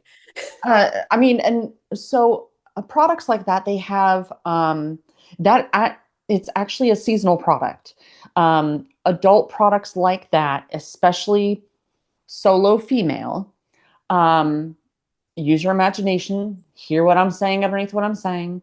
Solo female products, they have 2 big seasons. One in December is gag gifts, and those are the outrageous, the ones that look like weird, like your 12-inch, whatever you had. Weird things. People buy them as gag gifts, but then the real season is actually February. Little lonely ladies. Yes, for Valentine's Day. Yes. And then again, I've noticed that there's like a slight uptick around May, and that's usually around bridal parties. Oh yeah, that makes sense. Yeah. I do tend to try to do things that don't have seasons. I like evergreen products. I like very boring evergreen products. Well, they're consistent. They keep paying, right? Yeah. That's the thing. There was data that had come out from the data coach, Claire. Yeah. And she had said, and then Fizz talked about it too, where there's a life cycle for a product. And that's true. I found to negate that, I find the most boring products like pads.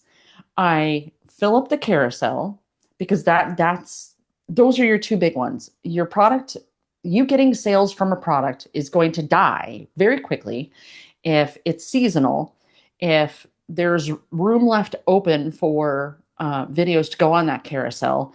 And then the third one is just like if they come out with a newer model or it goes off the map entirely. But if you do something that is not sexy, like pads are not sexy, depends. Definitely not sexy. No one really wants to do those, which means that's perfect. And then I will fill the carousel so that there's no one else that can get up there. There you go. That works. Oh my gosh. I just looked at the time. Okay. That went really fast. Sorry. No, don't apologize. Like so many good, not like laughs and stories and so many awesome, unique tips. So you definitely do have a unique style that I have not heard of that I think is just brilliant. And I don't think it's going to work for everybody, but I think that it's always good to have those ideas out there. And like you said, like test them out. Does this work with my style? Does this work with my personality and how I like to, do my videos and things like that? Because it's always good to experiment because you don't want it to get stale, right? You don't want this to get boring. I have so much joy in this program. And when it starts getting boring and mundane, that you got to spice it up, right? Yeah. Any way that you possibly can, spice it up. Any way that you. But I have a bajillion more. So I mean that sure. I have a bajillion more. You're so good. This has just been so great. So if you would like to, well, Danielle, you said you don't have like anything you're trying to promote. You just want to share some good stuff, right? Yeah, that's it. I just like to go and share what's up here and see if they help anyone. I love it. I love it. So if you have questions for Danielle, put them in the comments and I'll let her know that they're there. So Thank you again so much for No your problem. time, for all your brilliant ideas. This has been so much fun. Well, thank you for having me. Okay, we'll see you guys on the next video. Hi, friends. Nicole Vincent here. I am so excited. We've got Liz Saunders here of Fluencer Fruit, of Amazon influencer, of Amazon sellers, of Wayward, of all the things. Like, Liz has so many different hats. She never ceases to astound me with all that she's got going on. But Liz has been in the Amazon influencer space for over 10 years as a seller and as an influencer. She also she created Fluencer Fruit, which is an amazing influencer extension to help with product research, creator connections, so many different things. And she's just phenomenal. I just love you, Liz. You're so good. So thank you so much for being here. Appreciate you having me.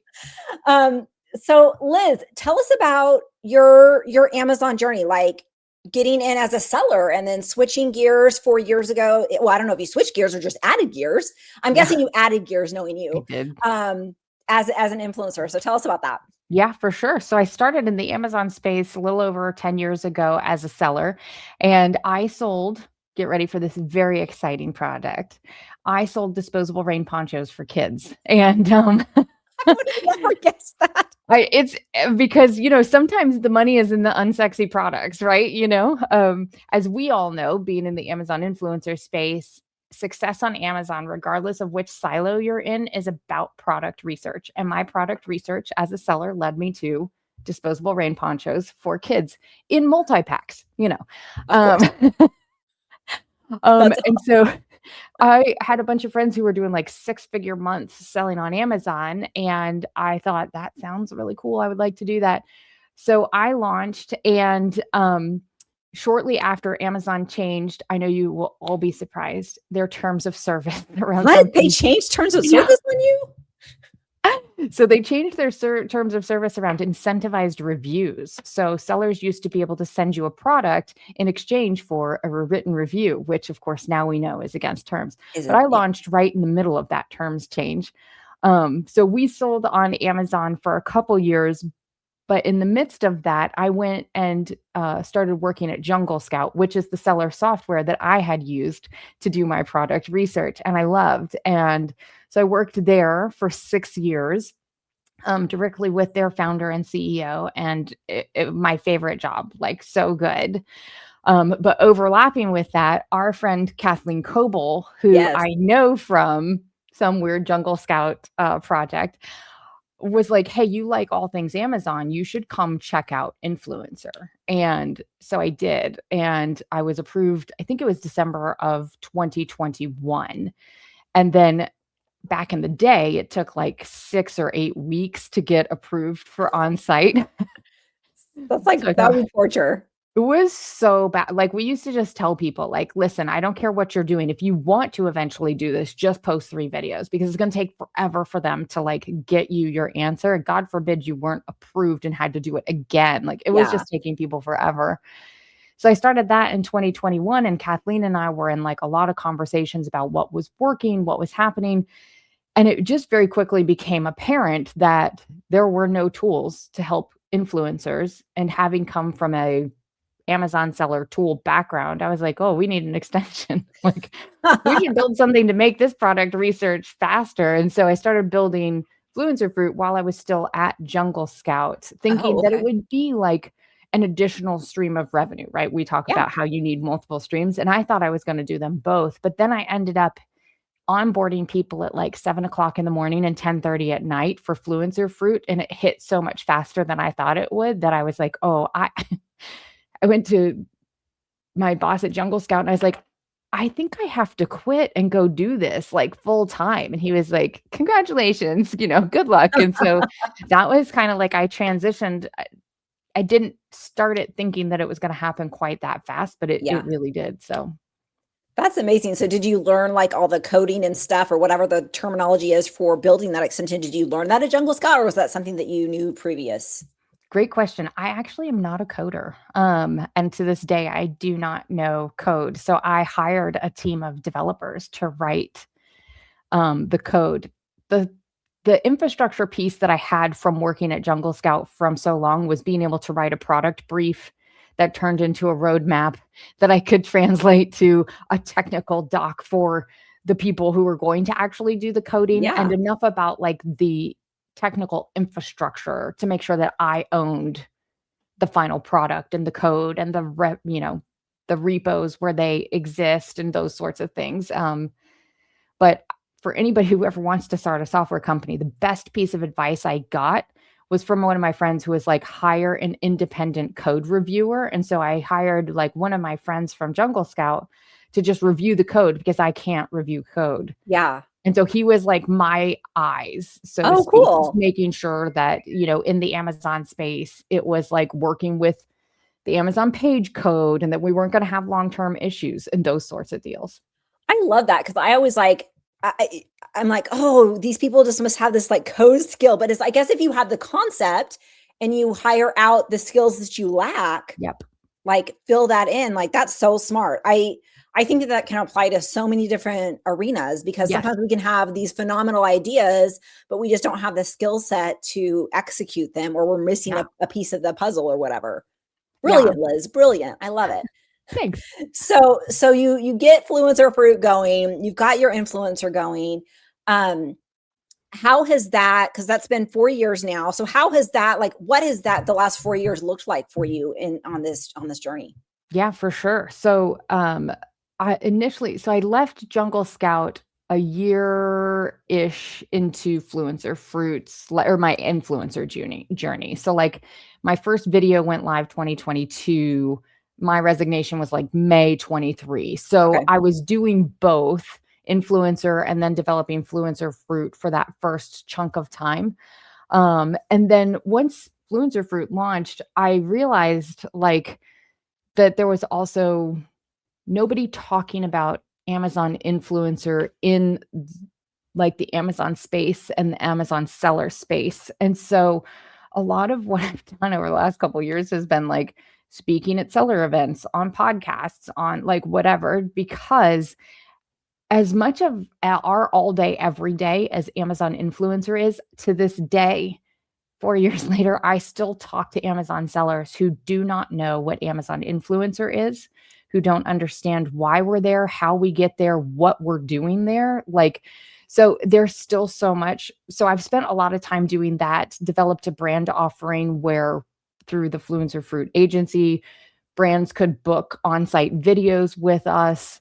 And then a year and a half in, somewhere near there, I met the Wayward team, and they have a whole offsite offering where they have brands that they work with that offer a higher percentage commission to content creators. And I had this whole onsite offering. And so they acquired Fluencer Fruit to be part of this whole creator offering now with onsite and offsite. And so I've been there almost for a full year now, since they acquired Fluencer Fruit. Yeah, that happened shortly after I was introduced to Fluencer Fruit. So how has that changed, as you're no longer the sole, it got acquired. So like, how does that look like does that give you more time to do stuff? Are you still doing a lot of Fluencer Fruit support? Like, what does that look like for you? So we basically just moved Fluencer Fruit inside of Wayward at the moment, right? And so there's a couple of things that it does for me, but specifically economies of scale around the engineering team, right? So like I had a team from Upwork and I loved them, and I would work with them again today. Like I keep in touch with them. And it also, from like a profit and loss perspective, is a huge part of the expense that goes along with running a software company if you're not a software coder. Yeah. And so they have a team of developers that we were able to kind of like move that workload over. So they already have familiarity. So there was that piece. Also the backend admin. So I can tell you that anybody who is an affiliate with Fluencer Fruit, who has been with me for a long time, knows that now somebody else is paying you because they get their payment on the exact same date every month. Whereas before it was me on the first of the month. And sometimes I'd be like, oh crap, did I do that? Because I'm doing like, every piece of it. And so it was fun to have somebody else come in and like, now they pay the affiliates and they run. So like the accounting and the back end all went off of my plate. And so some of those things, I still get to do product road mapping. I still get to obviously be in the community running that. So I got to keep a lot of the things that I really enjoy, be part of a bigger team, and have somebody take some of those admin pieces that are not my passion. Yeah, they're not. Those are like necessary evils, right? So I'm curious, like as an influencer, like, is that something that you still do? Is it something that's kind of like on the back burner? Like, how does that look for you since it's been 4 years in and you've created this tool that I'm guessing profitability is a little bit more lucrative than influencer in most cases. Like that's what I would think. Like when I start running numbers, I'm like, this is probably more profitable than what Amazon's paying, but that's just my hypothesis. So what does that look like for you? When you start running like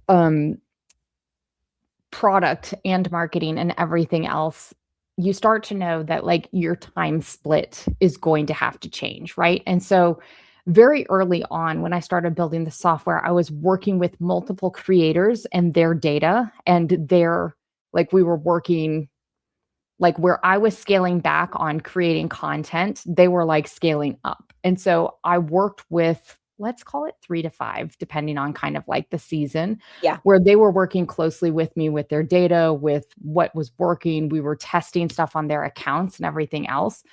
And then over time, I have been able to like create more content, but truthfully, when you're running this piece of it, it ends up taking most of your time, right? Because when my choice comes down to Nicole just sent me a request that helps her business and I have the tool that helps her business, my choices are go make another video or help Nicole. And my primary objective, because you're paying me for a service, is to make sure that I'm doing that. And so I do still do content at a much lower scale than my first year once the software really took off. Oh yeah. That's what, cause that's gotta be all encompassing for sure. So with Fluencer Fruit, and I love, like I got introduced to Jungle Scout by you just a little bit ago and I'm loving it. Such a useful tool for product research. So I want to kind of talk about like, for those that aren't familiar with Fluencer Fruit as a tool, like for me, it's primarily product research. That's where I think Fluencer Fruit really shines. And, and incorporating Jungle Scout to that was like, I'm like, I didn't think I need this, but now I'm like, yesterday I'm messaging Liz. I'm like, you got a discount code, you got a lifetime access. Like, I think I need this. But let's talk about this project research and what these two tools together can do. Cause it really, I think it changes the game, especially if you're looking to spend your time, right? Because our time is precious on, are we going to review this product? Am I going to purchase this product as an investment for review? Like all the things. So let's talk a little bit about what these things can do, like as we're researching products. Yeah. Well, like you said, time is money, right? And we have to figure out where we're going to prioritize. My goal with building Fluencer Fruit was kind of twofold with a primary focus, but the first one being my true belief that no matter where you are in the Amazon ecosystem, and I'll say it again, is that product research is the key to succeeding in any one of these silos that Amazon lets us make money on their platform, just full stop. So that, and knowing then from a data perspective, because we ran a lot of numbers around placement, around upper carousel, how many people were on there, what the commission percentage is, like what were those driving factors that we could pull quickly for creators into an easy to digest format so that they could make a decision faster, right? Because I mean, when we first started, we were like clicking in and out of every product listing. And I was immediately like, that sucks. I don't want to do that anymore. Right. Like I was like, oh, we have tools for this.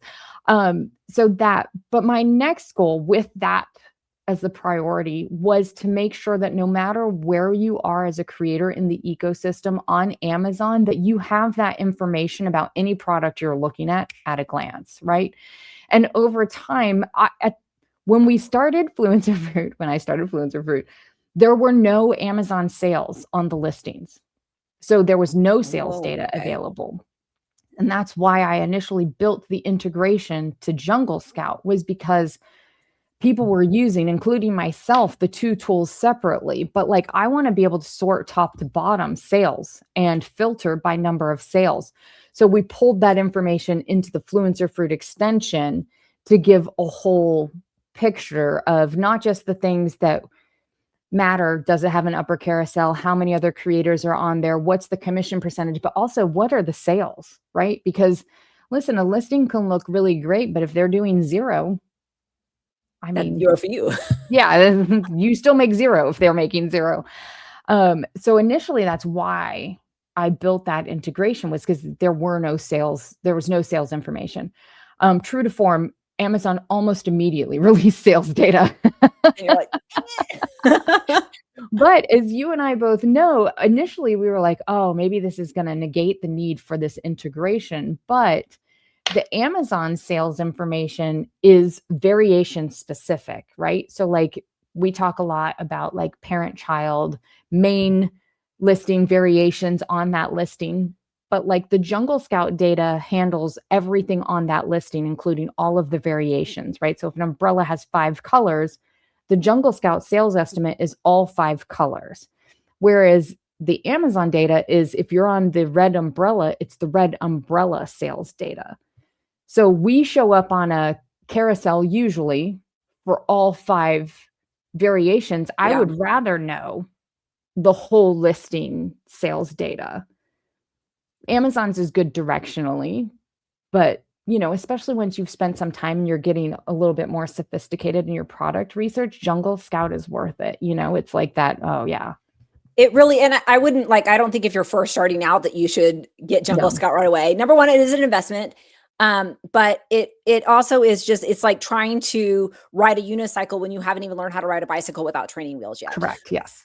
You know, and I think that product research is an acquired skill, and you've got your analytics, you've got all your numbers, but you also, to me at least, there's still like an intuitive factor. Yes. I don't know. Like sometimes I'll get on a thing and I'm like this looks medium, but I'm having a really good feeling about this. Yeah. And I'll go ahead and get it if it's not too ridiculous in price. And lo and behold, it like pays off ridiculously. And then I've also done stuff where the numbers look phenomenal and you're like, this is a home run, and I get it. And it's like, yeah. And it's not the numbers fault, right? Because like Fluencer Fruit, Jungle Scout, like any extension can only pull the data that's there, right? Right. So you can't always 100% rely on the data, because like if you look at any like Apple product, for example, they're going to look like, oh, are you kidding me? Nobody has done these AirPod Maxes. Like I should totally buy these and do it. And guess what? There's no, you can't get on the list. Yeah, exactly. But that's why it's important that I use the tools as a screener to save time.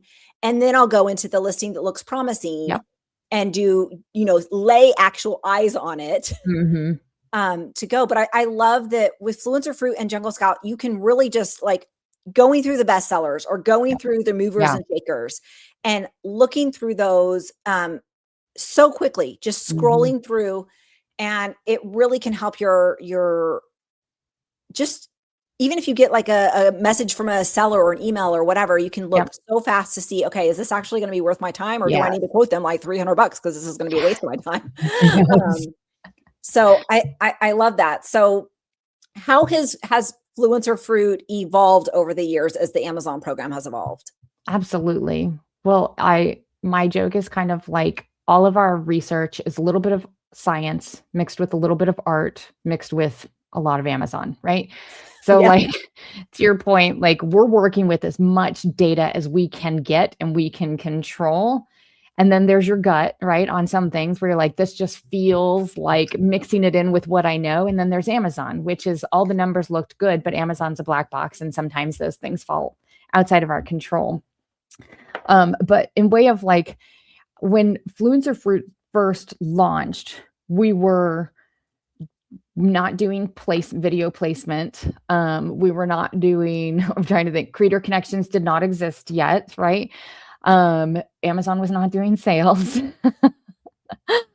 So over time, like Fluencer Fruit has been very customer request led, right? So I spend a lot of time in office hours, even to this day, like users send me messages and we look and see like, oh yeah, that would be really good for everybody, right? Like, it's been very data first and customer driven. And so by that, like,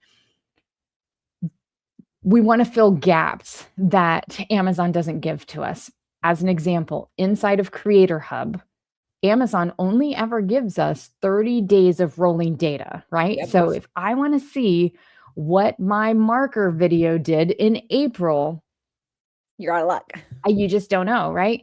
So the two locations you can get like your view data are Creator Hub and Creator Studio. One does 30 days and one does 12 months, and there's nothing in between. So inside of Creator Hub with Fluencer Fruit, you can run a report that like runs through your entire video library. There we go. And then you can download a CSV and store that in a Google Sheet so that you always have the data from that 30 days or whatever the case is. Keeps your placement, pulls your video link, your thumbnail link, right? Like Fluencer Fruit has very sophisticated creators who are building automations off of this one CSV. So if you've ever thought about automating a lot of your process, like I'm pretty sure there's at least 2 who basically they download that report and it like basically starts an entire process of having all of their influencer content repurposed to tens of locations.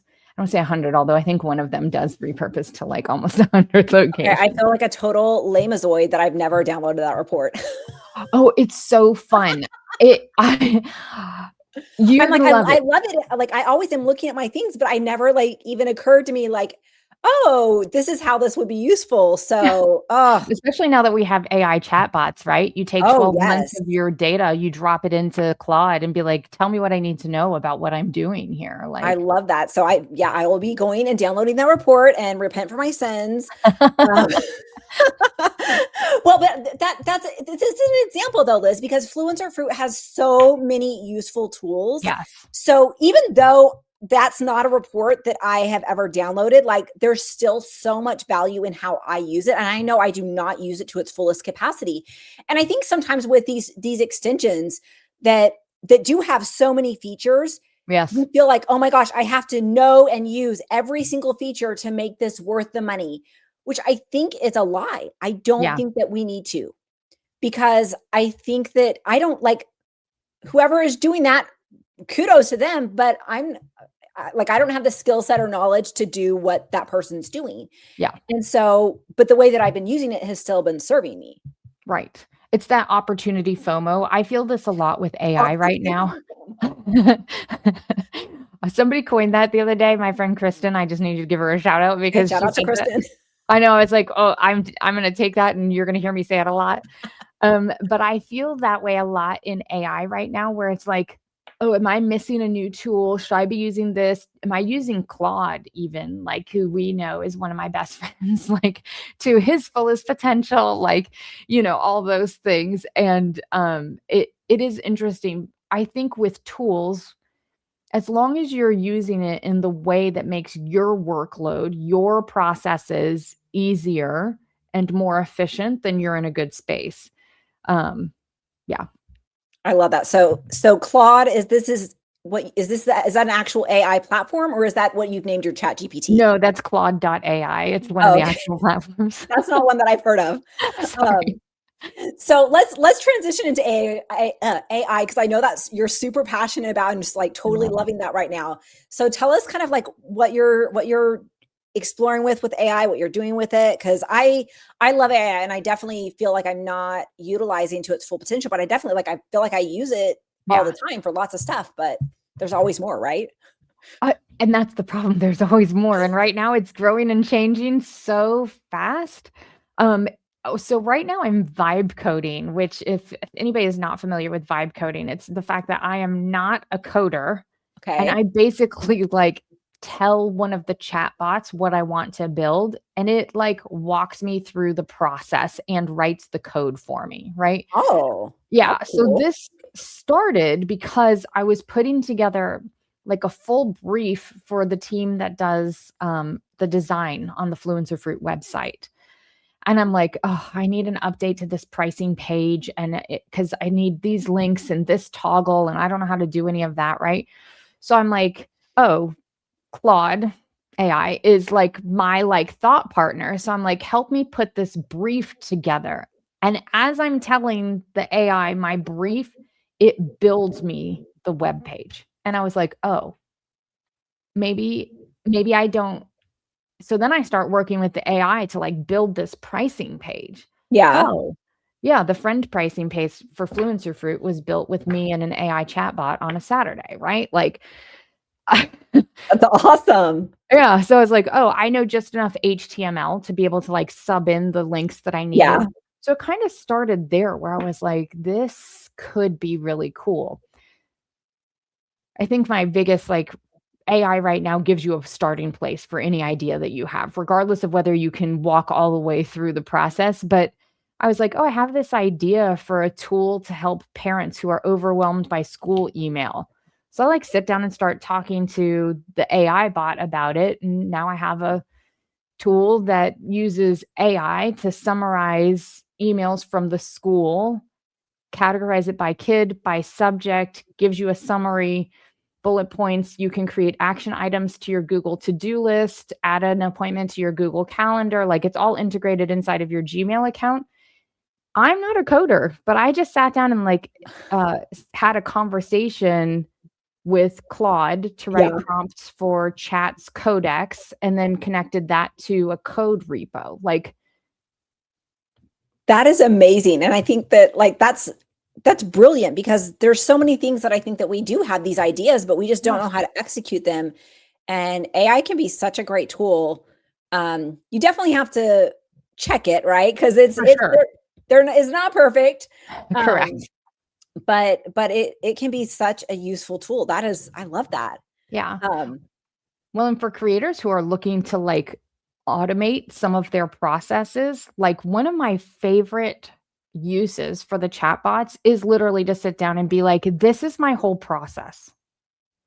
What could I make easier in my life? Like what tools could help me automate this? Could I build something, even if it's just for me, that like fixes this bottleneck for me? Like there's just so many opportunities for people with not even technical skills to like build these things. I love that. Like my brain is like going I know. It's a thing for people like us. It is. It really, but I think that if we can utilize those tools in a better way, we can use it. Essentially, will make more time for us to do what we love and what we, as our individual, skill set, talents, gifts, have to bring to this world.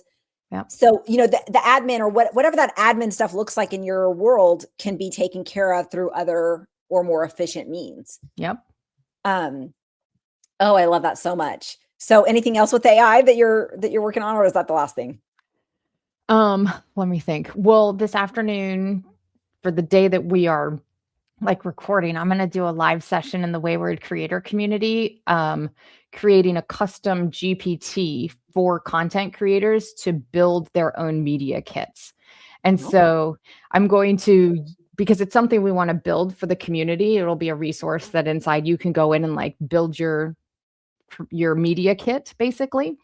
So we have an ebook. We're going to take that to work with. I'm going to do it live, basically, and show people how to build a custom GPT because they're so easy to build. And you can have like, I built one that will do UGC scripts in my voice, right? So I can drop the Amazon ASIN into the custom GPT and it will write a script in my voice. Now, I know you don't love to script, but I like at least bullet points. Yeah. And so it does that, but they're just so quick. So I want to show everybody in our community how to build one so that if you have something where you're like, oh, I do this over and over again, and I could give this GPT rules and it could do it for me. Again, it just cuts our time down in way of efficiency. So that's the other thing that I'm doing with AI right now. Oh, that'll be really fun. Yeah. So I feel like I'm hopping all over the place, but Wayward Community, which this is something, so like with Fluencer Fruit, you get the Wayward benefits as well. Yes. And so, and that community is off Facebook. So I know Right. a lot of stuff is on Facebook. This is one that's off Facebook. Mhm. But it really has a lot of support and some great resources like office hours. Yep. And that's something that I love about Fluencer Fruit is like the customer service, which is essentially you. Mhm. And Jess is in there in the inbox Yeah. with me too. Yeah. So, but it's great. There is support. Yeah. And then we do our lives every couple weeks over on the Fluencer Fruit Yay. YouTube channel, which is really fun. Me and Claire. Yep. But that's so fun. So I'm curious, like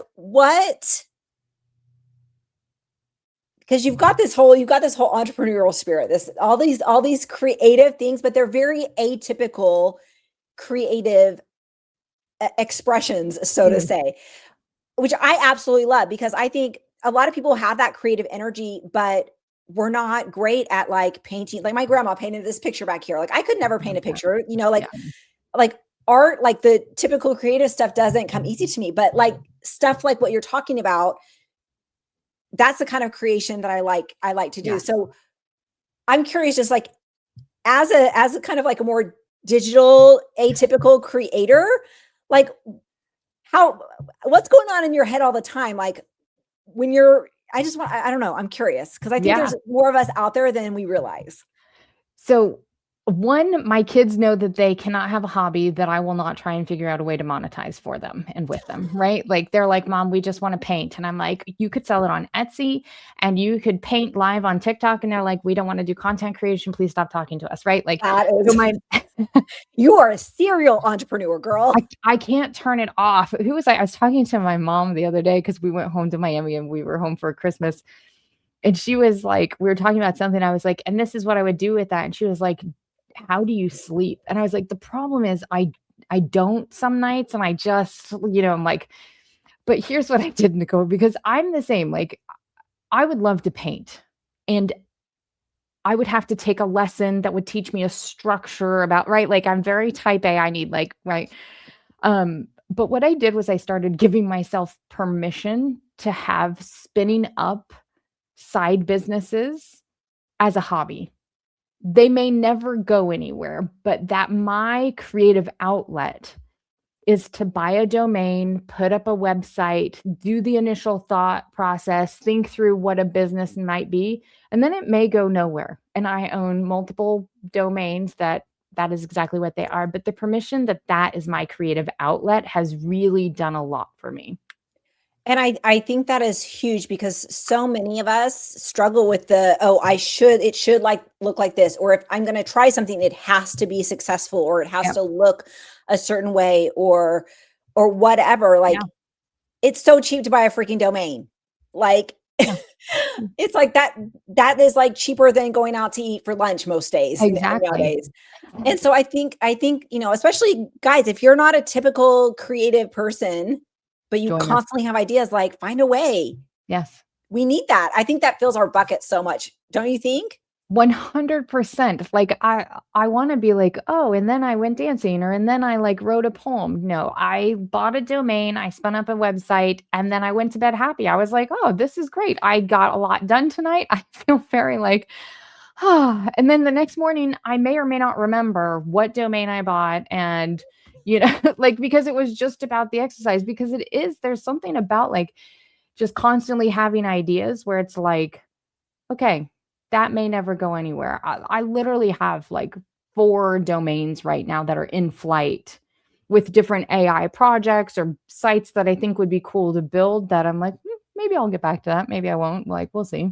And I think that's awesome. So if you are watching this and you struggle with this, me and Liz are giving you permission to play around, right? Because I think that's really how we learn, especially as women. We get very, even if you had a great upbringing or whatever, like there's restrictions that we have in this subconscious self that just really, we limit ourselves on what we can do, what we should do, what it should look like as being a mom. Are you stay at home? Are you working? Are you bringing in income? Are you not? And all of these things that just create all this turmoil. And when you have all that turmoil inside, it's no good. Yeah. But when you can find creative outlets and exercising those creative juices, Yes. it is so soul healing. Mm-hmm. And it is. And sometimes they actually pay off. Yeah, exactly. I mean, not always. Yeah. Not always. But I think that it is important for, for women to give themselves permission to experiment and play around and see what you like. Maybe you do like to paint. Maybe that is your thing. Yeah. But if you're, maybe a little, are we Gen X, Liz? I can't remember. Gen X. We're Gen X. Okay. So I if you're am Gen X, I know I'm like, I always forget which one I am. But I know we're like a year apart. So we're like 6 months apart. So we're getting into that age, right? Where our kids are a little bit older. We have a little bit more time on our hands usually. Yeah. And it's, you got to step out of just being the mom or just being the whatever and find something that you love. Oh, I'm like, I want to like, it's like the creative juices are like itching. I just want to, it's so fun though. I love that energy though. It really it brings life into you. Sorry, that was a total tangent, but no, I guess it. There's going to be someone on here that's like, I needed to hear that. So you're welcome, whoever that was. Yep. So Liz, how has like in this entrepreneurial space, which can be very, very lonely because you typically are a lone soldier most of the time. Yeah. How have you found like, I'm guessing your personality is you're pretty happy as a lone soldier, but how has like finding good connections or good communities, how has that played into this for you? That's so interesting. So my actual like true self, I'm as extroverted as they come. Like if you look at the circle, like for which is whatever that like, I am as far out on that circle as you can get extroverted.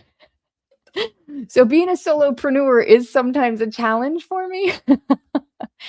But what I have found is I have a group of women. It's called Type A. It's a mastermind for driven women. And I have a group there's 5 of us in there and we're in touch every day. We talk about, we're not even in the same exact business, whatever, but we all like talk about what's going on in our work that day. If we're having struggles, it gives an outside perspective, keeps us accountable for like, if we're trying to push a big project, through whatever. And so, because, now with Wayward, I have a team, which is great. But for 2 years I was solo, right? Literally just by myself. And so like being able to have people who understand working online, which those of us, it's hard to explain to people who are only. Like I talk to my computer or phone all day. Exactly. They're like still trying to explain to my parents what I do for a living. I'm like, I am in tech. And they're like, great, but having people who also understand like remote work, being on the computer all day, working in socials, like those sorts of things is really healing. Like, regardless of whether like they're not all in creator or affiliate or tech, even like we're just in totally different spaces. And so we just talk a lot about like whatever's going on. So they're like my coworkers. Yeah. And that can be it just helps to have other people that are in the boat with you. Correct. Exactly. We joke, same dock, different boat. Oh, I like that. I like that. Because it definitely, I think it can be lonely and you can feel like, I don't know. I think when you're trying to do, whether it's Amazon influencer or if you're Amazon seller or whatever you're doing, if you're doing it by yourself and you don't have anything to compare it to, you're like, am I like, and I'm not one for comparison for like, because I think it is the thief of joy, but you also should be aware of like, what is kind of a norm? Yes. And taking into consideration, like, okay, well, what if you have like 5 little kids at home? Then your norm's probably going to look different than like me, who my youngest is 17. And so I have all the time in the world. Right. But I think that it's important to have those communities. And is it Type A? Is that something that like people can join? Is that something or is it just, okay, cool. That is women can join. Sorry. It is a women's only community. Type A is, but if you're a creator looking for a community, the Wayward creator community is open to all creators. Oh, is that open to all creators? Yeah. So the Wayward creator community has a free tier and then a paid tier. And you can get into the paid tier either by being a Fluencer Fruit subscriber, or there is just a paid $39 a month for just the paid portion of the community, no tool included. So yeah. Oh, okay. Very cool. yeah. But to your point, like normalizing, not necessarily comparing Yeah. like what you're doing. We have so much fun in like office hours, just people talking about like, have you guys seen this? Like, I find when you work from home and you're by yourself all the time, even if you have a team, like being able to ask people questions about what they're seeing adds a lot of validity to things that you otherwise in a vacuum might not know other people are seeing. So a lot of our conversation in office hours. Well, hold on. I'm going to have you pause real quick. Tell us like what office hours are. Like, I know the definition of office hours, but when you say office hours, what does that look like for those that are not familiar? Thank you. Influencer Fruit. So in the Wayward creator community, every Thursday at 11 a.m., I do office hours. And what that looks like is I'll usually show up with like something for us to talk about or learn. And then we take questions, comments, concerns. We talk about updates to the extension. And what normally happens is after about like the first 20 minutes of like things that I have in way of like discussion topics, we're usually like off and down to the races on things that everybody's seeing, wants to ask questions about. And I always love when I don't know the answer to something and somebody else in the community does, because it's so fun to see like everybody support everybody. So in our office hours on Thursdays, we show up and we just have a lot of really good conversation, but we see a lot of that like community validation around. Otherwise, where would you ask? Like you can ask people in writing and that's great. All of the groups have that. The live office hours really give you an opportunity to have conversations that sometimes you just need somebody to answer that one question, right? It's like, oh, could I just ask this? And then have somebody verbally explain it back to me. And so we do a lot of that in office hours. Yeah. And it's a live video format for those that I'm live. Yep. And I'm terrible. I haven't joined because I teach a class during that time. That's okay. But they you can even go back and the recordings are within the Wayward community. So you can go back and look at those if the time slot doesn't work for you. But that is just a really great asset to connect with other creators, other influencers that are, And if you can't make it live, but you want to ask me a question, I have people who will like DM me, be like, hey, can you talk about this in office hours? And I'll talk about it even when they can't make it. And then they watch the recording. Awesome. So if for some reason you're like, I have a full-time job or I have to teach, or we have a lot of people that just make the recordings as well. Yeah. That's such an awesome resource because I think that adds so much value to be able to hop on with a live call with somebody like you that's been like, you've been in this program, you've been on both sides of the Amazon, you know your stuff, and you're just always so helpful because I ask you stupid questions all the time and you're always so nice to me. Yeah. So Liz, what is your 2026? Like, what are you looking forward to this year with Influencer Fruit or with your other projects? Like, what are you excited about this year? Well, you want to be the first to announce part of a new feature Influencer Fruit? I would love that. So I'm really excited about some of the stuff we have coming down the pipeline. Influencer Fruit. An update that I pushed today that will be gated but will be coming soon is a Logi integration. So that'll be awesome. Yeah. So anybody in the influencer space who's doing Logi products, in addition to, we will have now the ability, Influencer Fruit, where you've got the megaphone that says there's a creator connections campaign. There will now also be a little blue circle that says there is a Logi campaign. For those of us that focus on onsite, Logi is the only third party that does onsite additional commission that is not creator connection. So those are your two places. And so I'm working with EHUD on getting that integration. And so it will be live here in the next couple days. So that's awesome. That'll be a great resource. Yeah. When we talk about product research, right? Like now we're at a point in the program where it really is about picking the right product, and the right product is most likely going to be one that includes multiple sources of commission from the same piece of content, right? So like Logi, Creator Connections, Wayward, regular commission brand deals. And so, especially since Fluencer Fruit is specifically built for on-site creators and Logie is the other place that we can earn money off of the same pieces of content, I'm really psyched about this, because without this currently, you have to like go into the Logie platform, find a product. There's not like another extension. Logie doesn't have an extension, right? Like, so this will be a good way for people when they're shopping to be like, there it is. Logie, creator connections, Wayward. You can make money all the ways and pick the best. Oh, awesome. Yeah. That is phenomenal. That is super exciting. Yeah, we're very pumped. That will be huge. Okay. So that's good news to start off 2026. Anything else? We have some other things coming down the pipeline that I'm really pumped about. There are some things that I will not talk about publicly yet, but as we build to be a more like comprehensive location for content creators, I think it's going to open some doors for people who are currently only doing on-site who want to expand, and vice versa, people who are doing off-site who want to learn and add influencer, because we're all under the same umbrella. Yeah. So there's a lot of crossover, but there's opportunities where we can help people who are on one side or the other kind of like add.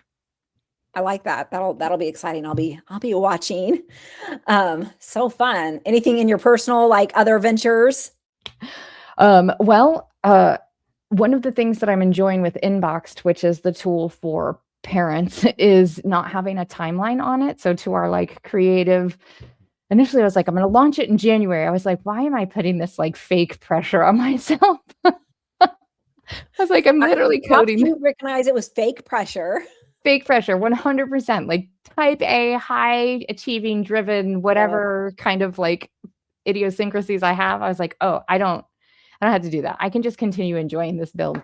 But I am excited about getting that across the finish line. I actually just finished a beta with like 20 users with a lot of feedback, which I'm really excited about. So now I'll kind of like close all the feedback down. I mean, they'll still have access and they'll still be able to tell me what they're thinking, but I actually weirdly have the biggest piece of feedback from being a user of the software myself, where I'm going to go make a pretty significant change to how it operates.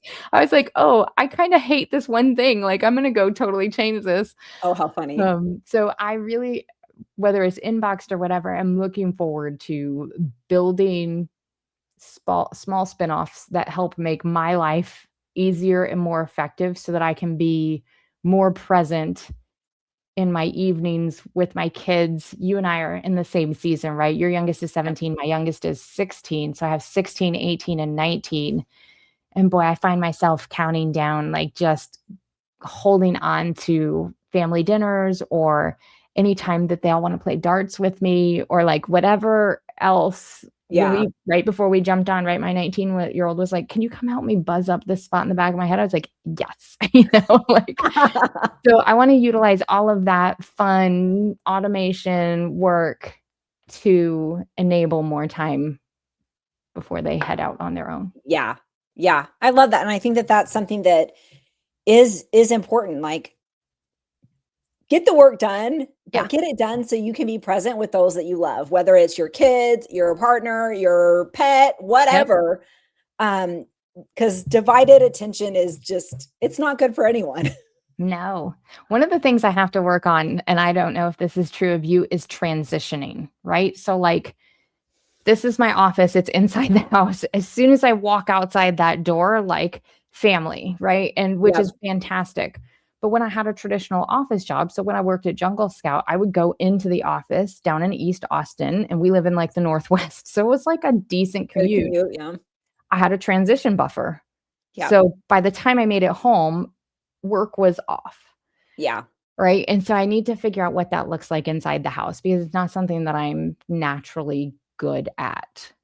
I think it definitely takes practice, because it's like the kids just finally went back to school yesterday. Yeah. And I was like, thank goodness. Thank goodness. Started like I love my kids, but I also want them to leave. Yes. But it is hard because you are having to switch to mom mode, to work mode. And if you're in a really good thought process, or you're in the middle of something and then somebody like asks you for something, it's like, I try not to be the witchy mother because you interrupted my thought process or what I was trying to do, because my ADD brain is like hyper focused and you're screwing with my hyper focus and all the things. It's tough. But I think it's something that if we can be aware of it, we can create some little rituals, even if it's like taking a deep breath when we walk outside of the door of our office, or what have you, or, hey, like when you do have older kids, you can say, look, it's working time. Like, don't bug me. But sometimes when you have little kids, like that's not really that's not possible. They're like, what? Like, yeah. So, but find something that works for you, because that is a legit struggle, and I think a lot of people don't realize that. Yeah. Especially if you've never, like for me, I haven't worked at a place of work since I was like teenager, young 20s. Yeah. And so I've had any work I've done, I've had to do while I had little kids running all the way around me, or whatever. And so it's definitely a battle for the transition, but worth working on it. So this has been so amazing, Liz. I love how your brain works. I love how your eyes just see opportunities everywhere and just like, okay, how can I automate this? How can I make this better? Because I think that, and then sharing it with other people, right? Absolutely. Sharing influencer fruit, and then sharing the tools that you're creating for moms and for women entrepreneurs and things like that are going to help others just be better and do better. Because let's face it, like the better we all do, the better this world will be. 100%. So let's be kind and let's lift each other and be awesome like Liz. Oh, thank you. And so thank you so much, Liz. We'll have all the stuff for Liz, link for Fluencer Fruit, link to her stuff down in the description below. And make sure you follow Fluencer Fruit over on her YouTube channel. And we'll see you on the next video.